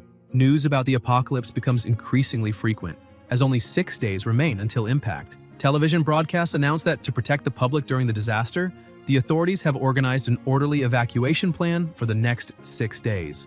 A group of people is organizing to assist with the evacuation, informing that all urban areas and homes within a 10-kilometer radius of the Doomsday Portal will be relocated to a nearby city used as a shelter, and that residents will be able to return to their homes after the apocalypse impact ends. To improve coordination of forces during the imminent Doomsday impact, a unified management of essential resources such as food will be implemented. However, as always, there is resistance from residents, who question where they will live, what they will eat, and who will manage the land they cultivate, since entering the city is not so simple. The authorities state that everyone is voluntarily choosing to go to the designated cities, and that no one will be forced. Even so, if they are willing to gather in the city for safety reasons, the necessary arrangements will be made, guaranteeing at least tents, drinking water, and as much food as possible. Even if residents choose to stay behind and demonic creatures invade, rescue teams will be dispatched as soon as possible because no one will be abandoned lightly. Inside Chenchu's company, Ning watches the news and does not believe that the authorities will really send people on support missions to avoid abandoning anyone, since the available forces are already insufficient and now the focus should be on population management. Leng Yue enters the room saying that as long as their boss is around, they have nothing to worry about, because Chenchu has already made preparations and, together with the city's great magnates, built an apocalypse shelter, allowing them to take refuge there as well. She places several crystals on the table, explaining that they were sent by the protagonist that morning, saying that everyone in the company should take one. Ning asks what they are for. Leng Yue, also not understanding, picks up a crystal, thinking it might be some kind of jewel, but suddenly the crystal explodes in her hand, releasing a concentration of energy. Ning is frightened and asks what is happening. Leng Yue, now floating, wonders whether that might be the power of an evolved being. To test her new abilities, she looks at a knife stuck in an apple, and, with a simple movement, pulls the knife directly into her hand. Ning asks how she managed to do that and whether it could be the effect of the crystal. Leng Yue continues testing her new strength, and when she throws the knife at the roof, she nearly cracks it. She explains that it was a gift from the boss, and that using just one of those crystals could make them evolve instantly. In this way, to deal with the apocalyptic impact, they can now protect themselves. On the Miaoyin app, a hero starts a live broadcast and asks for everyone's attention, as he is about to announce explosive news. He says that the hero called Chenchu, who recently appeared on the internet, needs to be exposed, claiming that he will reveal the great lie that the so-called extraordinary hero is, in fact, merely propped up by special effects. As soon as Guan sees this, he tries to call the protagonist, but his phone is turned off. Irritated, he starts shouting that Alexander from Country Y is directly provoking them. He goes to the protagonist's company, but Ning apologizes, explaining that the boss has not been coming to the company in recent days because he had informed them that he was in seclusion for meditation, preparing for the Doomsday impact. Guan remains irritated, slams the table, and asks whether she is joking with him, saying that it makes no sense for the protagonist to be meditating at a time like this. A bit frightened, she confirms that it is true, because her boss has always liked to do things his own way, and if there is something important, he will simply do it without notifying anyone in advance. The captain asked her to inform the protagonist that Alexander from Country Y is doing a live broadcast exposing supposedly fake evolved beings, claiming to unmask those who only put up a facade. He has already taken down more than 100 people, and at the moment, the protagonist is the face of their country. If he does not appear to respond to the provocation, the country will lose morale in international public opinion and be seen as having a deceitful image. Moreover, in the midst of the Doomsday crisis, if they lose the support of the people, the consequences would be unimaginable. Suddenly, the protagonist appears, saying that if he wants a fight, he just needs to set a time, and that if Alexander does not have money for the plane ticket, he can send the bill because he will make the transfer. The captain is stunned by the protagonist's appearance, as he can barely recognize him. Chenchu has long hair and explains that there are still a few days left before the Doomsday impact, so it was time to update his online image. 10 minutes earlier, at the protagonist's house, Xian was there to deliver food. Shixi answers the door to receive the order. Xian asks whether her brother is still in seclusion. Shixi replies that he still has not woken up and says goodbye as she goes back inside. Xian cannot understand why evolved beings enter seclusion, since it resembles the cultivation methods from novels. However, she does not care about the training method, as long as the person she likes becomes stronger. Tianrui also appears there and greets her. Xian asks whether he came to see Chenchu, and he is surprised to learn that she also did not manage to see him. Xian tells Tianrui not to disturb her future husband because he is still in seclusion. Suddenly, a huge explosion occurs inside the house, releasing a terrifying amount of energy. Tianrui asks what is happening, while a child asks their mother to film it, saying that an immortal has appeared there. Chenchu stands at the center of that energy and his body seems different. Tianrui questions whether he has really ascended to immortality. Xian looks at Chenchu and realizes that he truly has achieved immortality, and because of that, even begins to feel the desire to become a mother. The protagonist continues rising, wrapped in a wonderful sensation of rebirth, feeling incredible. The system notifies that the sword lizard has evolved into the ancient obsidian annihilation dragon and acquired the Emperor gene, allowing him to steal gene fragments from defeated monsters. Realizing that his power has increased drastically, he decides to test his new body after completing the transformation. Back in the present, inside the office, Guan warns him that Alexander is a major star in the International Alliance of Evolved Beings, and that if the protagonist does nothing in response to the accusations, the Office of Special Affairs will lose international credibility. Chenchu tells Guan not to worry, saying that this is just a minor matter. The captain starts to smile when he sees how confident the protagonist is, believing that there will be no problems. Therefore, he decides to issue a formal letter of challenge to Country Y in the name of the Secretariat of Special Affairs. However, he emphasizes that, in the face of the doomsday crisis, international relations are as fragile as paper, and that the protagonist must win this fight in a beautiful way, not a disgraceful one. Chenchu asks whether he really needs to consider international relations, since that would be the hardest part, more difficult than simply defeating that idiot, and even though he understands, he asks whether they could not go a little easier on him in the arena of Country Y. In the arena, on the territory of Country Y, Alexander, the Sword Saint, has gathered thousands of people and through the live broadcast, raises his sword, calling the protagonist a special effects hero from Country Z, and saying that he will expose his true face to the entire world. The broadcast attracts more and more viewers, but the big screen still shows nothing. Alexander begins to laugh, asking whether he's afraid to accept the challenge, saying that he did not expect the strongest creature of Country Z to be so incompetent. A few hours earlier, the protagonist had asked whether the challenge would be held in Country Y the next morning. Guan explains that they have only 6 hours to get there, traveling roughly 10,000 kilometers, and that a crucial factor in determining the strength of an evolved being is speed level. Apparently, Alexander's plan is to test the protagonist's speed and endurance in this way, exposing the reality in front of everyone. The protagonist agrees, acknowledging that this is a very shrewd strategy, because if he fails to arrive on time, he will be successfully exposed. The captain explains that the Department of Special Affairs will provide him with a dedicated aircraft, and that a fighter jet can reach Mach 2, and that, including aerial refueling time, they could get him there in at most 5 hours. Guan asks the protagonist to trust their mobilization capabilities, but Chenchu refuses, saying that 5 hours is still too long. The captain shouts that this is the Department of Special Affairs and that he cannot cause trouble, but the protagonist simply shoots off, flying away like a bolt of light.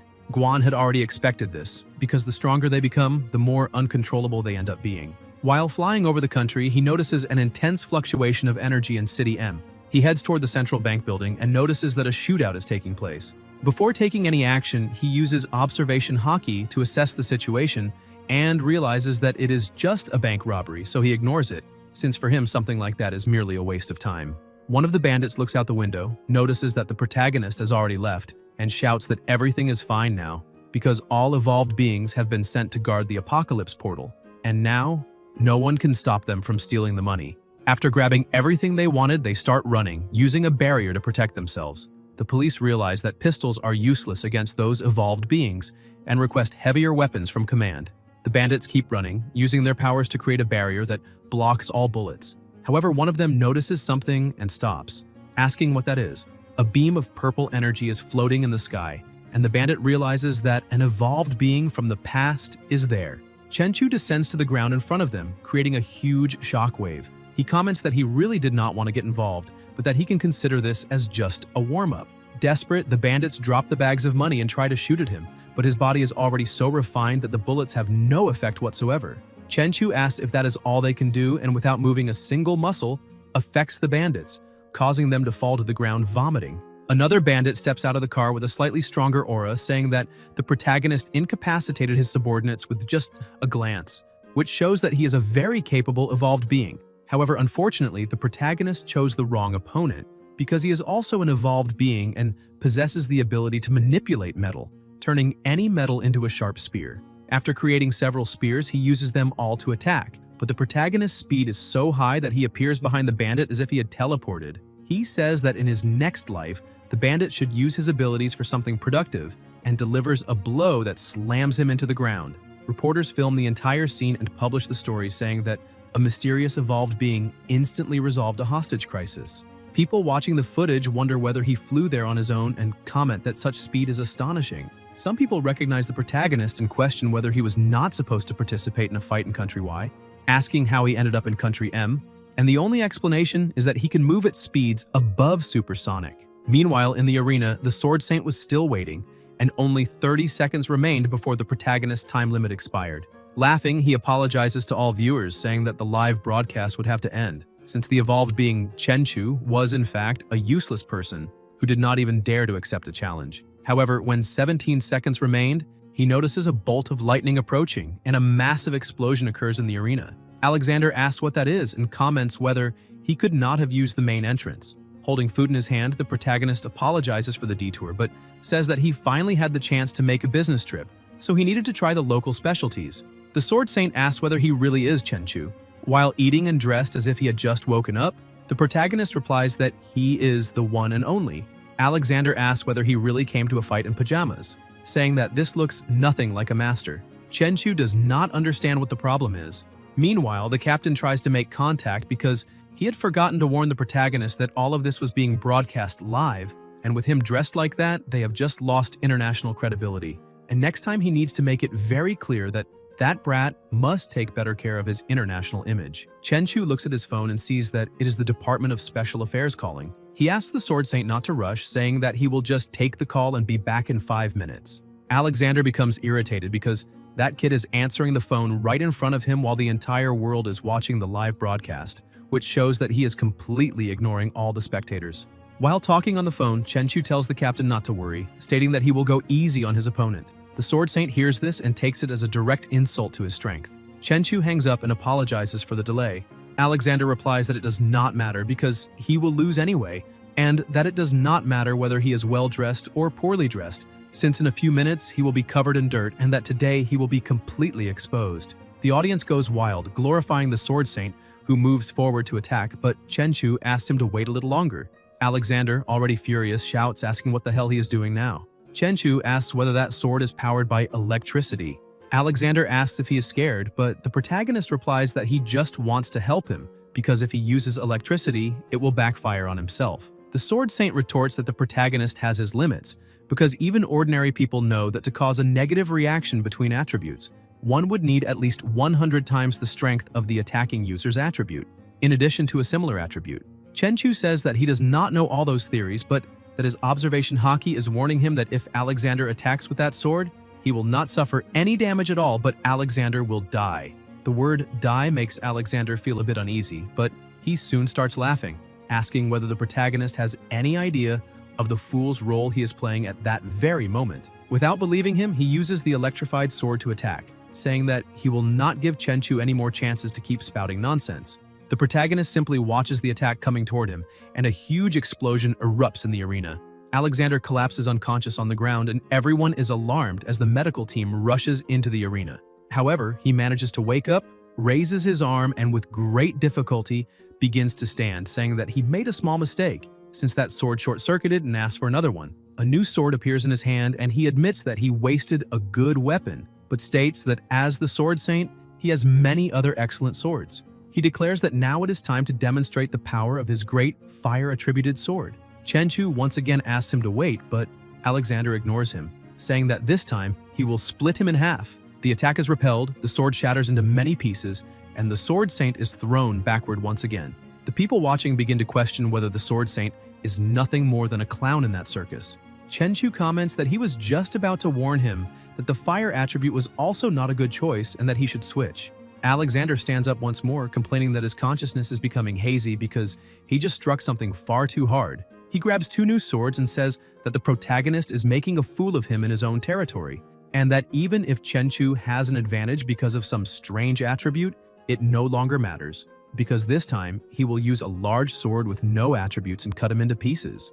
At that moment, Chenchu receives another call and once again asks him to wait. Alexander asks whether they are ever actually going to fight. Chenchu answers the Department of Special Affairs and explains that he did not attack the Sword Saint of his own will, therefore he should not bear the blame. The department scolds him and the protagonist replies that he understands what they mean about international image, but emphasizes that it was the opponent who started everything and that he is trying to smash his head against a brick wall, something he cannot prevent. The Sword Saint realizes that he is being humiliated and starts attacking furiously, saying that he no longer cares about international image and just wants to eliminate him. Chenchu simply dodges all the attacks while continuing to speak on the phone, informing the department that his opponent is not prioritizing international image by attacking someone who had no intention of fighting back. He adds that he has already given enough room and asks whether he can now retaliate. Stopping on top of Alexander's sword, he tells the department that he understands and knows his limits.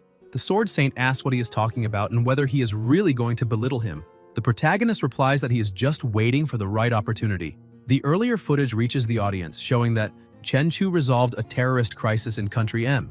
The report states that, at that very moment, the protagonist was on his way to the duel against the Sword Saint, who claimed to be exposing fakes. The audience begins to grow confused, asking whether it was the same person, because someone of that level could hardly be a fraud. The protagonist finally finds his opportunity and emphasizes that the true heroes are now working tirelessly to fight against the tide of the apocalypse, confronting the chaos engulfing the entire world. Meanwhile, the false hero, under the pretext of exposing imposters, is there acting like a clown, constantly creating conflicts just to attract attention. He then throws a question to everyone present and to those watching online: who truly deserves to be exposed? Chenchu looks at the Sword Saint and asks whether, after exposing so many evolved beings, he himself is not the one whose power level is the most inflated. The crowd begins shouting that the Sword Saint is the real fraud. Alexander starts to lose control and yells that the imposter and the clown is clearly the protagonist, but Chenchu loses his patience and, using only a single finger, wins the fight, leaving the Sword Saint unconscious on the ground. He answers the phone and informs the department that everything has been taken care of and that he is now heading back. He also states that the apocalypse should not be treated like a live broadcast, because the apocalypse is a bloody reality. Yet, ironically, some people use lenses and cameras solely to chase fame. Therefore, he leaves everyone with a question to reflect on. When the shadow of the apocalypse covers the entire world, who should be the true hero?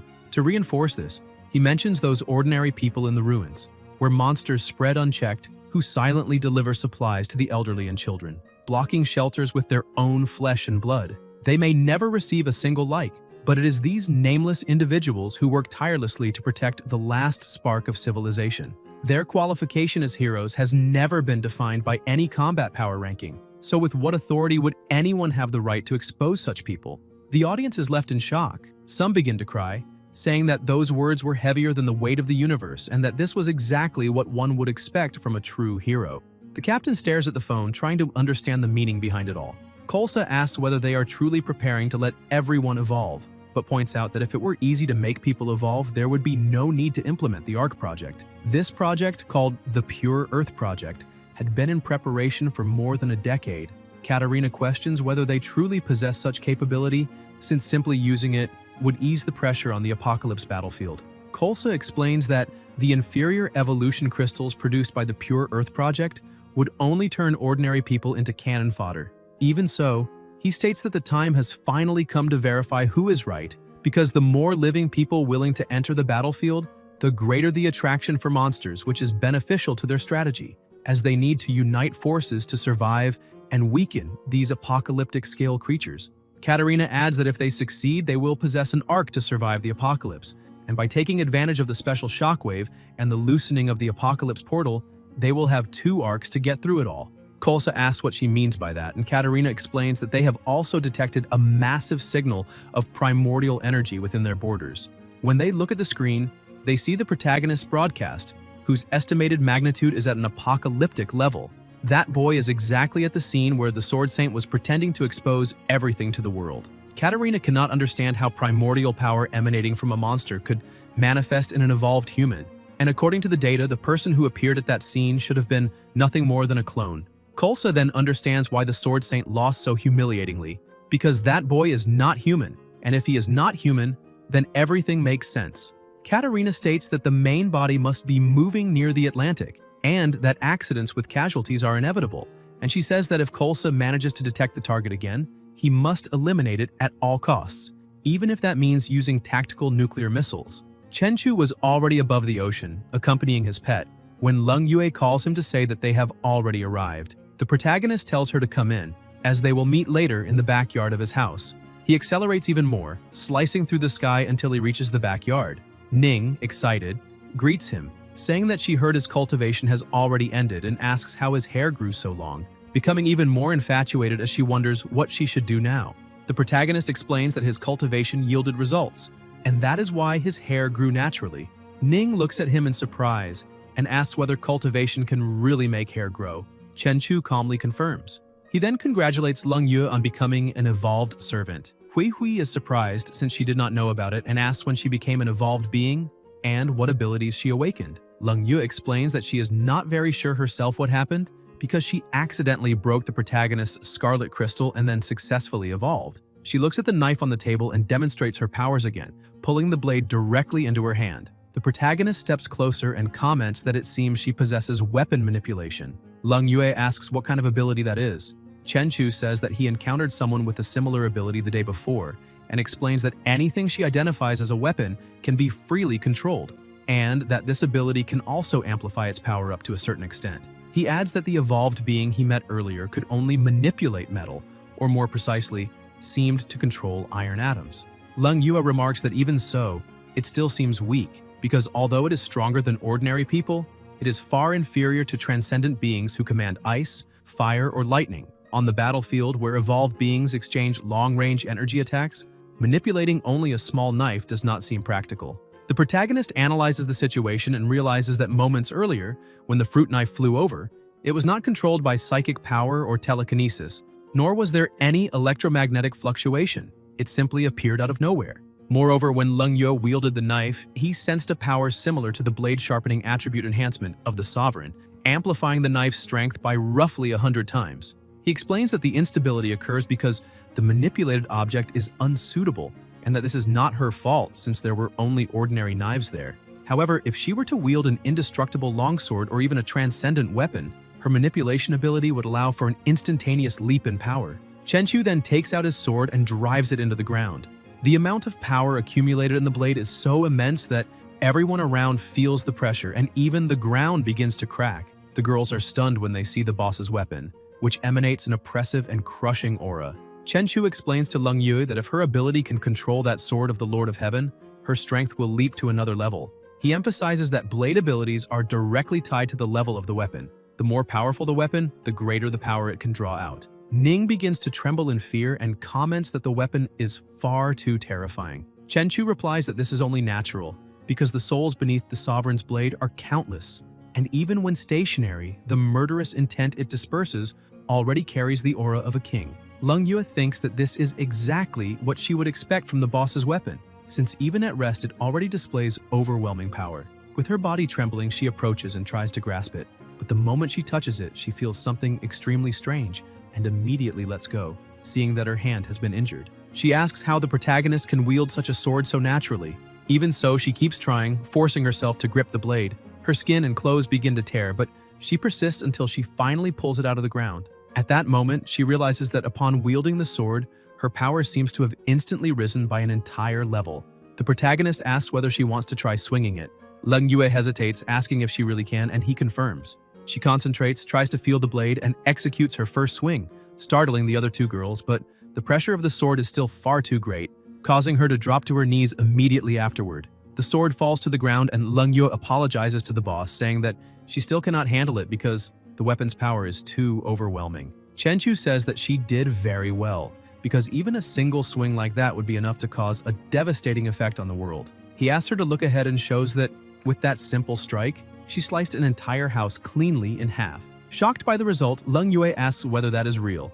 The protagonist confirms it, but emphasizes that she still needs more control and that, for that, the weapon she uses must be transcendent and more suitable. However, that is a conversation for another time, and now he says he will treat everyone to a grand lunch. After lunch, Leng Yue will accompany him alone. She asks what he means by that, and Chen Chu explains that they will go to the Department of Special Affairs so he can obtain a transcendent weapon from the captain. Meanwhile, the Global Defense System issues an alert stating that source energy reactions have been detected and that the rift of Doomsday Portal number 2 is expanding to a critical point. The leading segments of the target have already visibly breached the barrier, and the estimated time for complete passage is 120 seconds. Strategically positioned war constellations begin opening fire, destroying everything ahead. The report indicates that the leading parts of the monster were struck by heavy artillery, but even so, it could not be stopped and continues crossing the Doomsday Portal.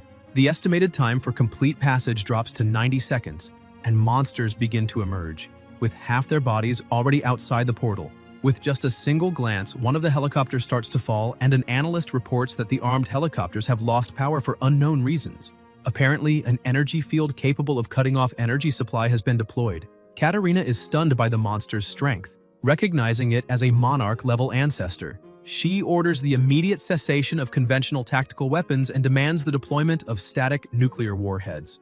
A young man tries to warn her that soldiers are still on the front line, but as a colonel, she simply asserts her authority and orders him to carry out her command without question. The nuclear missile is launched, but the monster manages to disable it midair. Kolsa suddenly appears and kicks the missile, sending it straight into the monster's mouth and triggering a massive explosion. Katarina watches in silence, thinking that ordinary people do not know this. But in truth, faced with doomsday portals across multiple countries, countless superweapons have already been used to kill monarch-level monsters. This is also why nations have managed to contain, for so many years, the countless monsters on the other side of the apocalypse gates. Throughout this time, whenever large-scale monster assaults occurred, king and monarch-level creatures appeared, and nuclear bombs, hydrogen bombs, and thermonuclear weapons were continuously used to suppress them, whether through large-scale devastation or targeted annihilation. The most powerful weapons at humanity's disposal have always been the best means of delaying the arrival of the apocalypse. However, she does not know how long this can truly prolong humanity's fate. It may last 3 months, 3 years, or even the next 30 years, no one really knows. After the monster's defeat, Katarina shouts that they must now do everything possible to recover the source energy within the creature's body, and that even if they have to endure radiation, they will be creating a new future for humanity. In this way, the deaths will ultimately become a glorious sacrifice for all humankind. Because everyone has boarded the same great ship, they will pass through this doomsday portal together and open a new home for humanity. This is the magnificent ARC project. Meanwhile, at the Special Affairs Bureau, the protagonist and his secretary had just arrived. Leng Yue asks if that is really the place where evolved beings are managed. Chen Chu says he is a friend of Director Guan, so they should be able to find a good weapon that suits her. Suddenly, a car stops in front of them and Qian Qian steps out, asking the protagonist who the woman beside him is. Chen Chu introduces Leng Yue, explaining that she is his secretary and also an evolved being who recently advanced. He then introduces Qian Qian to his secretary as well. Qian Qian looks at Leng Yue without saying anything. Leng Yue takes the initiative to greet her, and Qian Qian greets her back, thinking that her appearance is indeed better. The protagonist emphasizes that he does not want any kind of argument between them, since in the future they may be fighting together as a team. Shortly afterward, inside Guan's office, he remarks that the protagonist's battle truly boosted their image. Now everyone is saying that the evolved beings under their command are at the level of a great nation, and all of that is thanks to him. Chen Chu tells him to save all those compliments and thanks for later, because he is there for something else. The director asks what he needs at the moment. Chen Chu snaps his fingers and the two women walk in at the same time. The director greets Qian Qian and comments that the other woman's face looks somewhat familiar, as if he has seen her somewhere before. Leng Yue introduces herself, stating her name and that she is currently the protagonist's personal secretary. Guan is impressed and jokes that Chen Chu really knows how to enjoy himself, saying that if he has free time, he would like to learn a bit from him. However, the protagonist asks them to stop talking nonsense, since he is there to register the status of an evolved being. The director explains that there was no need for Chen Chu to come in person, since he already issued Miss Quan Kaiyan's evolved being certificate. The protagonist says it is not about Qian Qian.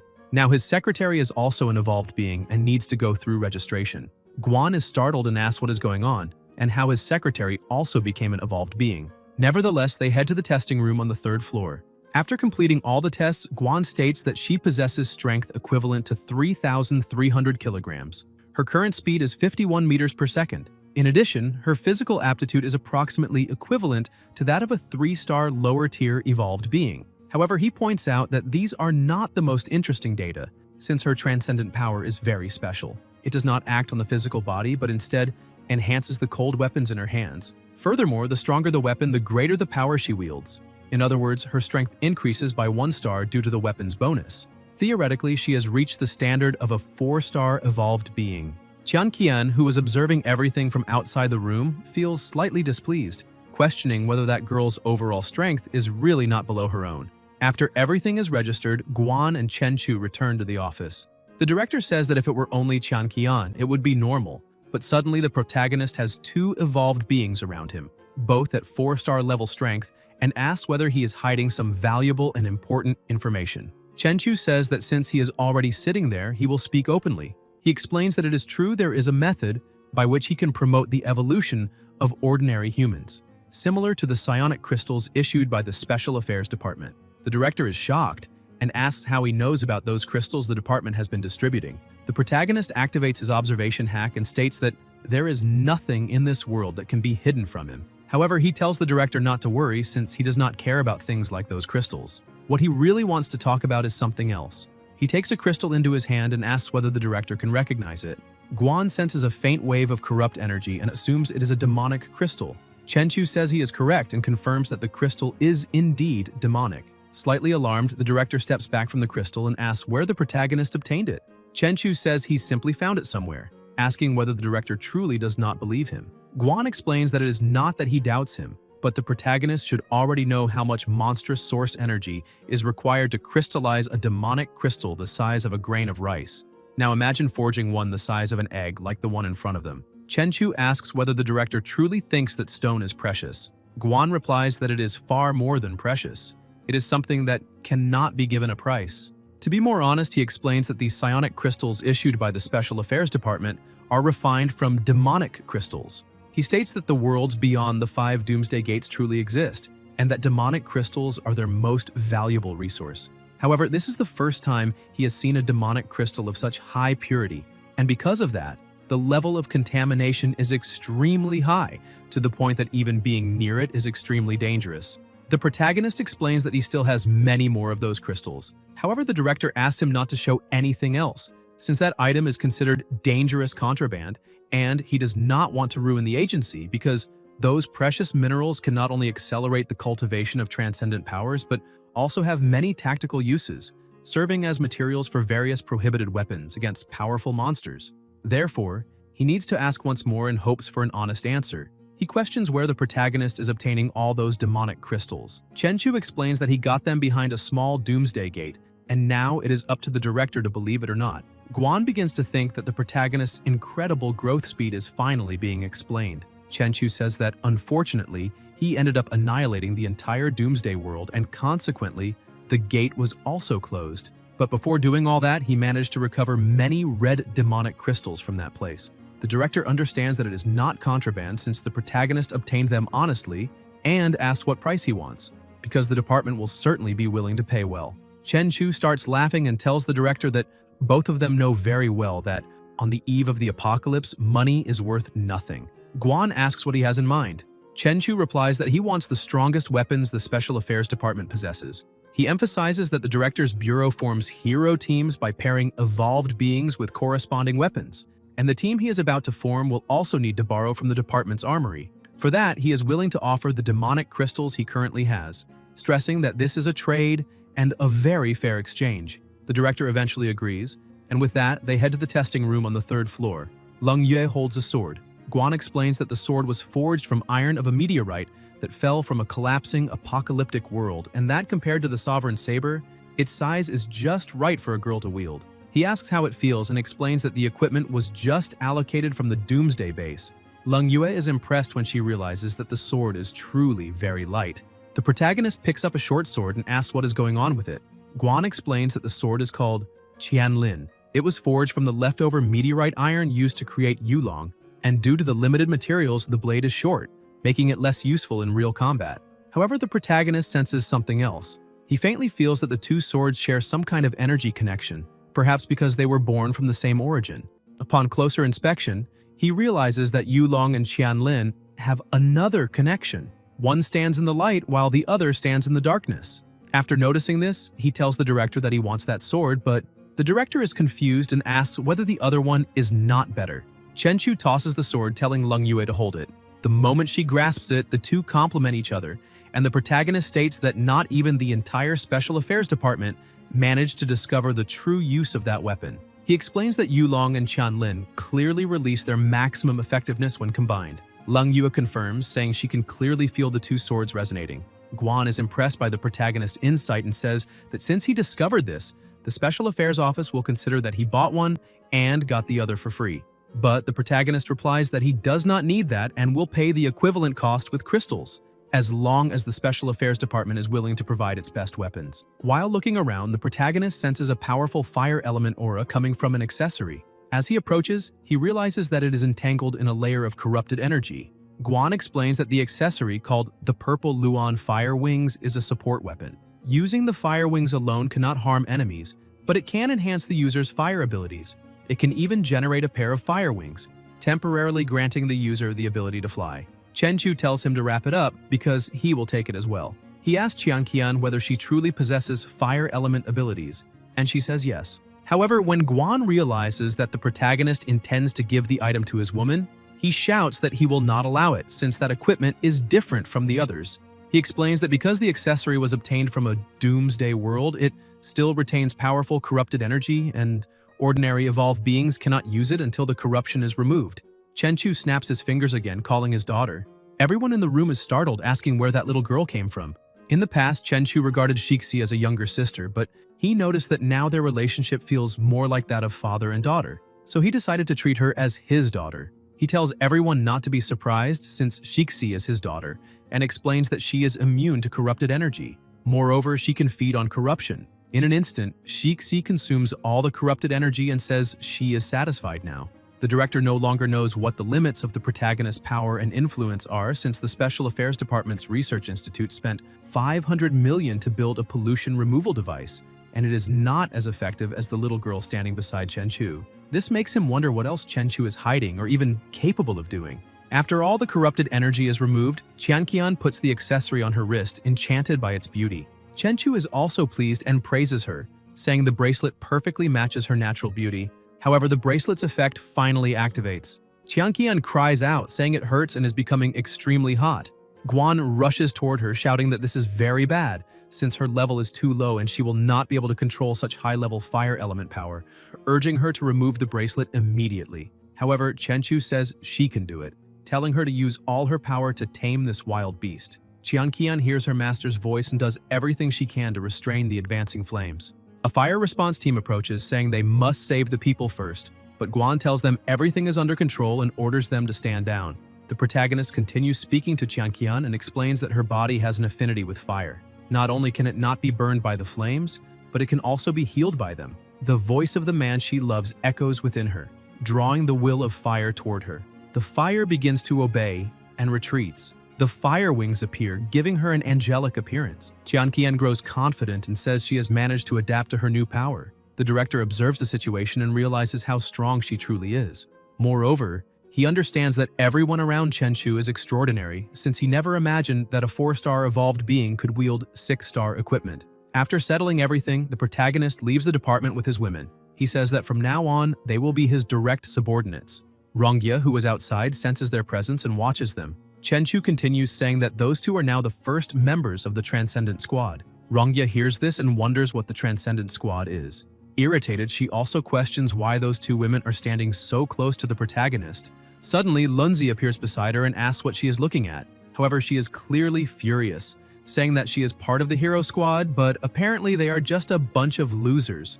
Lunzi is a little startled and asks whether she had a bad morning.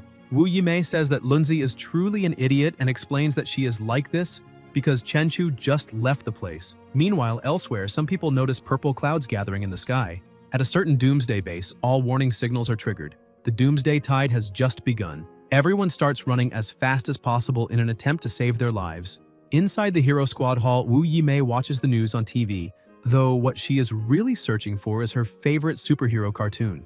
Annoyed that she cannot watch what she wants, she turns off the television and points out that the news says that once the doomsday tide begins, ordinary people must stay at home. However, the government cannot even manage to broadcast the TV signal she likes, so how are ordinary people supposed to endure this? Pan Hao walks into the room and says they are the Hero Squad, so they must immediately head out into the streets to protect the citizens, and she should stop worrying about useless things like a cartoon. The director also enters the room and asks if they are ready. Everyone is surprised, and he emphasizes that now is the time to show their true worth. He explains that this time, with the Doomsday Tide, not only have the main Doomsday Gates become active, but secondary gates have also appeared in various regions. Therefore, not only are there numerous monsters, but their forms are varied and their emergence locations are not fixed. For that reason, the few evolved beings who have recently reached the 4-star level must deal with ordinary invasions of 3-star monsters, which should be more than enough for them. According to the information, a very small number of 4-star monsters have appeared on the streets. They are currently causing widespread destruction and are extremely dangerous. Zhongwen tells Guan that even the weakest member of the squad, Lunzi, has reached the early 4-star level, so now they can handle 4-star monsters without any problems. Lunzi feels a bit embarrassed and asks his captain not to say such things. The director explains that their strength is not the issue since they are all promising talents he personally cultivated. However, what he truly wants is for them to use this apocalyptic tide to further temper and enhance their strength and abilities so that they can reach the 5-star level. Everyone stands up excitedly, saying they understand and will not fail their master's expectations. Rongya asks whether Chenchu agreed to help. Guan replies that the protagonist most likely will. Meanwhile, at Chenchu's house, a little girl rings the doorbell. He had been observing his two subordinates as they trained and thinks that, apparently, they are managing to calibrate their equipment and abilities without problems. His daughter tells him that a girl is calling at the front door. When he answers, the girl is amazed to see that he really is Chenchu. The protagonist recognizes her and asks whether she is the one from the 8-headed serpent sect. The girl says yes and explains that her name is Inaba Yuko, though within the organization she goes by Inari. Chenchu recalls that she is the fox goddess with the ability to analyze information. She calls him Lord and thanks him for saving her life in the past, explaining that after she returned, she tried to learn more about him, but did not expect him to be considered a celebrity there. So she quickly conducted a search and found his address. Chenchu realizes that he can no longer hide his identity. However, he asks why she is there and whether she needs help with something. Yuko explains that she has come seeking refuge. He quickly understands the situation and brings her inside, explaining everything to his companions and introducing her, saying her name is Inaba Yuko and that he saved her while dealing with some trouble on the island. In addition, she said she had no money to eat at home, so she came there seeking shelter. The two women feel a little awkward, thinking that the girl might just be taking advantage of the situation. However, Yuko decides to demonstrate some of her abilities, and after putting on her mask, says she can see that Qianqian is a fire element controller currently in the middle stage of 4 stars. Leng Yue is a 3-star weapon controller, but with a weapon in hand, her power can reach 4 stars.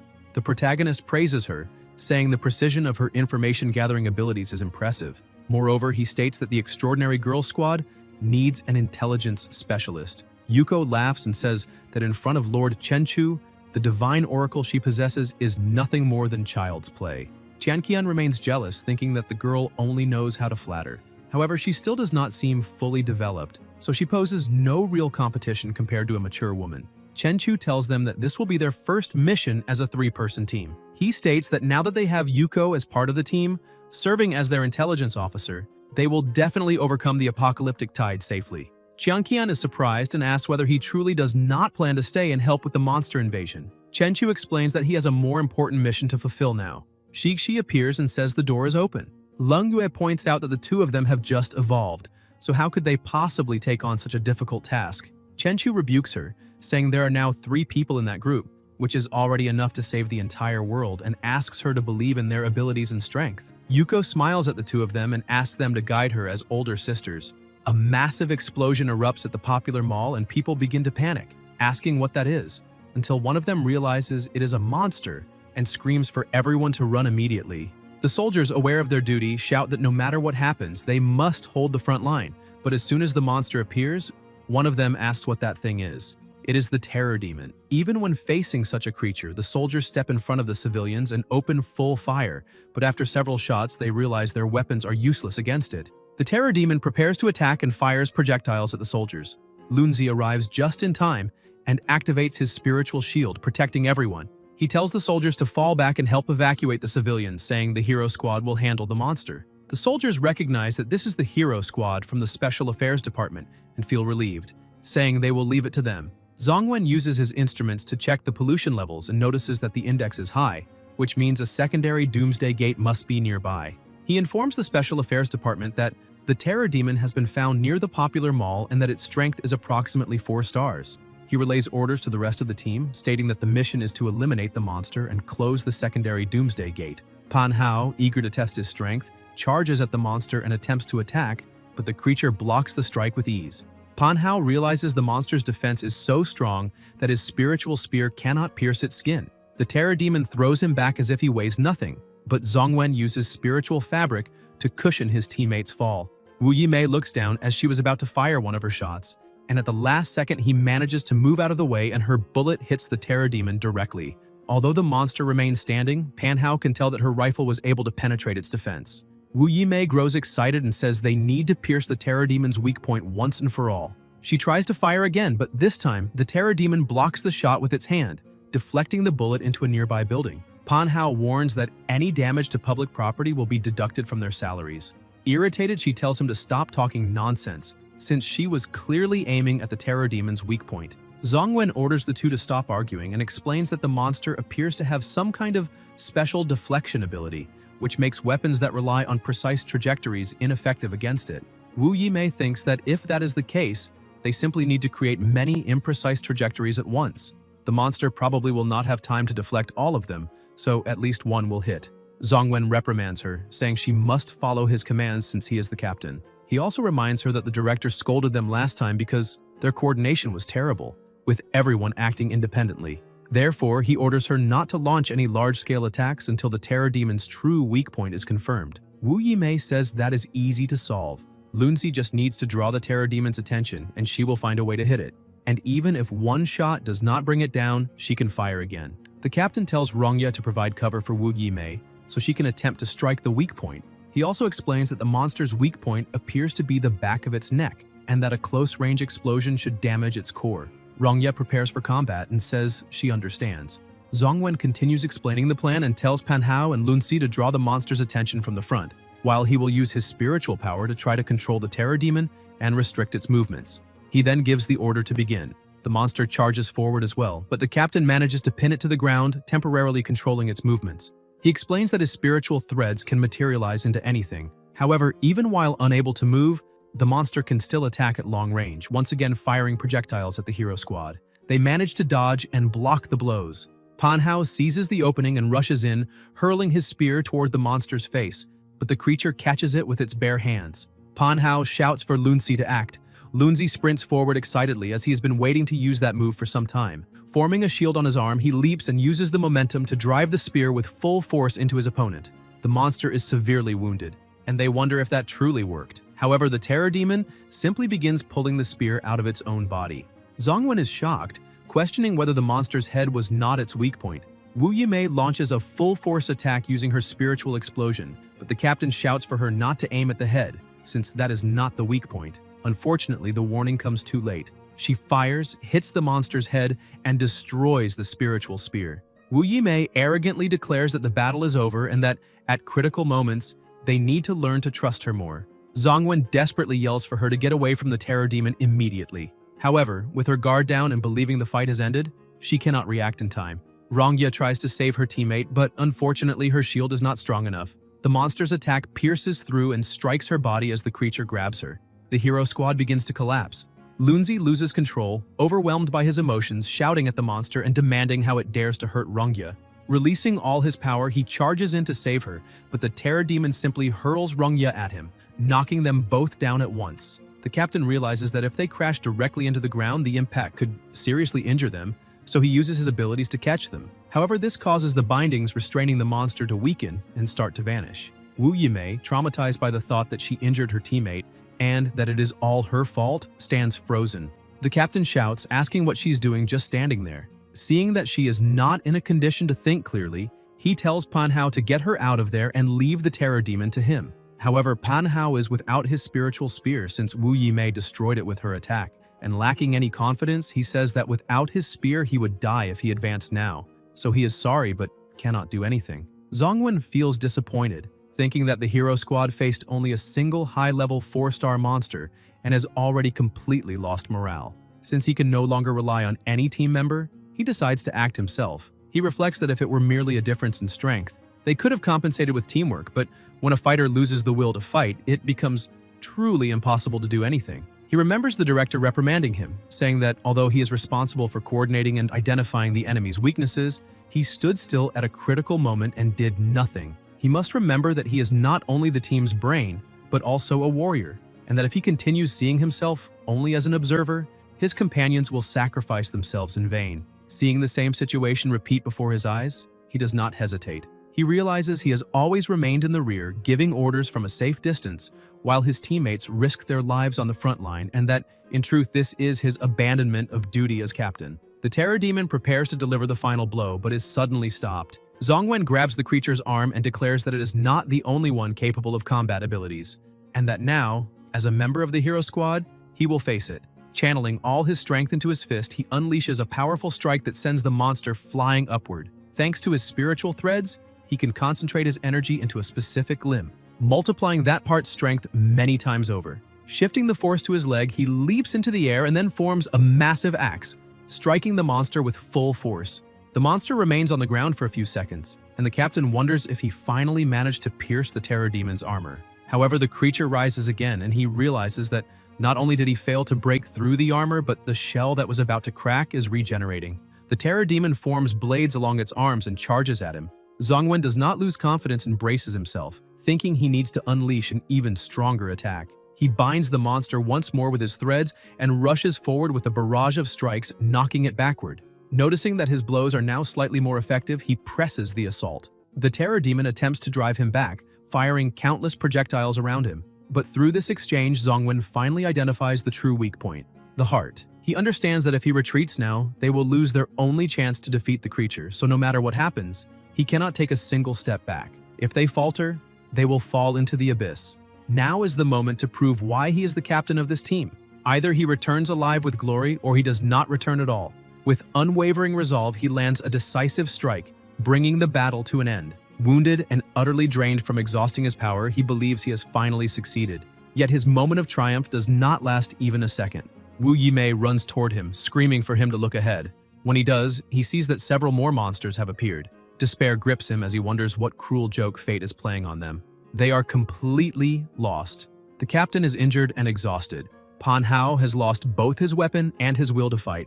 Wu Yimei is still in shock. Rongya is gravely wounded, and Lunzi has not returned to formation. Manhwa drops to his knees, shouting that they are still too weak. Even after reaching 4-star strength to face a monster 1 star above them, they paid a terrible price. And now, with so many 5-star monsters present, it is essentially impossible to do anything. The captain understands that the burden of intelligence is always knowing what must be done. He orders the others to leave and take Rongya and Lunzi with them, even as unbearable pain courses through him, as if every bone in his body were shattered. He gathers the last of his strength and says that the Special Affairs Department must still have the power to protect them and overcome this doomsday. They must treat this day as a lesson and grow stronger in the future. Wu Yimei tries to stop him, saying they cannot abandon him, but Zongwen shouts that they are weak and cannot do anything, so they must not sacrifice themselves in vain. Before they can finish arguing, one of the monsters approaches unnoticed and grabs the captain by the head.